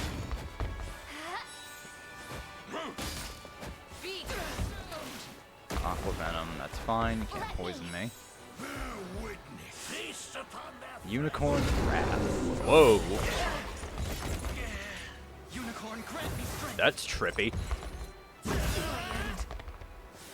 Light noon. Succumb to the flood! Okay, he just likes using dark armor. Okay. He does not recover as much health. Perplexing indeed. Well, I'm that's just Galerius doing that, so that's not too bad.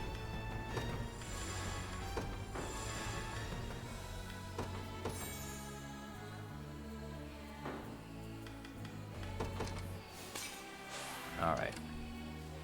We march. Valor's order. Stronger than ever. Let's go again. Come then. There we go. Just really just had to take out that front line. I'll just let this play out. Remember to rest. You shall not pass. You shall suffer. Unicorn, grant me strength. I'll not let up. Agony awaits. Together now. Vermin. Oh no, shit. I forgot about Cursed Jail from when we fought Alcina. I must endure. Be cleansed. Okay, good. Baltro and Valmore frozen. Although that doesn't really matter much because Scarlet's hitting them both.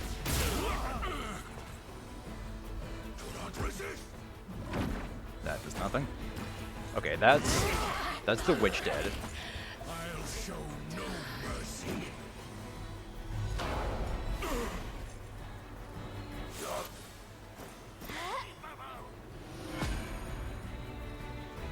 Oh, because she didn't have enough stuff for it last time.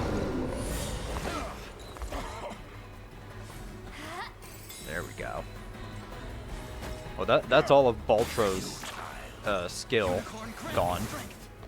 It's the last of Elaine's. Oh! Yeah, that's what does it. Take solace. Nice. Like, barely anything happened. Another step forth. I'll not let this go to waste. Just keep getting tougher. May the Father smile upon me. My bowstring grows tauter. A fine bout. And a carnelian pendant? Really? A carnelian pendant is what gets dropped? That's interesting. But okay.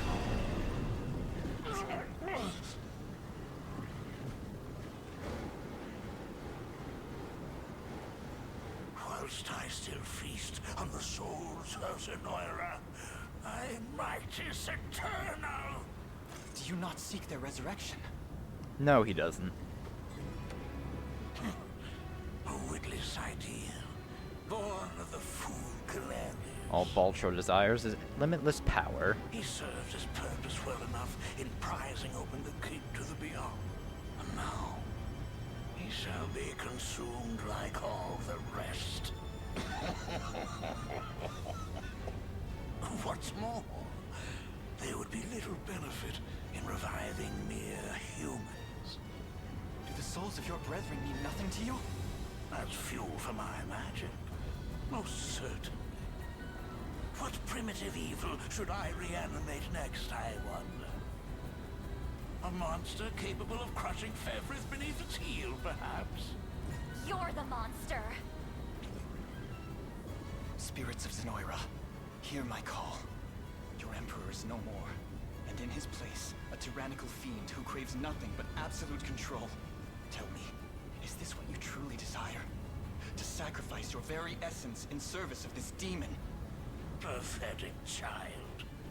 Souls of the departed, if you've any humanity left within you, lend me your aid! Well, get fucked, Baltro.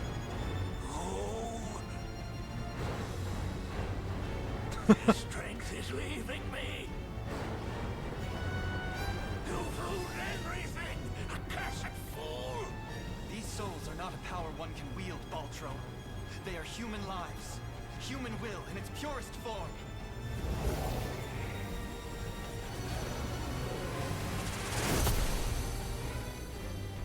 Impossible! The city's very nature has been recast. How is this happening? It appears we arrived just in time. Oh good, the sages are here. This isn't how my tale concludes. I won't allow it. This is absolutely how your tale concludes, my man. Nope. The only escape awaiting you, Baltro, is death's cold embrace. Wretched disciples, you Oh. dare turn on your master. So the sages were Baltro's students who decided, yeah, fuck this guy. Let us lift the curse of the unicorn and bring the salvation of heaven to these lost souls. I'm with you.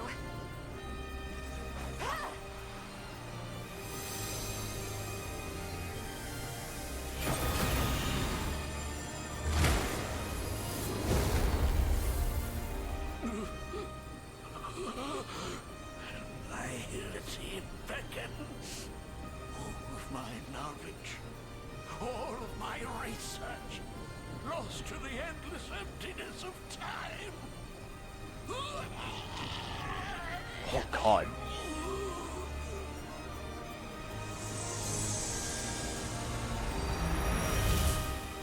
Oh, that was great. You have our eternal gratitude on behalf of every Zenoiran soul to have ever lived. Thank you, Elaine, and farewell.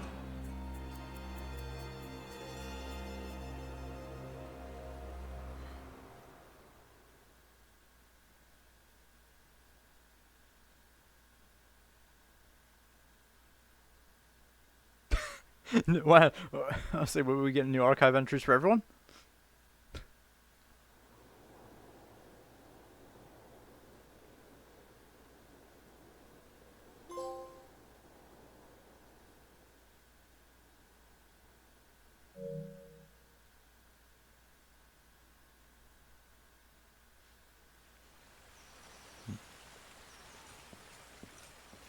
Ah, there you are.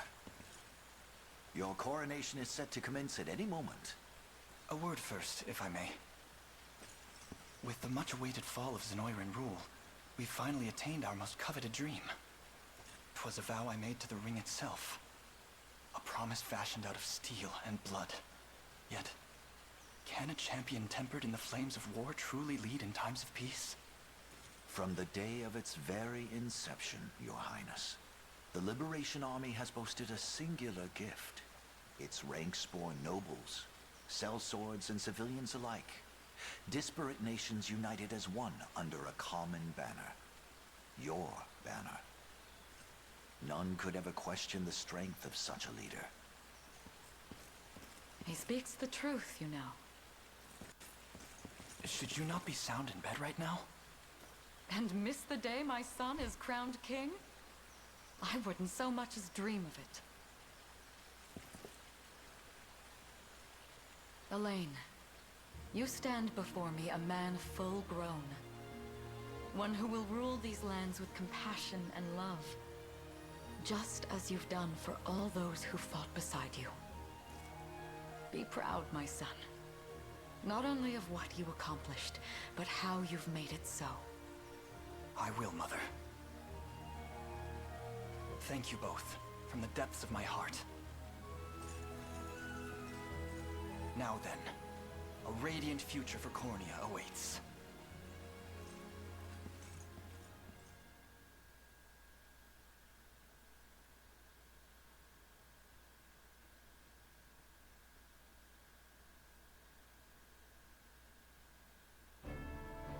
Year 906 of the Hallowed Chronicle.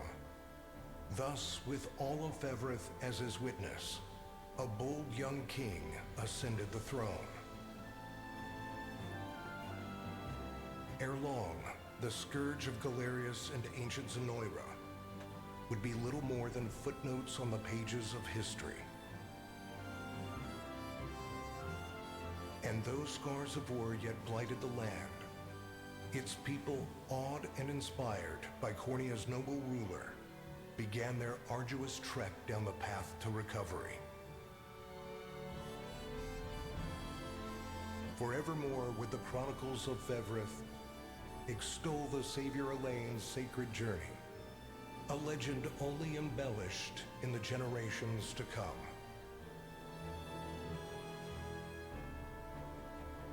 That of a divine beast and a liberator king that bore its name.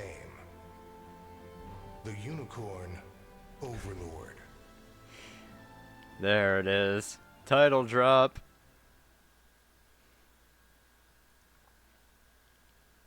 Oh, man.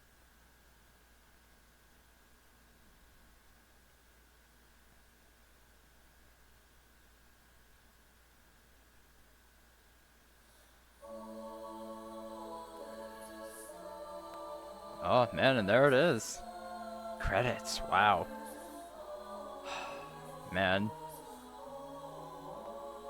I love this game. This game's fucking great, man.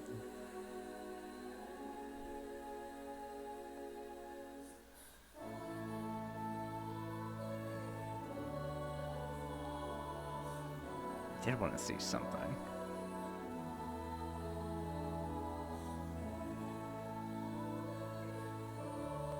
Where is he?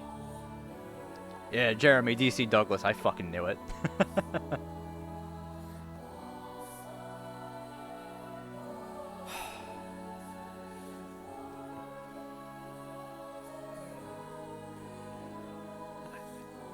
I can't believe it's credits already, man.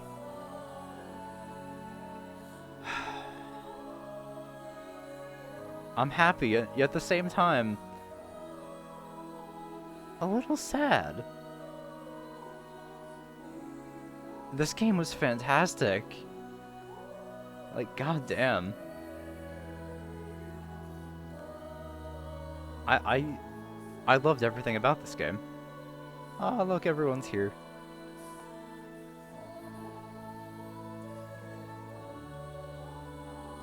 Look at Elenia.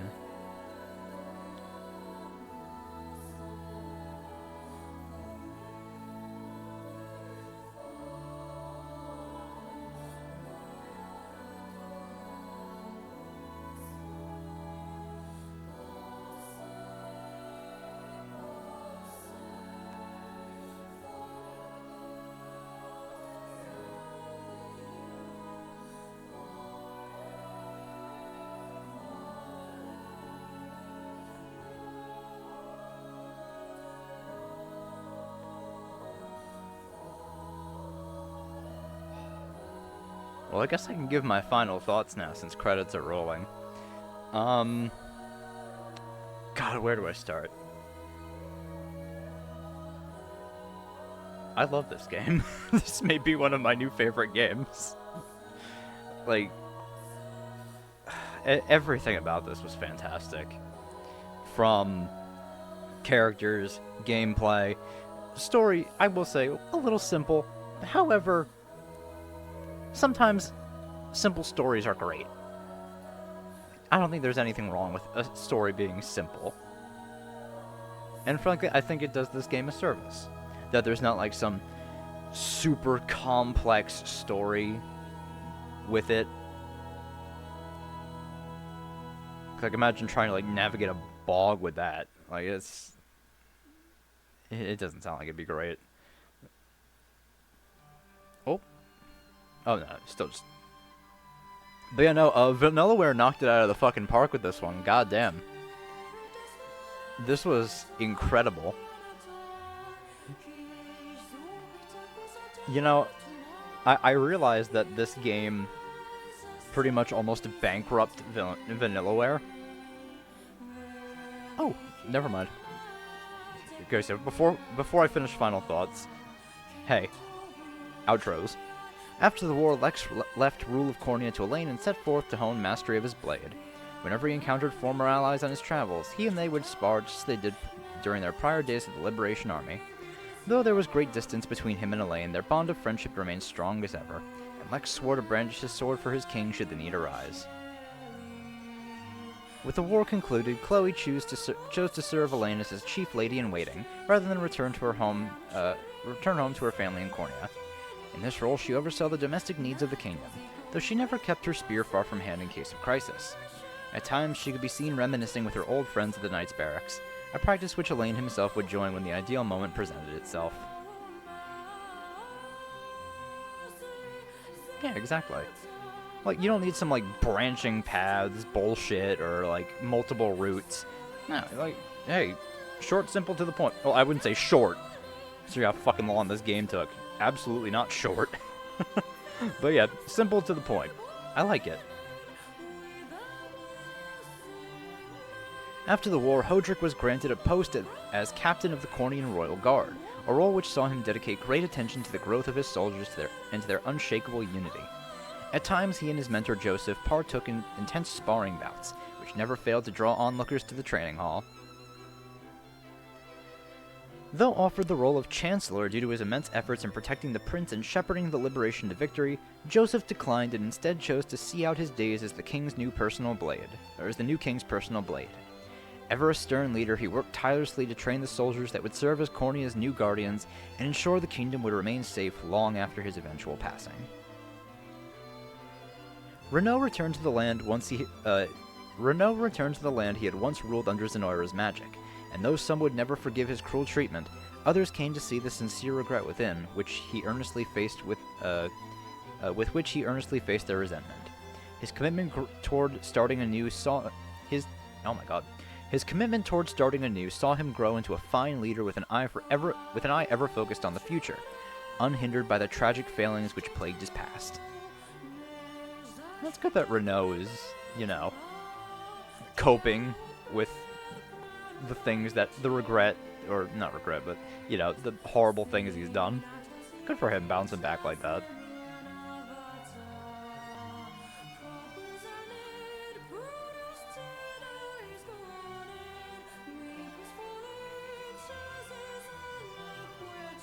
Declining a position within the Royal Guard, Clive returned to the province of the Ashen Blue and begun working on establishing a new form of self-governance with his fellow knights. His bold philosophy, which espoused the virtues of collective rule over a single authority, soon spread throughout the province, from the knights of its order to the farmers in its fields. After the war, Adel returned to the province of the Ashen Blue, a decorated hero, beloved by fellow knights and townsfolk alike. His bright demeanor saw him remain ever popular, playing with local children during the day and partaking in revelry at the province's lively taverns at night. In the end, he chose to live out his days as a beloved knight in the company of his people.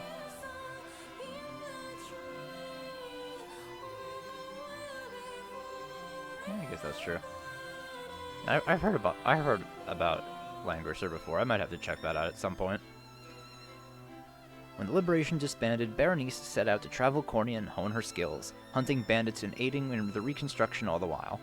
Years later, she was welcomed back to the province of the Ashen Blue, where she chose to settle down and become an instructor in the military arts, thus giving rise to the mightiest army the province had ever known.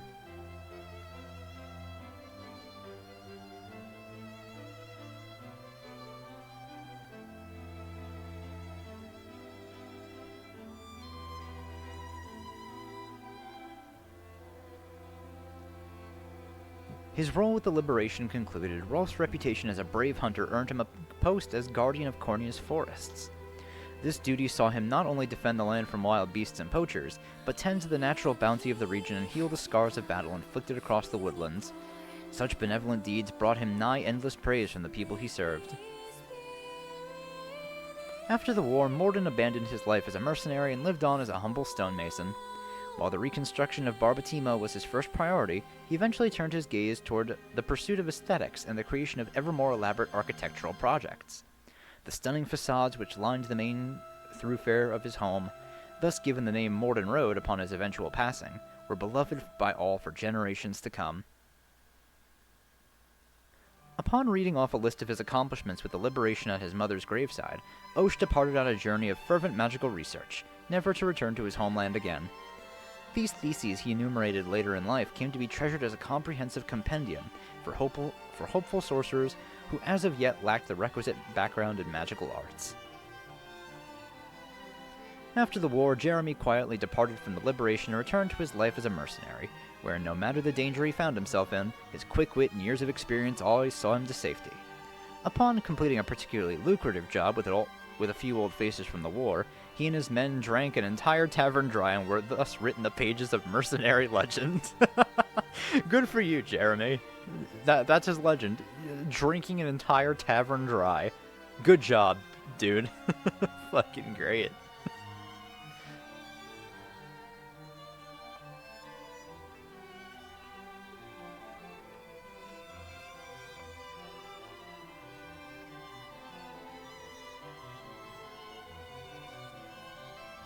With Cornea restored, Miriam was named Captain of the Knights of the Rose, a role which saw her dignified air and indisputable military prowess earn her the adoration of rising female knights both within her nation's borders and abroad.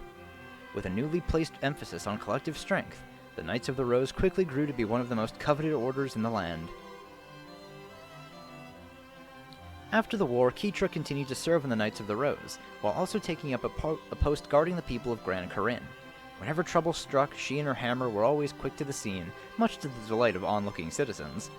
As a skilled craftswoman, she also aided in rebuilding the city, and enjoyed unique popularity amongst the local children due to her sharp wit and fiery attitude. Though her efforts in the war saw Fran offered a commanding role in the Knights of the Rose, she politely declined, stating that she preferred to stand as an equal rather than a superior. Retaining this status granted her the latitude to charge into battle to rescue her allies at a moment's notice, a fact which all who knew her agreed was for the best.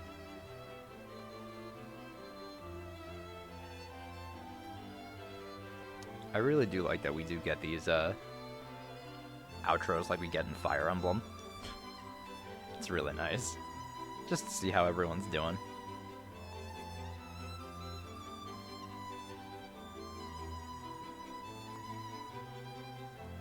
With peace returned to Cornea, Melisandre slipped past Elaine's watchful advisors day after day in order to request his hand in marriage. While her wish never came to pass, the beauty and vigor of her spirited blade were the highlight of many a royal banquet, and thus stole the hearts of countless guests. Man. She really just never fucking gave up. Gotta admire the dedication. After the war, House Maye began to reclaim its former glory, a pursuit that Colm enjoyed even more than his lady Melisandre herself. Though she had always posed him an array of challenges, the fact that Cornea's new king was the object of her affection presented an endless struggle of her for her faithful steward. Poor Colm. In light of Monica's deed to the liberation, the noble house Nordheim's name was restored to its rightful place of honor and respect. Her calm demeanor, stately dedication, and moral clarity earned her the fierce support of her people, a groundswell which only grew after her grandfather's passing. While she bore great commitment toward helping her people, she never forgot to honor her vassals in the annual stargazing festival which she herself was responsible for creating.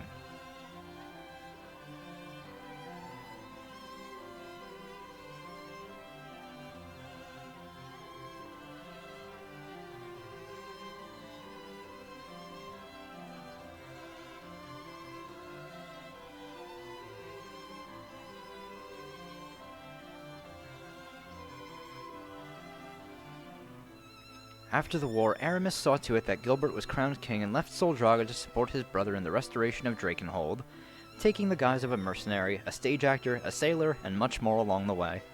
In the centuries to follow, local legends throughout the nation told of a host of men named Aramis, who appeared to help when the land seemed to be at its most vulnerable. With the war concluded, Hilda laid down her spear and pursued an expertise in medicine so that she might aid those who still suffered. After years of ardent study, she became an apothecary and joined Prim in caring for the sick and infirm throughout Fevrith. Forevermore would history speak of the countless lives she and her sister saved astride her gallant, loyal wyvern. Similarly, Prim's attention turned after the war toward the ailing peoples of Fevrith and supporting Hilda's dogged pursuit of medical knowledge however she could. Her work caring for the infirm eventually led the Orthodoxy to bestow upon her the title of Honorary Angel, an accolade which Prim could only humbly decline.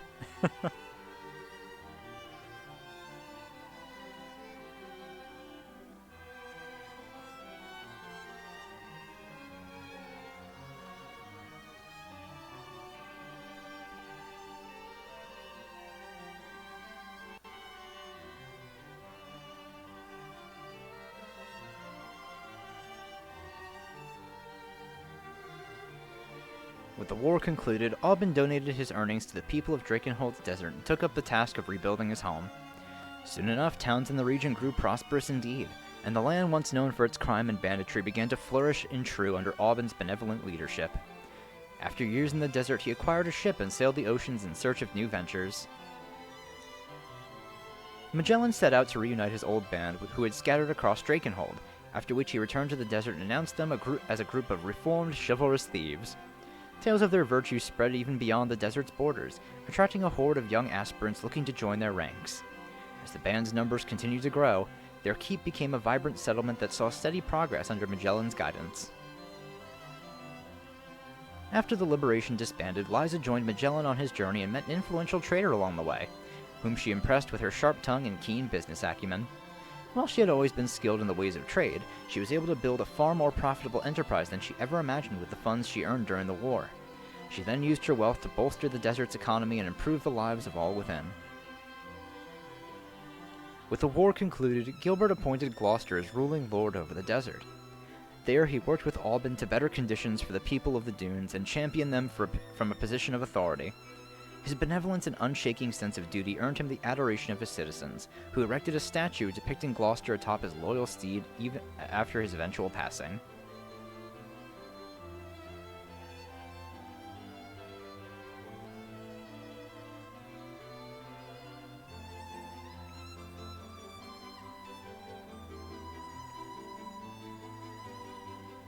Aww.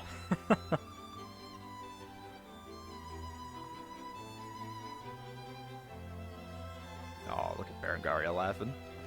After the war, Amalia returned to Balmrot and shattered her undefeated streak atop its rankings. Yet, despite her assured victory, the crowds never failed to cheer her on. Upon her eventual defeat many years later, she rejoiced to have met another warrior as fearless as she, and at Amalia's urging, the two set forth toward new horizons. After the war, Berengaria reformed the Tricorn mercenaries, and the band was offered a new role as the Drakengard Order of Knights. However, they chose to decline, and the mercenaries traveled the world fighting for the downtrodden and less fortunate.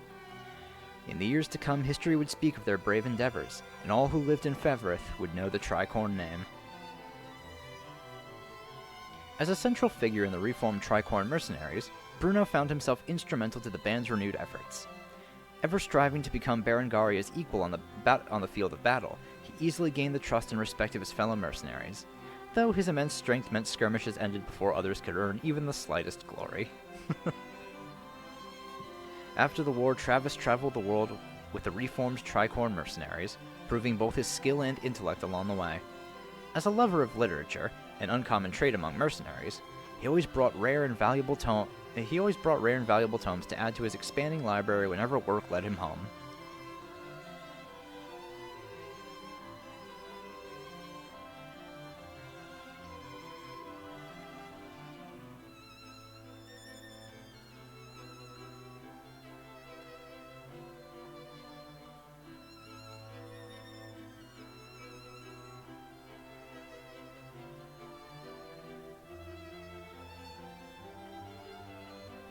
After the war, Gilbert was coronated as the new king of Drakenhold and immediately made a name for himself as a savvy ruler. Long had he chased his brother's shadow, yet now he stood in a light of his own making, one which filled his people with hope and joy. In the years to come, history would sing his praises as a heroic king who single-handedly delivered his land from the all-consuming ashes of war. With the war concluded, Virginia received a proposal of marriage from the newly crowned King Gilbert, an offer she gladly accepted. As a representative of Cornia and Drakenhold both, she was beloved by both nations for the strides she made toward goodwill and unity. Over the years, her bold demeanor and skillful blade work earned her the love and adoration of countless fervent admirers. Oh, so she and Gilbert married. That's nice. After the war, the relationship between Cornia and Drakenhold was mended at last, and Leia officially entered Virginia's service. When her lady gave birth to a royal heir some years later, Leia surprised the court by doting on the newborn prince even more than his loving parents. When the prince grew old enough to wield a sword, Leia served as his stern yet kind master.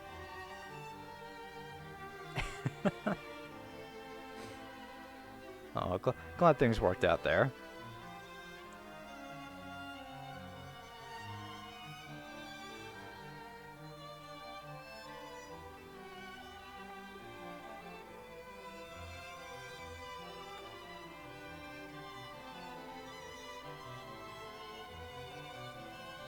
After the war, Celeste continued her work leading the local Elheim militia, swooping down from the skies to aid a townsperson in danger or provide relief to an injured soldier. One person rescued by Celeste later started a business by which his customers could travel to the sights of Fevroth atop a noble griffin, a venture which he named after his savior.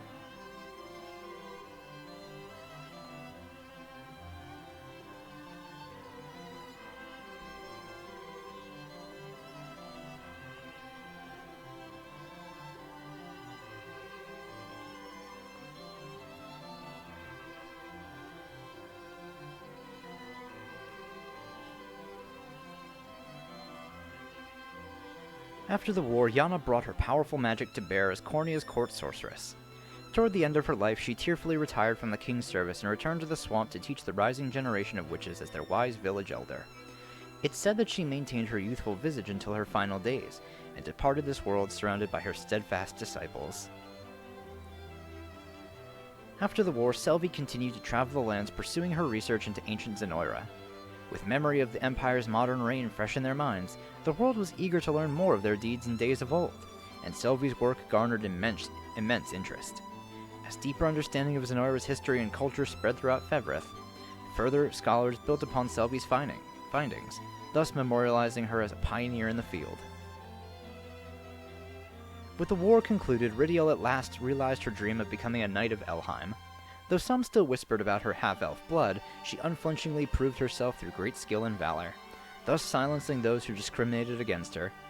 In a few years' time, she came to attain even greater glory than her mother before her, and stood as a proud beacon of hope for half-elves through every corner of Elheim.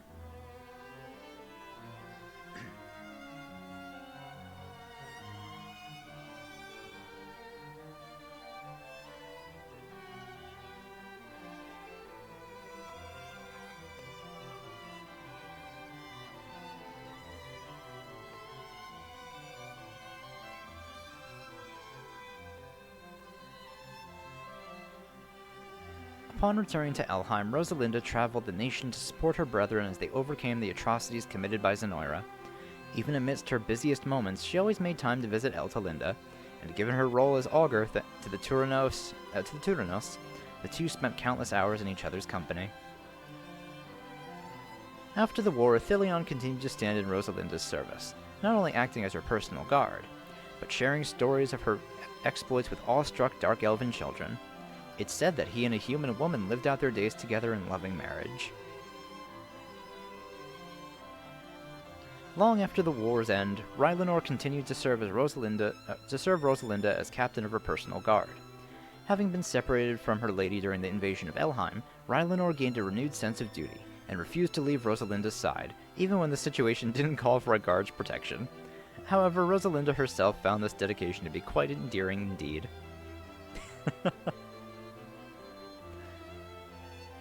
Became a bit of a doting guardian.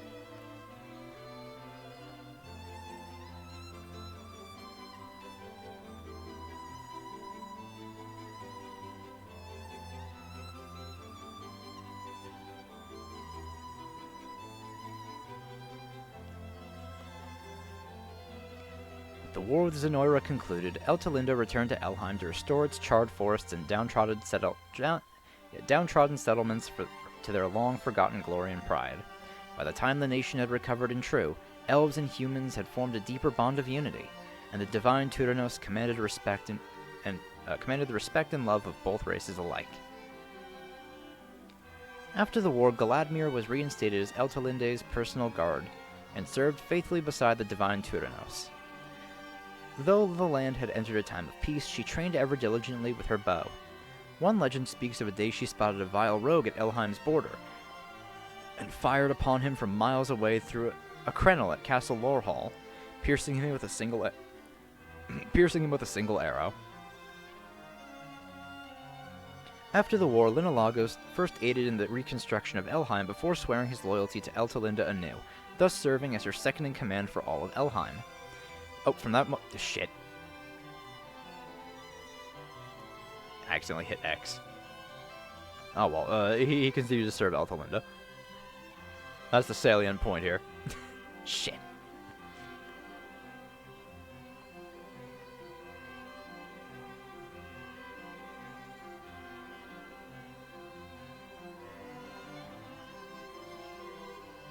Word of the courageous human raised by Bestrels spread throughout Fevrith, eventually drawing the gaze of renowned historians who penned tales of her exploits in freeing Bastorius. The magnitude of her story resonated across the lands, and Unifi and her heroic brethren came to be idolized by children everywhere, even those who had never once met a Bestrel. At the behest of the other Bestrel bloodlines, Morard ascended the throne as the new king of Bastorius and sole surviving Lion Bestrel. Having experienced life as a human and Bestrel both, he ruled without discrimination and quickly garnered loyal support from subjects of all races and bloodlines. Even after Zenoira's collapse, Ramona continued to lead the Frostblooms in aiding wounded Bestrels and restoring Bastorius to its former glory with her vast wisdom and keen insight. She also served as counsel to the new king of Bastorius, thus dedicating her life to Bestrel prosperity and aiding their relations with the other lands of Fevrith.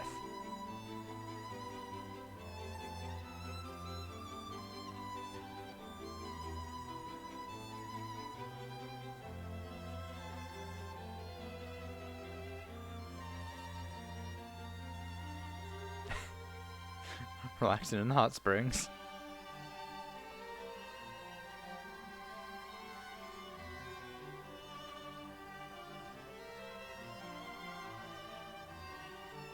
Though offered a role as the knight's captain by the new king of Bastorius, Govel declined, thus handing the post to a trusted subject and returning home to manage his grandfather's tavern.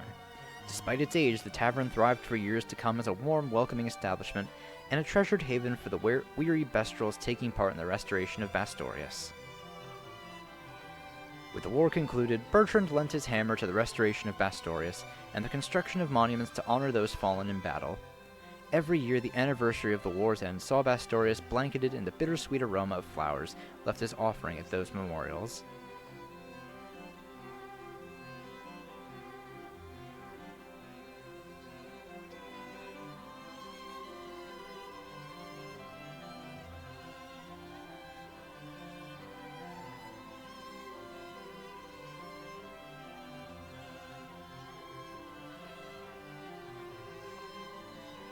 At the suggestion of a dear friend, Dina and the Snow Petals traveled throughout Bastorius to aid in the ongoing reconstruction efforts. Her fierce loyalty and firm leadership proved equally as useful in times of peace, and her successes saw countless hopefuls aspiring to join the Snow Petals, human and Bestrel alike. In time, her distrust of humans thawed like the northern ice in the light of spring.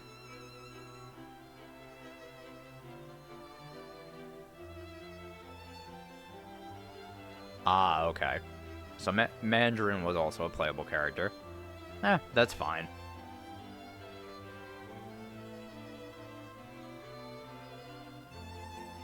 I'll have to get them on another playthrough then. I at least know that they're recruitable now. Alright. After the war, Nina returned home, much to the joy and relief of Millet and her parents. Having reconciled with her family, she then departed once again to travel the world and aid in ongoing reconstruction efforts. In time, tales of her exploits spread throughout the land, and admirers gathered in every town in hopes of meeting the vivacious knight. Bryce reformed the Rock Rats in true, not as bandits, but as a band of mercenaries seeking to aid the post-war recovery of Fevrith. His kindness, humility, and eagerness to accept tasks few would dare endure saw him grow into a respected figure among both the townsfolk and his fellow mercenaries. Yeah. Yeah, that's what I thought.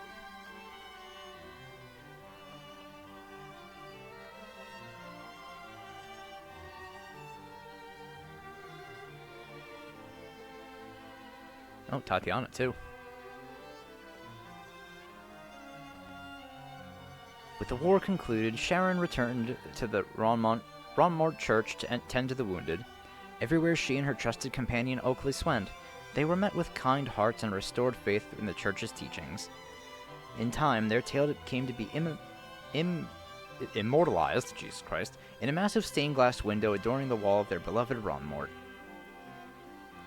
After the war, Oakley laid down her sword in exchange for a prayer book, and thus took up residence in the Ronmort Church to spread the Orthodoxy's teachings. There, her status as an angel saw her inspire fervent faith in those around her, and even without blade in hand, she forever strived to sever the encroaching roots of evil. After the war, Rhaenys led a quiet life in humble service of her Albion Abbey.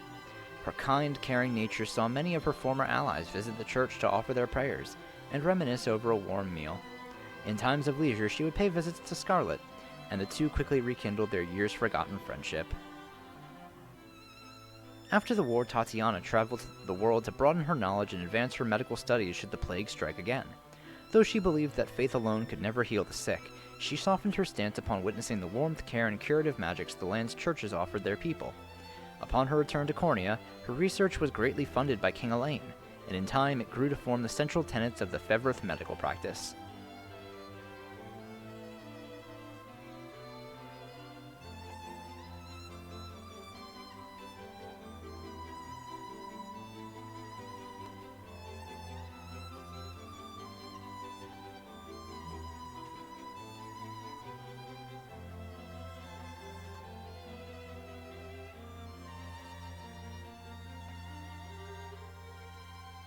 After the war, Eumeris spent her days defending the orthodoxy as a sacred knight, pursuing her study of botany all the while.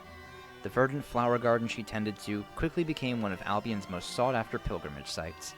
It's said that at times she could be seen hosting Scarlet in that very garden, where the two reminisced about their distant childhoods.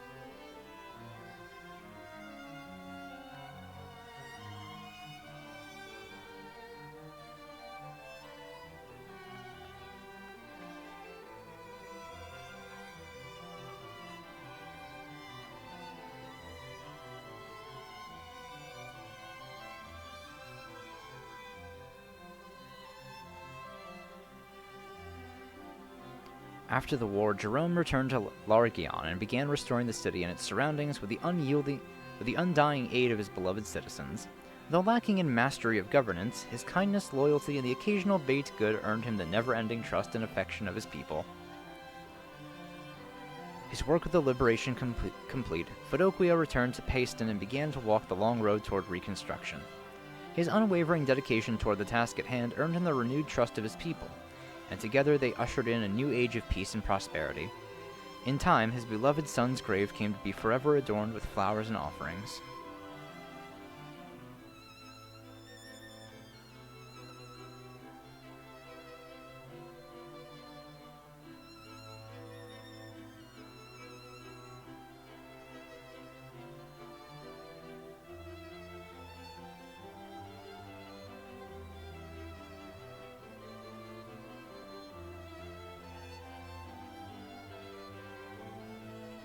After the war, Senatio traversed Albion to aid the reconstruction, wherein witnessing the breadth of faith in the land thus altered his own beliefs. Despite Scarlet's insistence, he had long declined the pontifical meter, but in time he relented and chose to honor the trust of those who believed in him. Thereafter, as the new pontifex, he and Nigel worked tirelessly to guide the orthodoxy down the proper path and spread its teachings to any who would listen.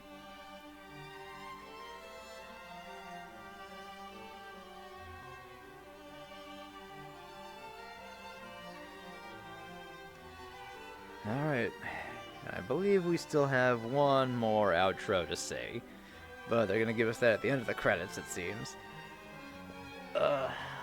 So yeah, no, this game was fantastic, as I was saying before. Kind of forgot where I left off after, after the, outros started happening. But yeah, no, as someone who does enjoy tactics games, this really hit a good spot. Like, I mentioned it before, but after I played the demo 3 weeks ago, I could not get this fucking game out of my head. I had to play more. I could not wait for the game to release. And the day it did, I was so happy. Like, this is a fucking masterpiece. And it's a shame more people aren't playing it. Like, I really do think more people need to play Vanillaware games. They're fantastic.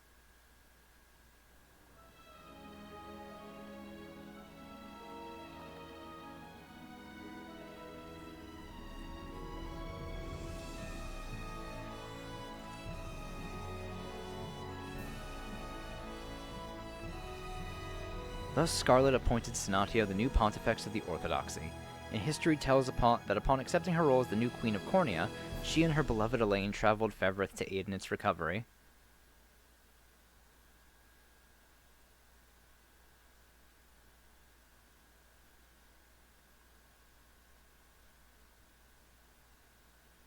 Oh, yes, I was saying something. So, yeah, this game spent 10 years in development, and Vanillaware almost went bankrupt because of it.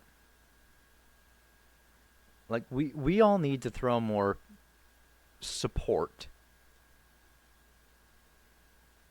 at Vanillaware, because they make some goddamn masterpieces of games. I mean, I know I've only played 2 of them between Unicorn Overlord and 13 Sentinels, but even just for those 2 games alone, these people know what they're doing. And after playing this, I want to see more tactic RPGs from them, because this was phenomenal. I adore this game.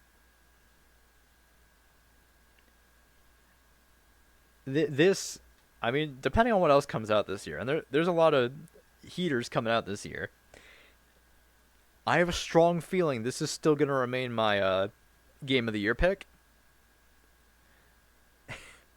Because this was insanely good. I'm also thinking about buying this game on Switch. You know, hey, throw them a little bit more support, why not? And also, you know, I would love to play this game on the go. So that would be fun. But yeah, no, I loved everything about this. This was fantastic. I have heard a lot about Odin Sphere, and that is one I should probably check out. Alright, so you may now commence the quest Unicorn Overlord at the start of the final confrontation against Galerius.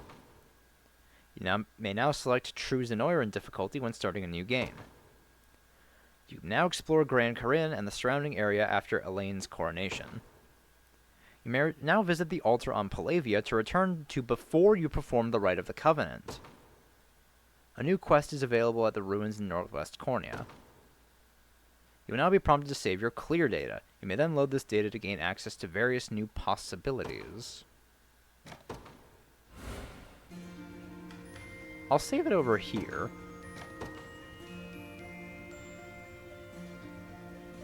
What the fuck does that mean? Various new possibilities.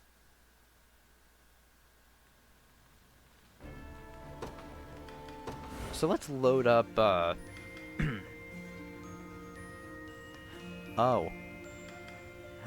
this is the clear data. Right.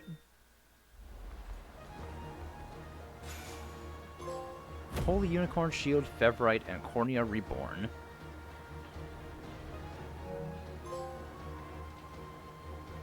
$150 quests, nice. Alright, so real quick, let me save over this then. And then I'm gonna delete the clear data. Actually, no, I'll hold on to the clear data. I'm not sure if I need that for anything else. Hey, Antonio. Man, way to join as I finish the fucking game, dude. It feels like everyone's pulling you in all different directions, Elaine. Promise me you'll make time for just the 2 of us later, okay? I mean, I know we have the rest of our lives to spend together, but I can't help wanting you all to myself. I'm just glad you don't seem to mind. I love you, Elaine, and I always will. Aww. Yeah, we just finished. Credits just finished rolling, and I just loaded the clear data. Oh, look, everyone's over here. Hey, World Traveler, nice.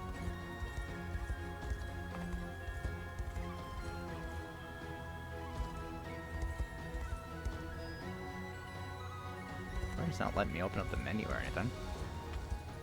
Or the map.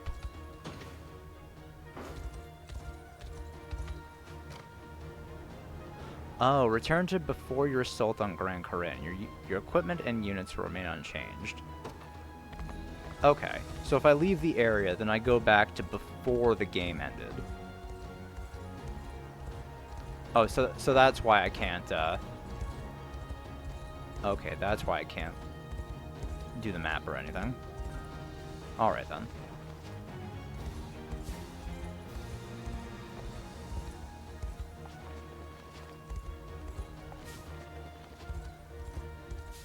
Okay, I guess there isn't really anything left to do then, huh?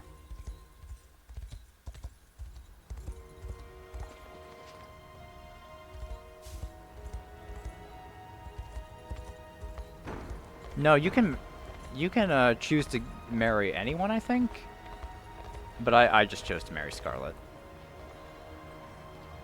I did all of the marriage scenes earlier in the stream if you want to look at the VOD. Okay, so it just allows you to talk to all your allies. Well, I wanted to pick Scarlet.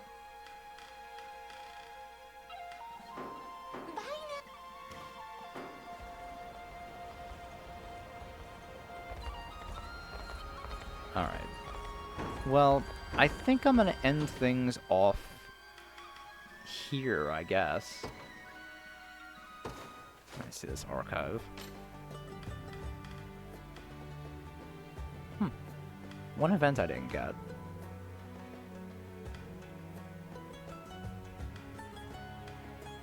I'm guessing that's for something else.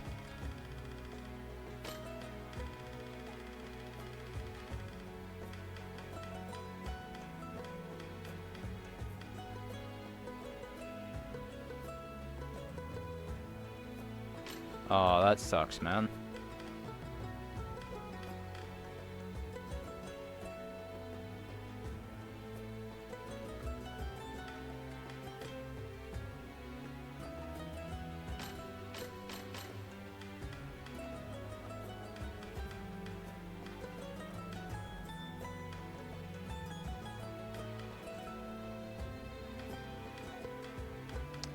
Okay, so I actually do know what I'm missing from these.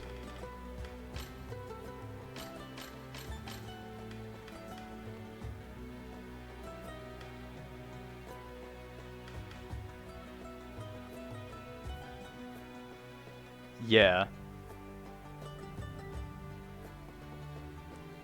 Yeah, standard ending, and I know there's the bad ending too. I've seen other people go to the quest, like in the beginning of the game. So I have seen people, Jesus. So I do know that there is, what is it? The other High Priestess here. If you go to the final quest before rescuing Scarlet, she appears as a different character, as Norbel, I believe, and orders the soldiers to slaughter the people of the capital. So yeah, there is that. I don't know who that is.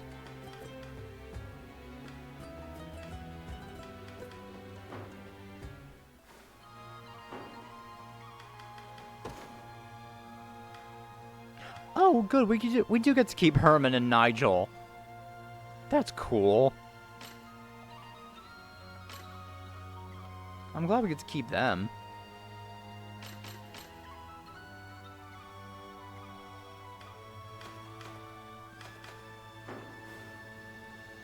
Alright. So, I think I'll end things off here then. Oh, man. I cannot thank you all enough for joining me on this journey. It has been a blast. I have had a lot of fun doing this, and I gotta see, what am I missing here in trophies? Am I missing 5? So let's, oh, a hidden trophy.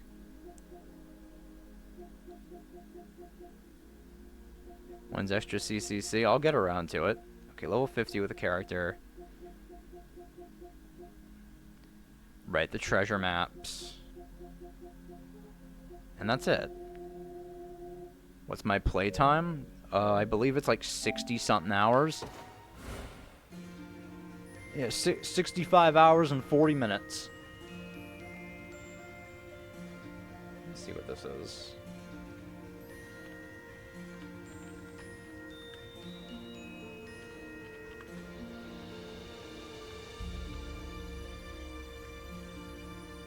So let's see.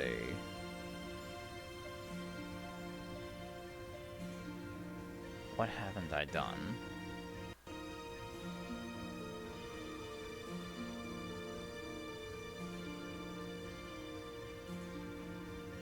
Okay, treasure maps.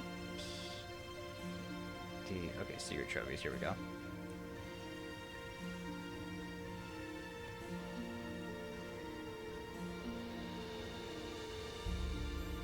Completed the quest, Dying Breath of an Empire Fallen. Oh, I guess that's the other ending. Okay, so I just have to go back and do that then. The Overlord defeated, I did that already. Okay, so it's just that other branch, and then, what is it? Oh, maybe I should have kept that, save. I'm an idiot. Oops. Oh, well.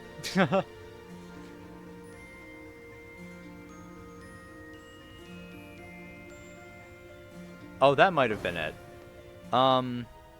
So that mission I failed, it was a yeah, it was the Battle for Kleinfield. Or Kleinfeld.